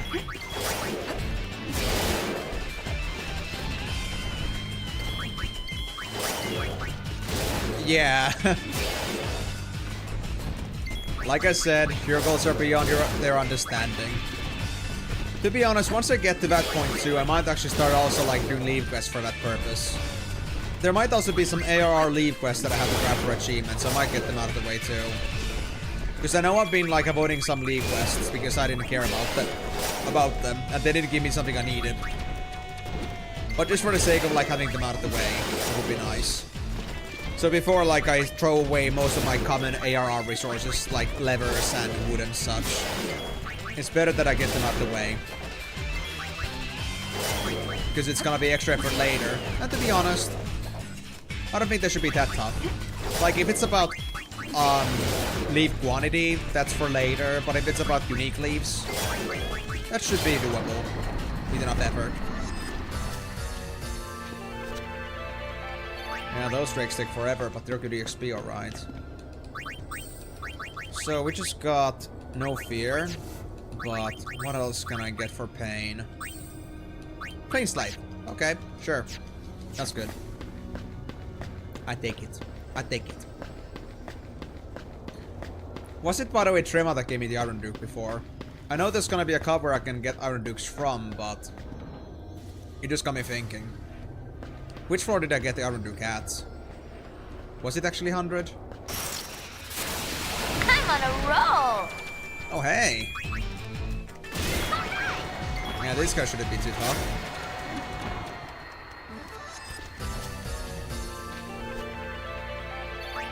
Just 37 EXP.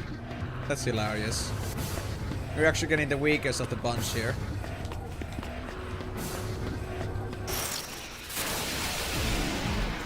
But well, I guess ultimately in this case though, I guess, you know, what really matters in the end, Moon, is that even if somebody else doesn't understand it, like even if somebody doesn't know why you're doing things or what you're doing, what really matters in the end is that you're having a fun time with it.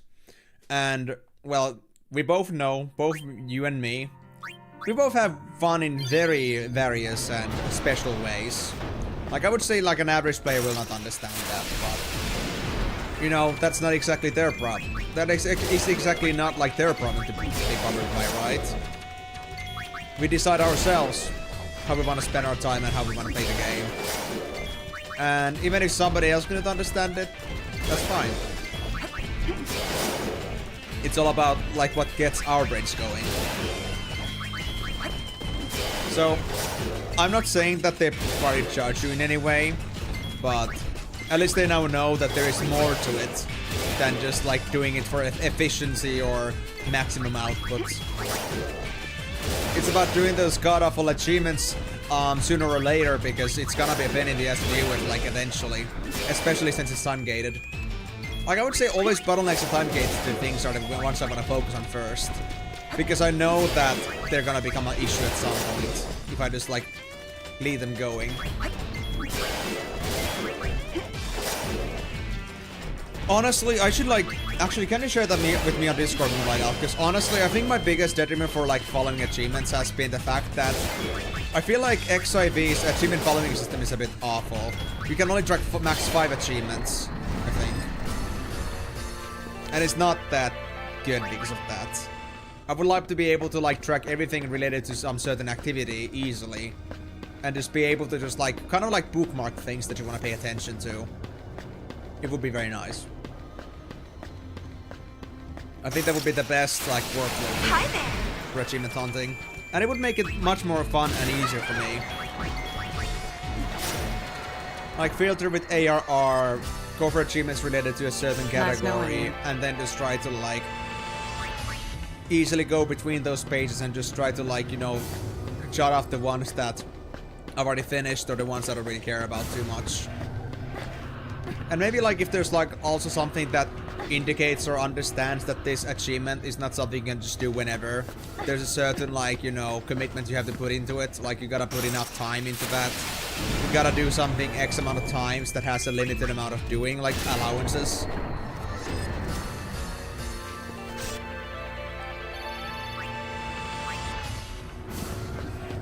I mean, and the sooner I get it working, the better Moonlight Elf, because if I, like, let's say, started doing that on Shadowbringers, I have to catch up with all the achievements I've gotten up until that point. So the earlier I have it in use, the better. Kind of the same as with the FF14 Carbuncle plushies fish tracker. Because if it wasn't for that, if I didn't start doing it early, I think I would have had pretty bad time with fishing. Hey, Boris. Bye, Boris.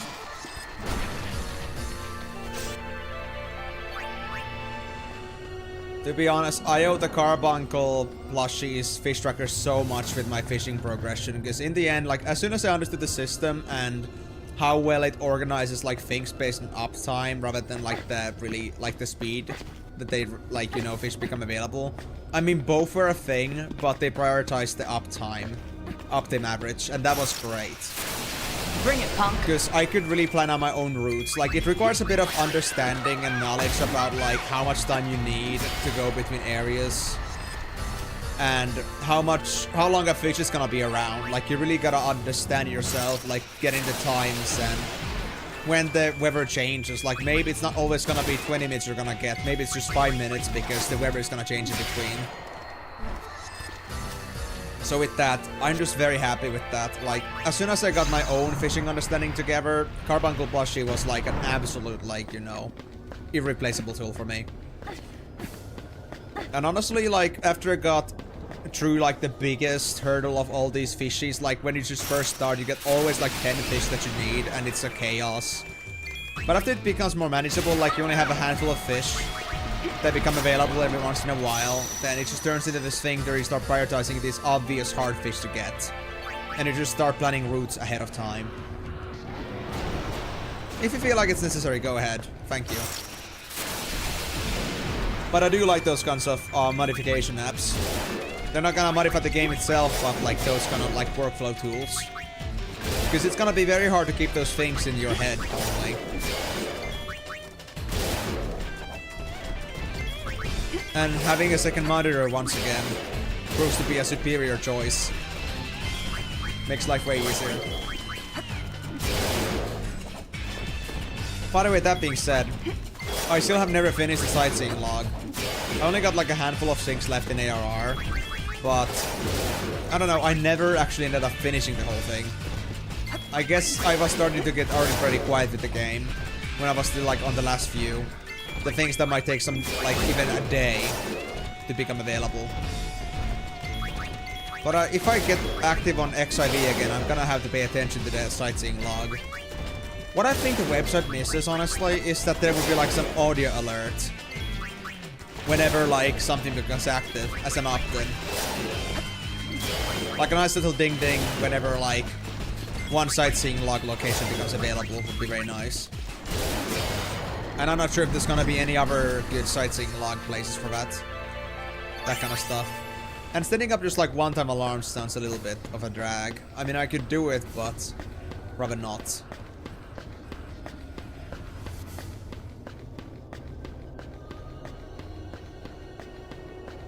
Easy. Piece of cake! Hey, Boris.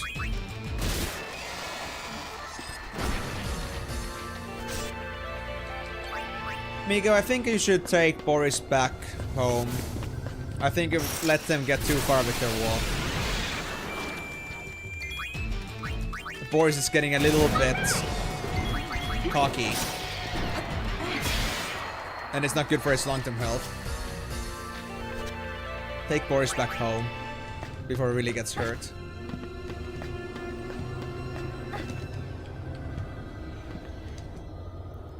Cloister 7, we still got a pretty long way to go.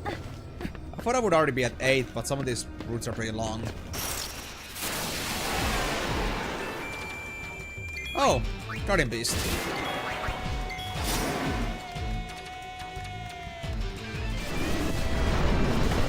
Wait, this is just a Cloister 7 thing? How tough was this thing again? I kind of forgot.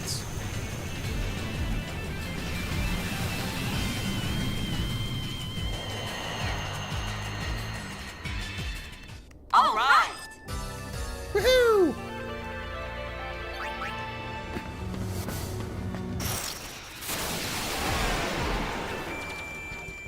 And I'm just gonna deliberately skip Tomberries, because they're not really giving me anything. And now that I know how Mega Tomberries work, it's just like kind of an unnecessary thing.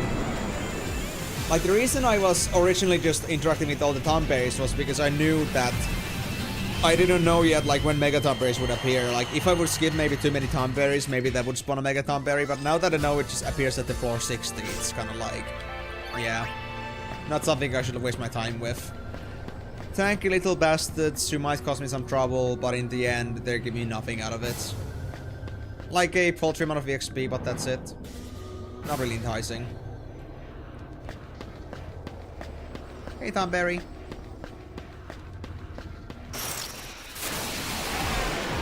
Isn't this just a basic drop?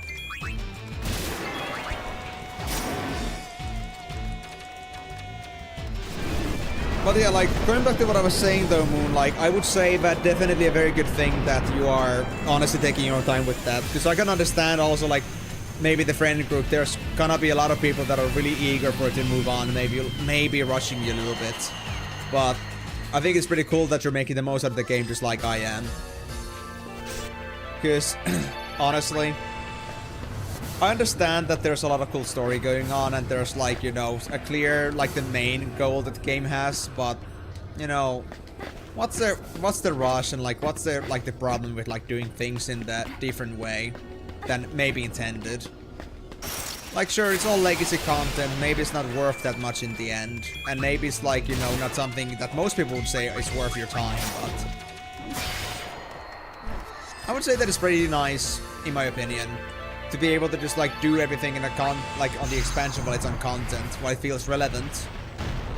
And once the time comes, then you can just like kind of like close the book on that chapter for the most part. And you may have some revisits still. Maybe like some other achievements that can be like done later, may not be so urgent, may not be so time gated. But still like something that will keep you going back to it, but not too often. So you can just take it easy with that. Because for me, like, I could go for quick levels, essentially. Don't get careless. But then again, I feel like when I was playing with my alt, for example, I had to, like, resurface the game again while understanding completely what's happening around me. I came to the conclusion that even if I was to be more focused on leveling, I couldn't fully enjoy it that way because I realize how much of a important mechanic like self-repairing and melding, for example, are to me.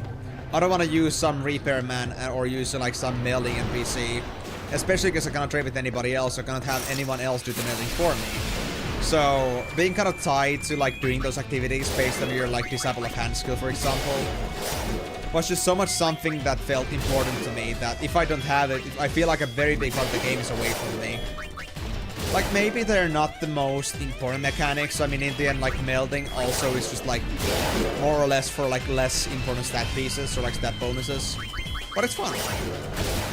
I like the fact that I'm able to do a lot of things. Or that I have access to all the features, like, in their best format. And especially the synthesizing. That was, like, the one thing I was really looking forward to. Like, having resurfaced the game again and knowing the whole picture, really realizing that you're missing a certain element if you don't have this leveled up. I just ended up just like prioritizing crafting anyway, just because I felt like I was so driven to do it. Simply by all the mechanics that kind of rely on crafting. So, I couldn't do it. I couldn't do something like Train did, just like level up your character and move on. Get to like the maximum levels and the expansion just like in a matter of a couple hundred hours. It's just not me. I guess you could say in this case knowledge is pain. Like if I had never found out how important crafting is, maybe I would have gone the other way around, but then again, I have this mentality where I love crafting so much that there's no way I would have skipped it. And I didn't have to get particularly far with it to understand where like the importance comes in.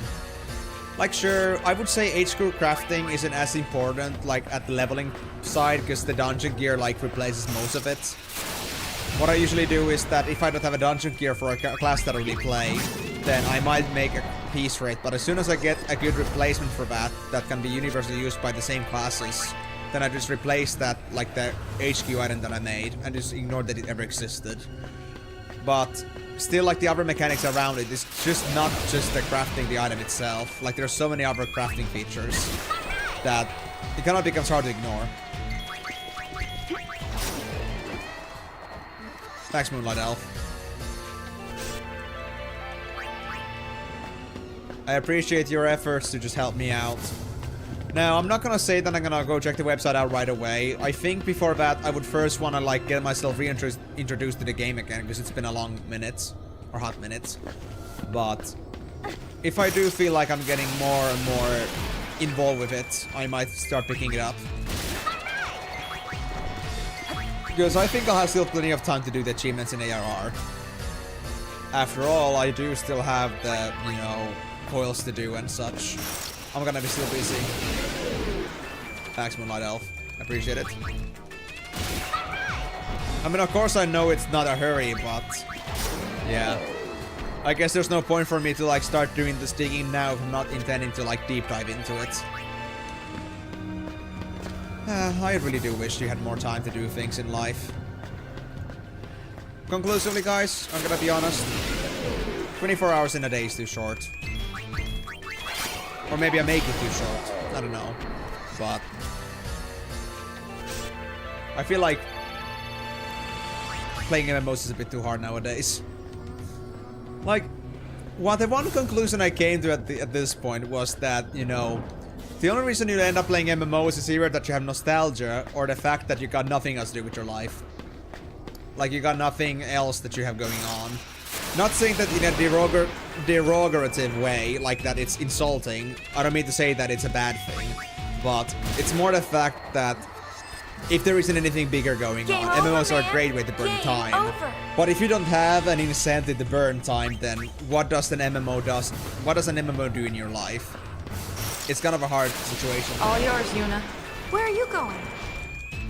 Oh yeah, that's pretty good. Especially considering that you said, like, again, that it would take months to get that done. Like, 9-10 months to get all those done. And you're already down to, like, halfway through, basically. And that's been because you've been maximizing allowance usage. I had to do the same because I've been letting my allowance cap itself too much, but honestly, without the temple leaves, it's a bit hard to keep using those allowances. Yeah, let's do it! Like, trying to keep the allowance number under 100 is like actually a full-time job without temple leaves. Especially because leaves are not exactly useful in general. Like, sure, they are EXP, they are resources, but usually, like, in most cases, the leave quests don't actually give you anything useful. Something that is worth the grind. Like, there are many alternatives around there, and leave quests are certainly not usually, like, the most effective ones. So, having honestly 60% done is great, but I would only do it for the sake of, like, doing the achievements. Like, getting the completion of, like, doing every single one of them. It's just that you wouldn't really do them unless you had the achievements themselves, because of how useless they are. Like, the only cases where I, like, get leave quests are when I'm trying to look for some certain resources that you only can get from dungeons, like, let's say, Ureus Stop leather. that. Or when I try to get, like, bloody pieces that are red drops from a certain dungeon. Like, they're not exactly a rush thing, I just want to get them out of the crafting log at some point, so I can just, like, look for leaves every single day, see what they have, and if they're not what I want, then I just wait for the next day. But that doesn't mean I'll end up picking anything. There are days when I just, like, there might be days before I pick up a single leave quest. Simply because I don't need the battle stuff anymore, because everything's plus 50, and most of the crafting resources are just Go available ahead. to me. Just from the company in general.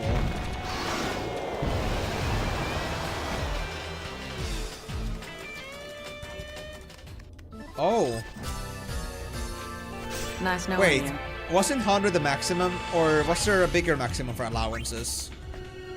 Why would you keep it that close? Because that's only 12 hours before you might get capped out. And it's not like you're gonna need, like, urgently, like, suddenly, like, 60 allowances for something. I'd wager. I would keep myself honest at 80. I'd have, like, a good 3 days to, like, think about if I want to use it anywhere else or not. And after, like, get to 95-ish, I would just use them.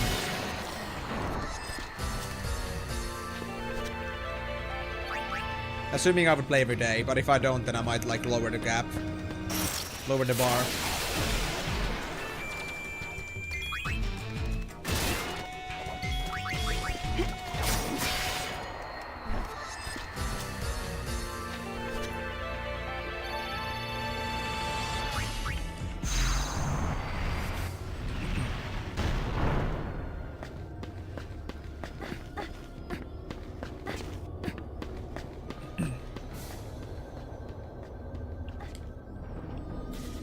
Or was, like, the allowance cap like 150 instead?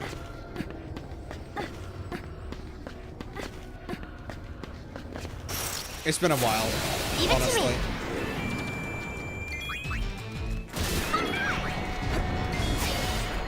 Nice work! Like, honestly, I think this is the first time ever in a discussion where, like, actually agreed on the idea that it might be a good idea to, like, never let my allowances cap out. Up until this point, I just never felt like I needed more leaves than I needed allowances.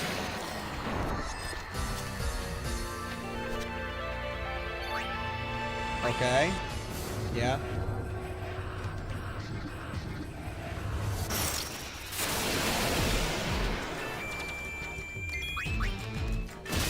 I mean, that's fair. So you, like, try to maximize the amount that, you know, get at once. Less visits for temple leaves.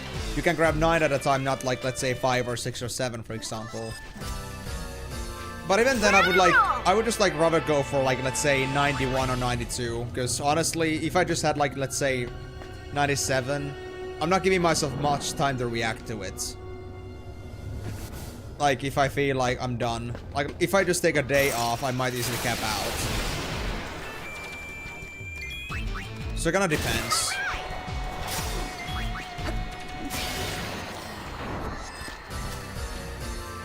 Child's play. And it could also be the case where maybe someday I'm not feeling like fully like doing the leave quest on that specific day. So maybe there could be nice leeway as well. Yeah, that's fair.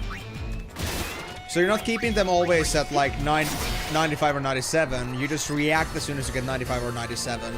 And then you just like go ahead, use them up, and get the next leave quests. So it drops down from the 95 to like 5, and then it is ready to go back to 95 and use them again. I thought you were like constantly keeping them there, but I was like thinking like, well, leave quests, temple leaves only like take 10 at once, as I remembered. So that was a bit weird, but yeah, that's good. I would say it's a solid tactic, but I would say mine is honestly like 90 to 95, honestly. So I have like at least a day of wiggle room. He's unsent?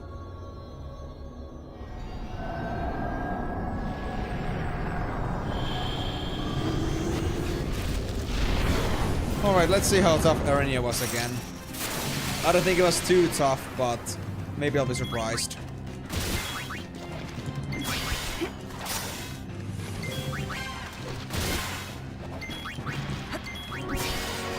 Ah, yeah, that was it. Easy. So, we're now done with the most critical stuff in Via Infinito.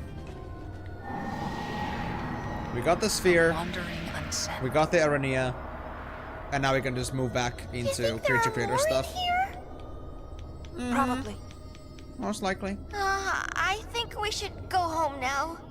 Nerd. Let's ease their pain. You're going? Mm-hmm. I knew it. Aw. Poor Rikku. She didn't sign up for this. Anyway, I guess we're just gonna get out of Infinito for now. Going any further might be a bit redundant, and because we don't need any more for creature creator specifically. Wait, where was the circle? Was it back here? I thought it was on the left, but it wasn't. Oh yeah, there it is. Let's return to the surface, go back to the airship, and move on to the next thing. I see. So are you like trying to like hunt for like these smaller leaves that you might need that you haven't grabbed before? Not just like temple leaves?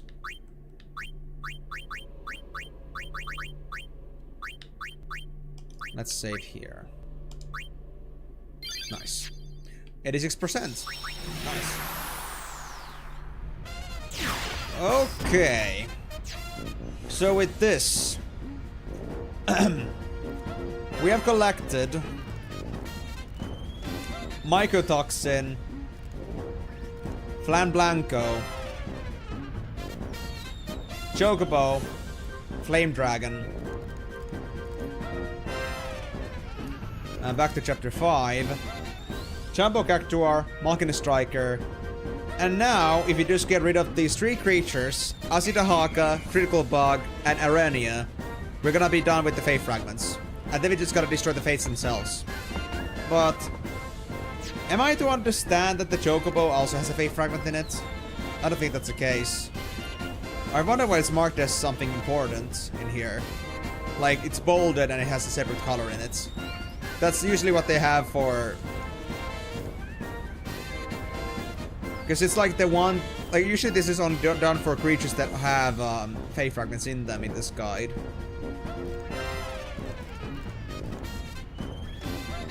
Hold on. Let me search up a little bit about this. Sorry, Moonlight Elf, I'm gonna check your chat in a bit. Chocobo FFX2.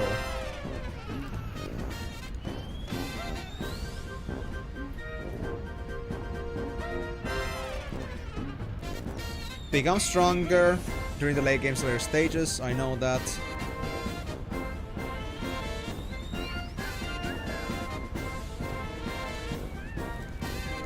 I mean, there is no indicator that this thing is actually something that has a Fate Fragment in it. So maybe we're gonna try getting the others first. See what happens with the Chocobo. If we get the cup unlocked with these, then we don't have to do anything about the Chocobo. But I do know the Chocobo is important. I know Miko is precious. So we're gonna keep them for now. As for the rest of the stuff, Lich King and Haunt are too high level to get a Fiend Hell bonus from Grand Cup Hard, or any of the other cups before Youth League. Ah, this is tough. I'm gonna need 3 slots. Can I make any more slots? I don't think I can. Nah, I don't think Karyu's got that. Karyu's precious on their own though. So that's a salamander. Garrick can be released, but Garrick is pretty important. They're pretty good. Karyu is done. We could finish Karyu. We no longer need the Cactuar Cup. So that's nice as well. Haunt is one step away. That's cool as well. Lich King is new, so they're not done yet. How do you feel about this, Messi? All wings! Explode! Explode! I agree. So you got the small ones done with the exception of fishing, since turning large amounts of fishes is kinda, yeah. It's definitely like, getting fishes is much harder than getting some certain other resources. I would rather leave those for later too. Assuming that the leaves for fishing are later, not in ARR. If they are, then goddammit.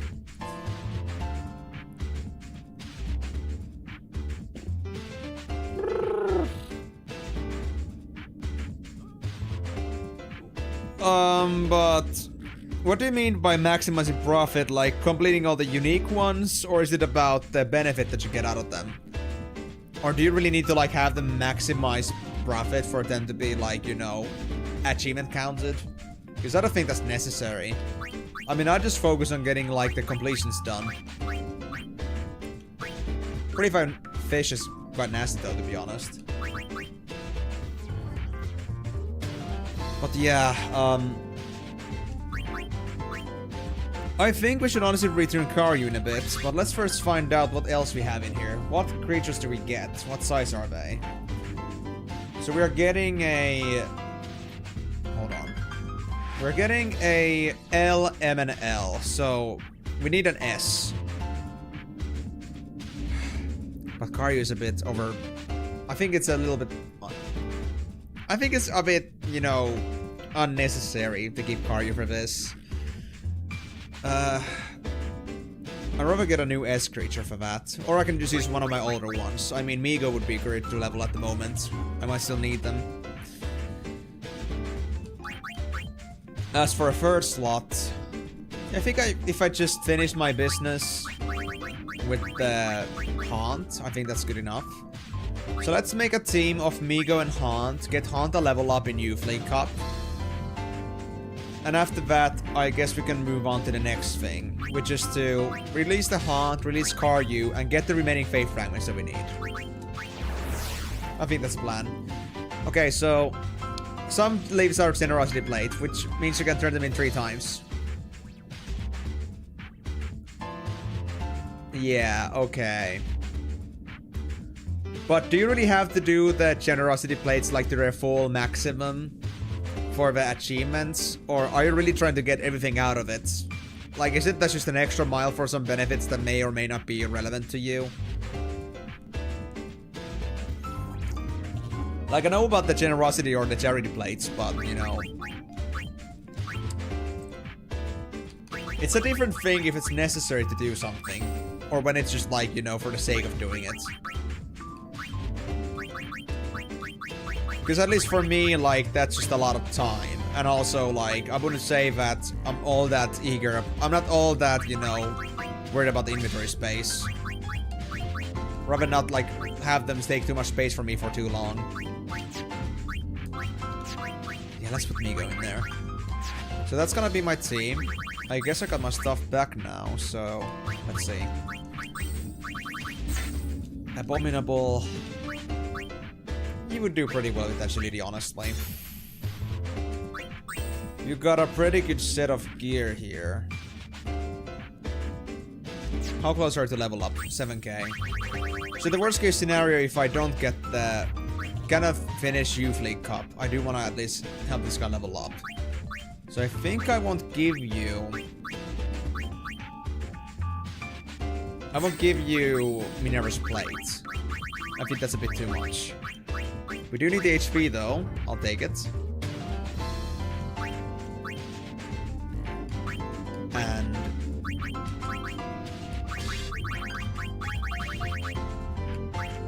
Then I guess I'll increase your magic some other way. Wait. To be honest, I'll Rikku crown this one. Rikku crown and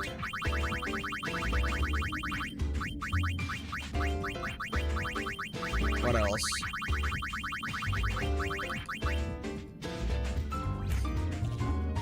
Black ring. It would increase my HP a bit.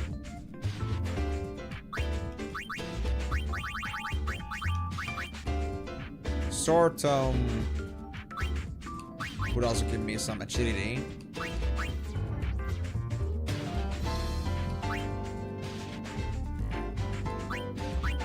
There's also black lore. Interesting.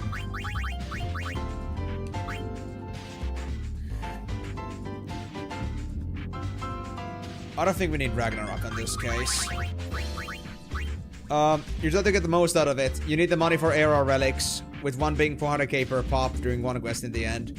Oh, I see. Well, for me, because I can't even get that much, it's just pointless for me. Yeah. If you need the money and you have no better way to get the money, then sure, but honestly, I would not do it for the money. Well, it goes over the top for me, and I don't think it's worth the money, to be honest. I think I'll have much better ways to get money if I do get myself the full subscription at some point, so for me it's a complete, you know, waste of time. Probably not. But it's a good point. That is honestly a surprising amount of money from just a, I guess, a Stormblood or Heavensward charity plate. That's crazy. Well, yeah. You do, though, if your pockets are bleeding. I can say from experience. You just start hating anything related to saving money.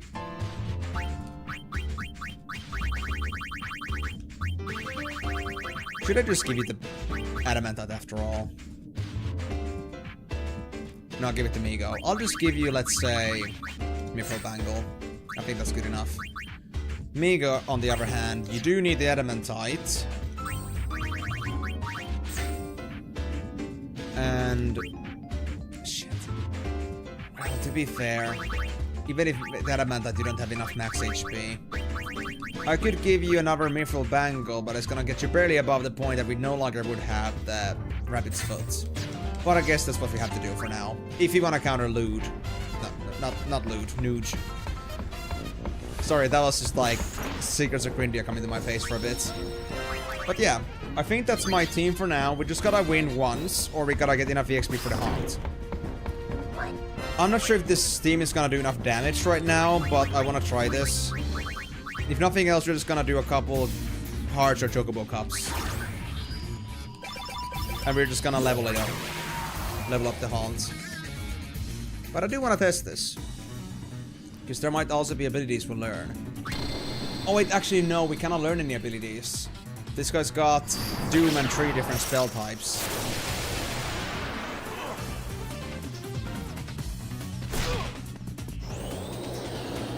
Yeah. I mean, that's true. But again, this is like strictly my case. Like, thank you for explaining like why you think it's worth it. But now that I understand where the worth comes from, then I definitely have no reason to do it.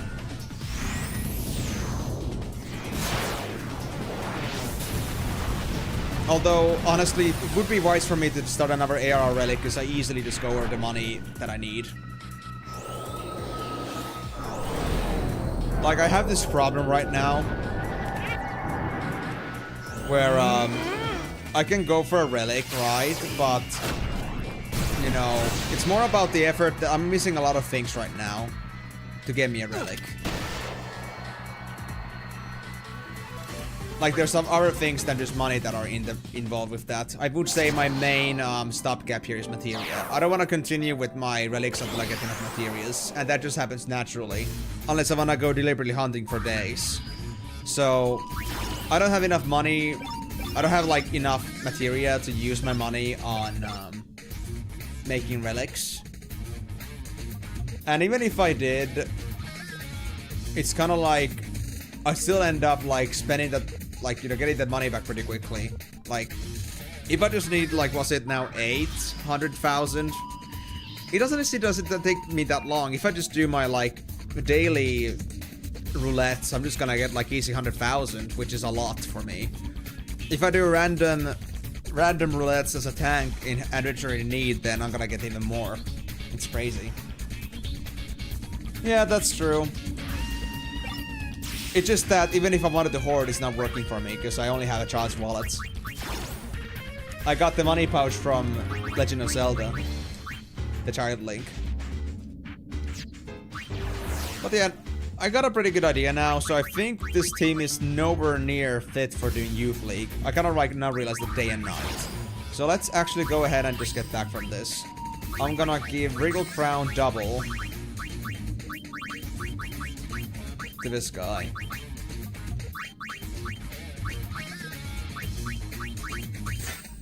And then I guess I'm gonna give Migo again Rabbitus Foot and Champion Belt. And now I'll just go with this team as if there was no other problems in here. I'll just go and do Grand Cups, because honestly Grand Cup hard is still a bit too difficult. We cannot deal with Megaton Berry Shady duo, so it's gonna be a waste of my time.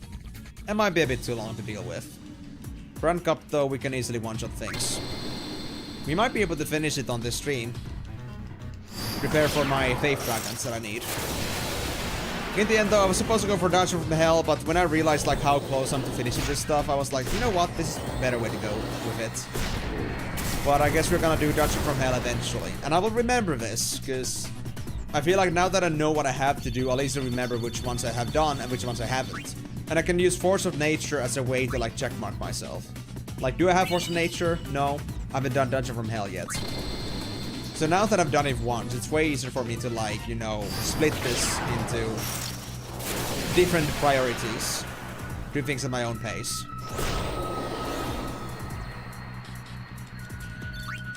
But I gotta say though, Moonlight Elf, back coming at you with that. I do envy sometimes the amount of space that you have and how much money you can carry. Because honestly, I'm also the type of guy in MMOs that always like to hoard their money even if they have no use for it.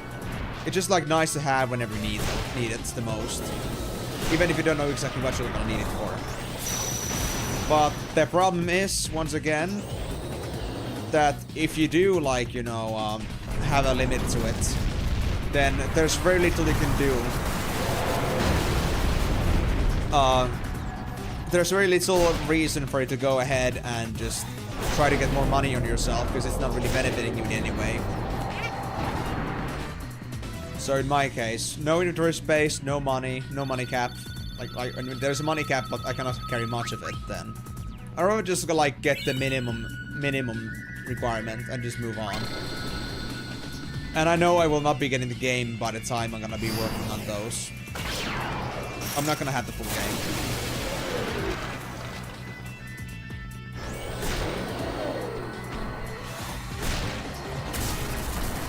I know I'm stubborn enough to like do most of the content, if not all of it, before I actually buy the game.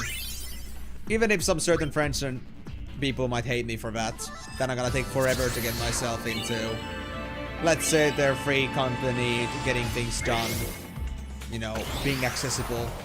But I still play. I can still play the game. That's what matters. But yeah, that was decent EXP. We got the level from Migo here, but yeah, Crank Up 2 could be a little bit better for EXP, but there's not much I can do about that. It is what it is.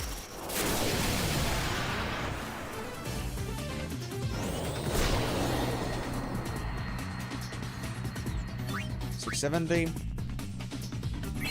Pawn needs only 1500.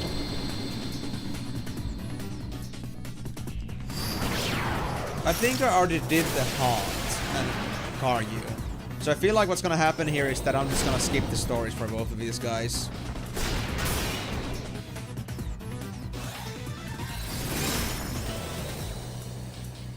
Wait, Empty Heart was tougher than I remembered. There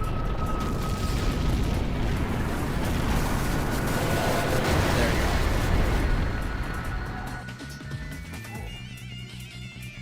But in any case, Moonlight Elf, good luck with your leaf grinding. And thank you again for the achievement tracking website. I think I'm gonna need it once I get to that point. But honestly, up until now, I haven't cared about the achievements. I've cared about the actual functions, actual collections and stuff.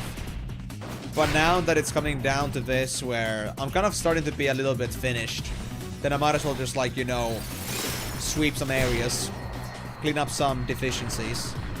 I'm not likely gonna get, like, luminous tools yet, but we'll see. Arigato gozaimasu. Anyway, let's finish this off. Found this RD61, but might as well get the win and see what we get from that. I don't think we get anything useful from this Grand Cup anymore, but I'll take what I can. Especially since it's easy wins.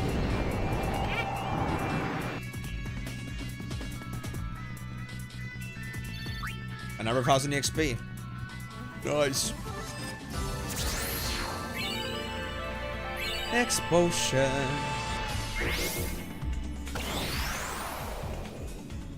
So with that done, now I may stop being distracted and back to getting levels now that roulette's reset. Of course. To be fair, I'm gonna be ending in just a bit anyway, so I will not stop you any further. I'm just gonna get these stories out of the way and, like, I guess end the stream. What do you mean, Faye? We enjoy it. Unless you're saying that you love the pain, then we are good.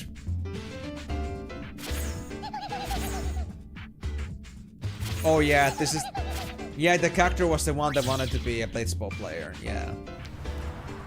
Check the teacher.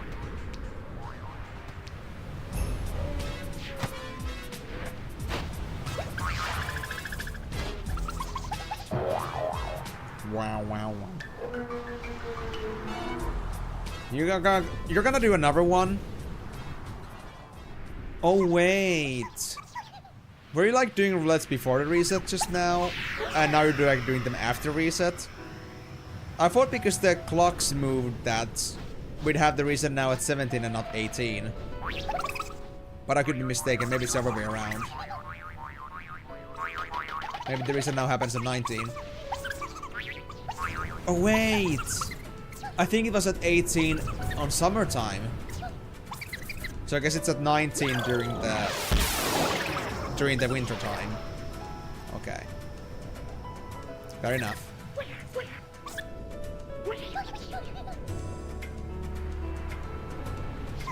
That's fine. At least I'm keeping you busy. But now you understand, Moonlight Elf, like, why I don't, like, spend so much socializing outside streams myself. Like, only if I'm, like, spending time with friends, I'm gonna spend time with them. But I don't, like, usually spend too much time chatting, like, in general with other people, because I know that's gonna easily sap all my time.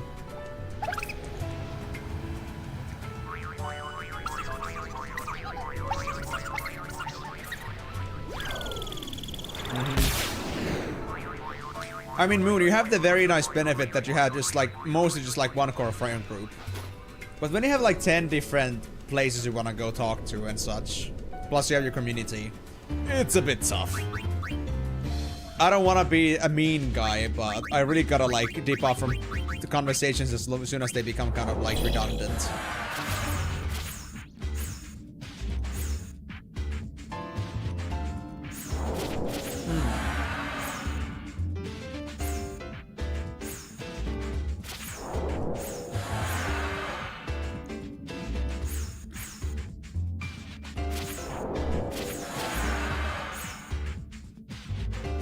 I don't think I've actually seen Haunt before. Interesting.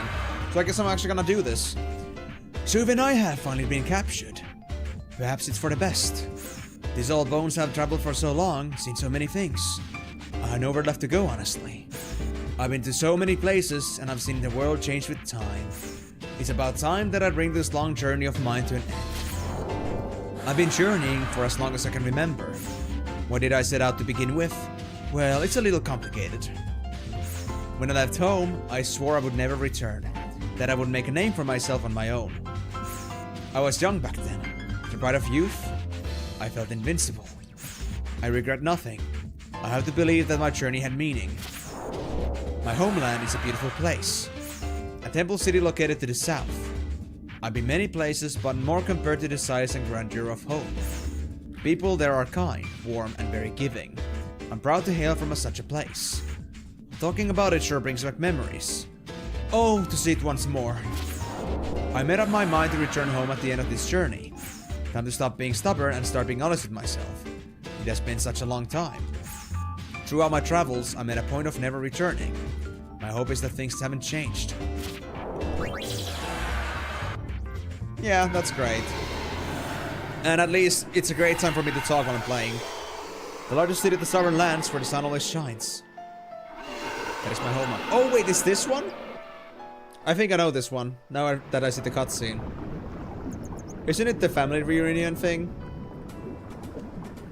Man, I kind of forgot about that.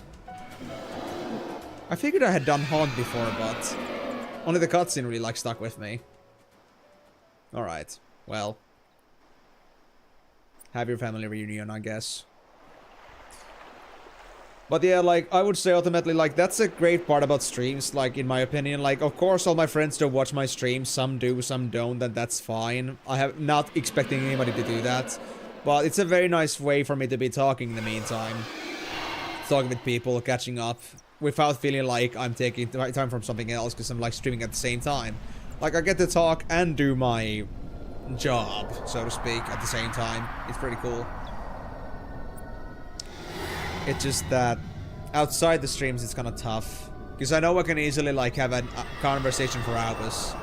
I mean, I used to do that, not professionally, but I was a volunteer as an admin in many places or officers. I could spend the whole day talking in chats. I cannot do that anymore. It would be a little bit counterintuitive. I mean, back then I had lots of time to burn, like I had nothing else going on, but now I'm just like, you know, trying to do so many things. I feel like my time is always running out. It's just not a good idea.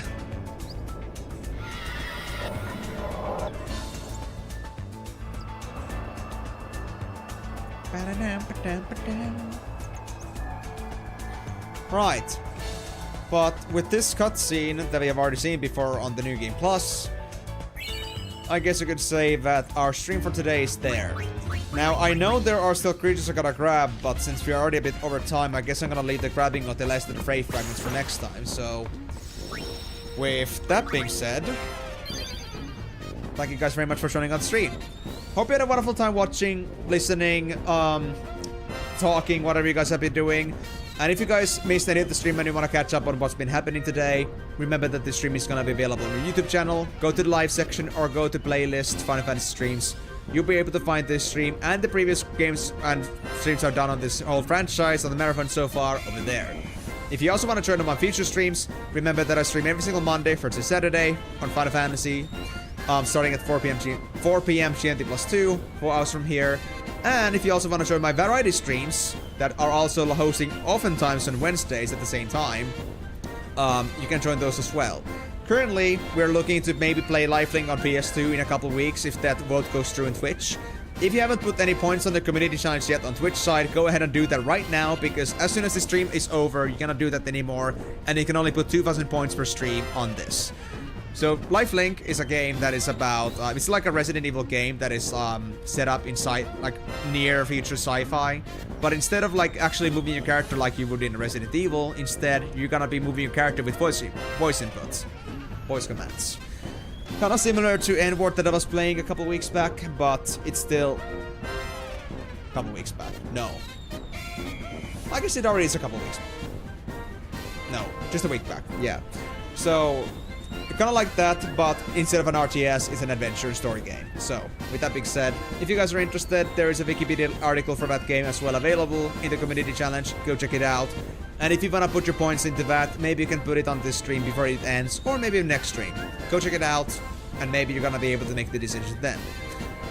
But, with that being said, I guess we're done for today, so thank you so much for joining. Next time, we're gonna go ahead and get the rest of the Faith Fragments, release them to the wild, and hopefully unlock ourselves the Aeon Cup, and we're gonna finally start making the stretches we need to get a bit closer to finishing what we have to do here on Creature Creator.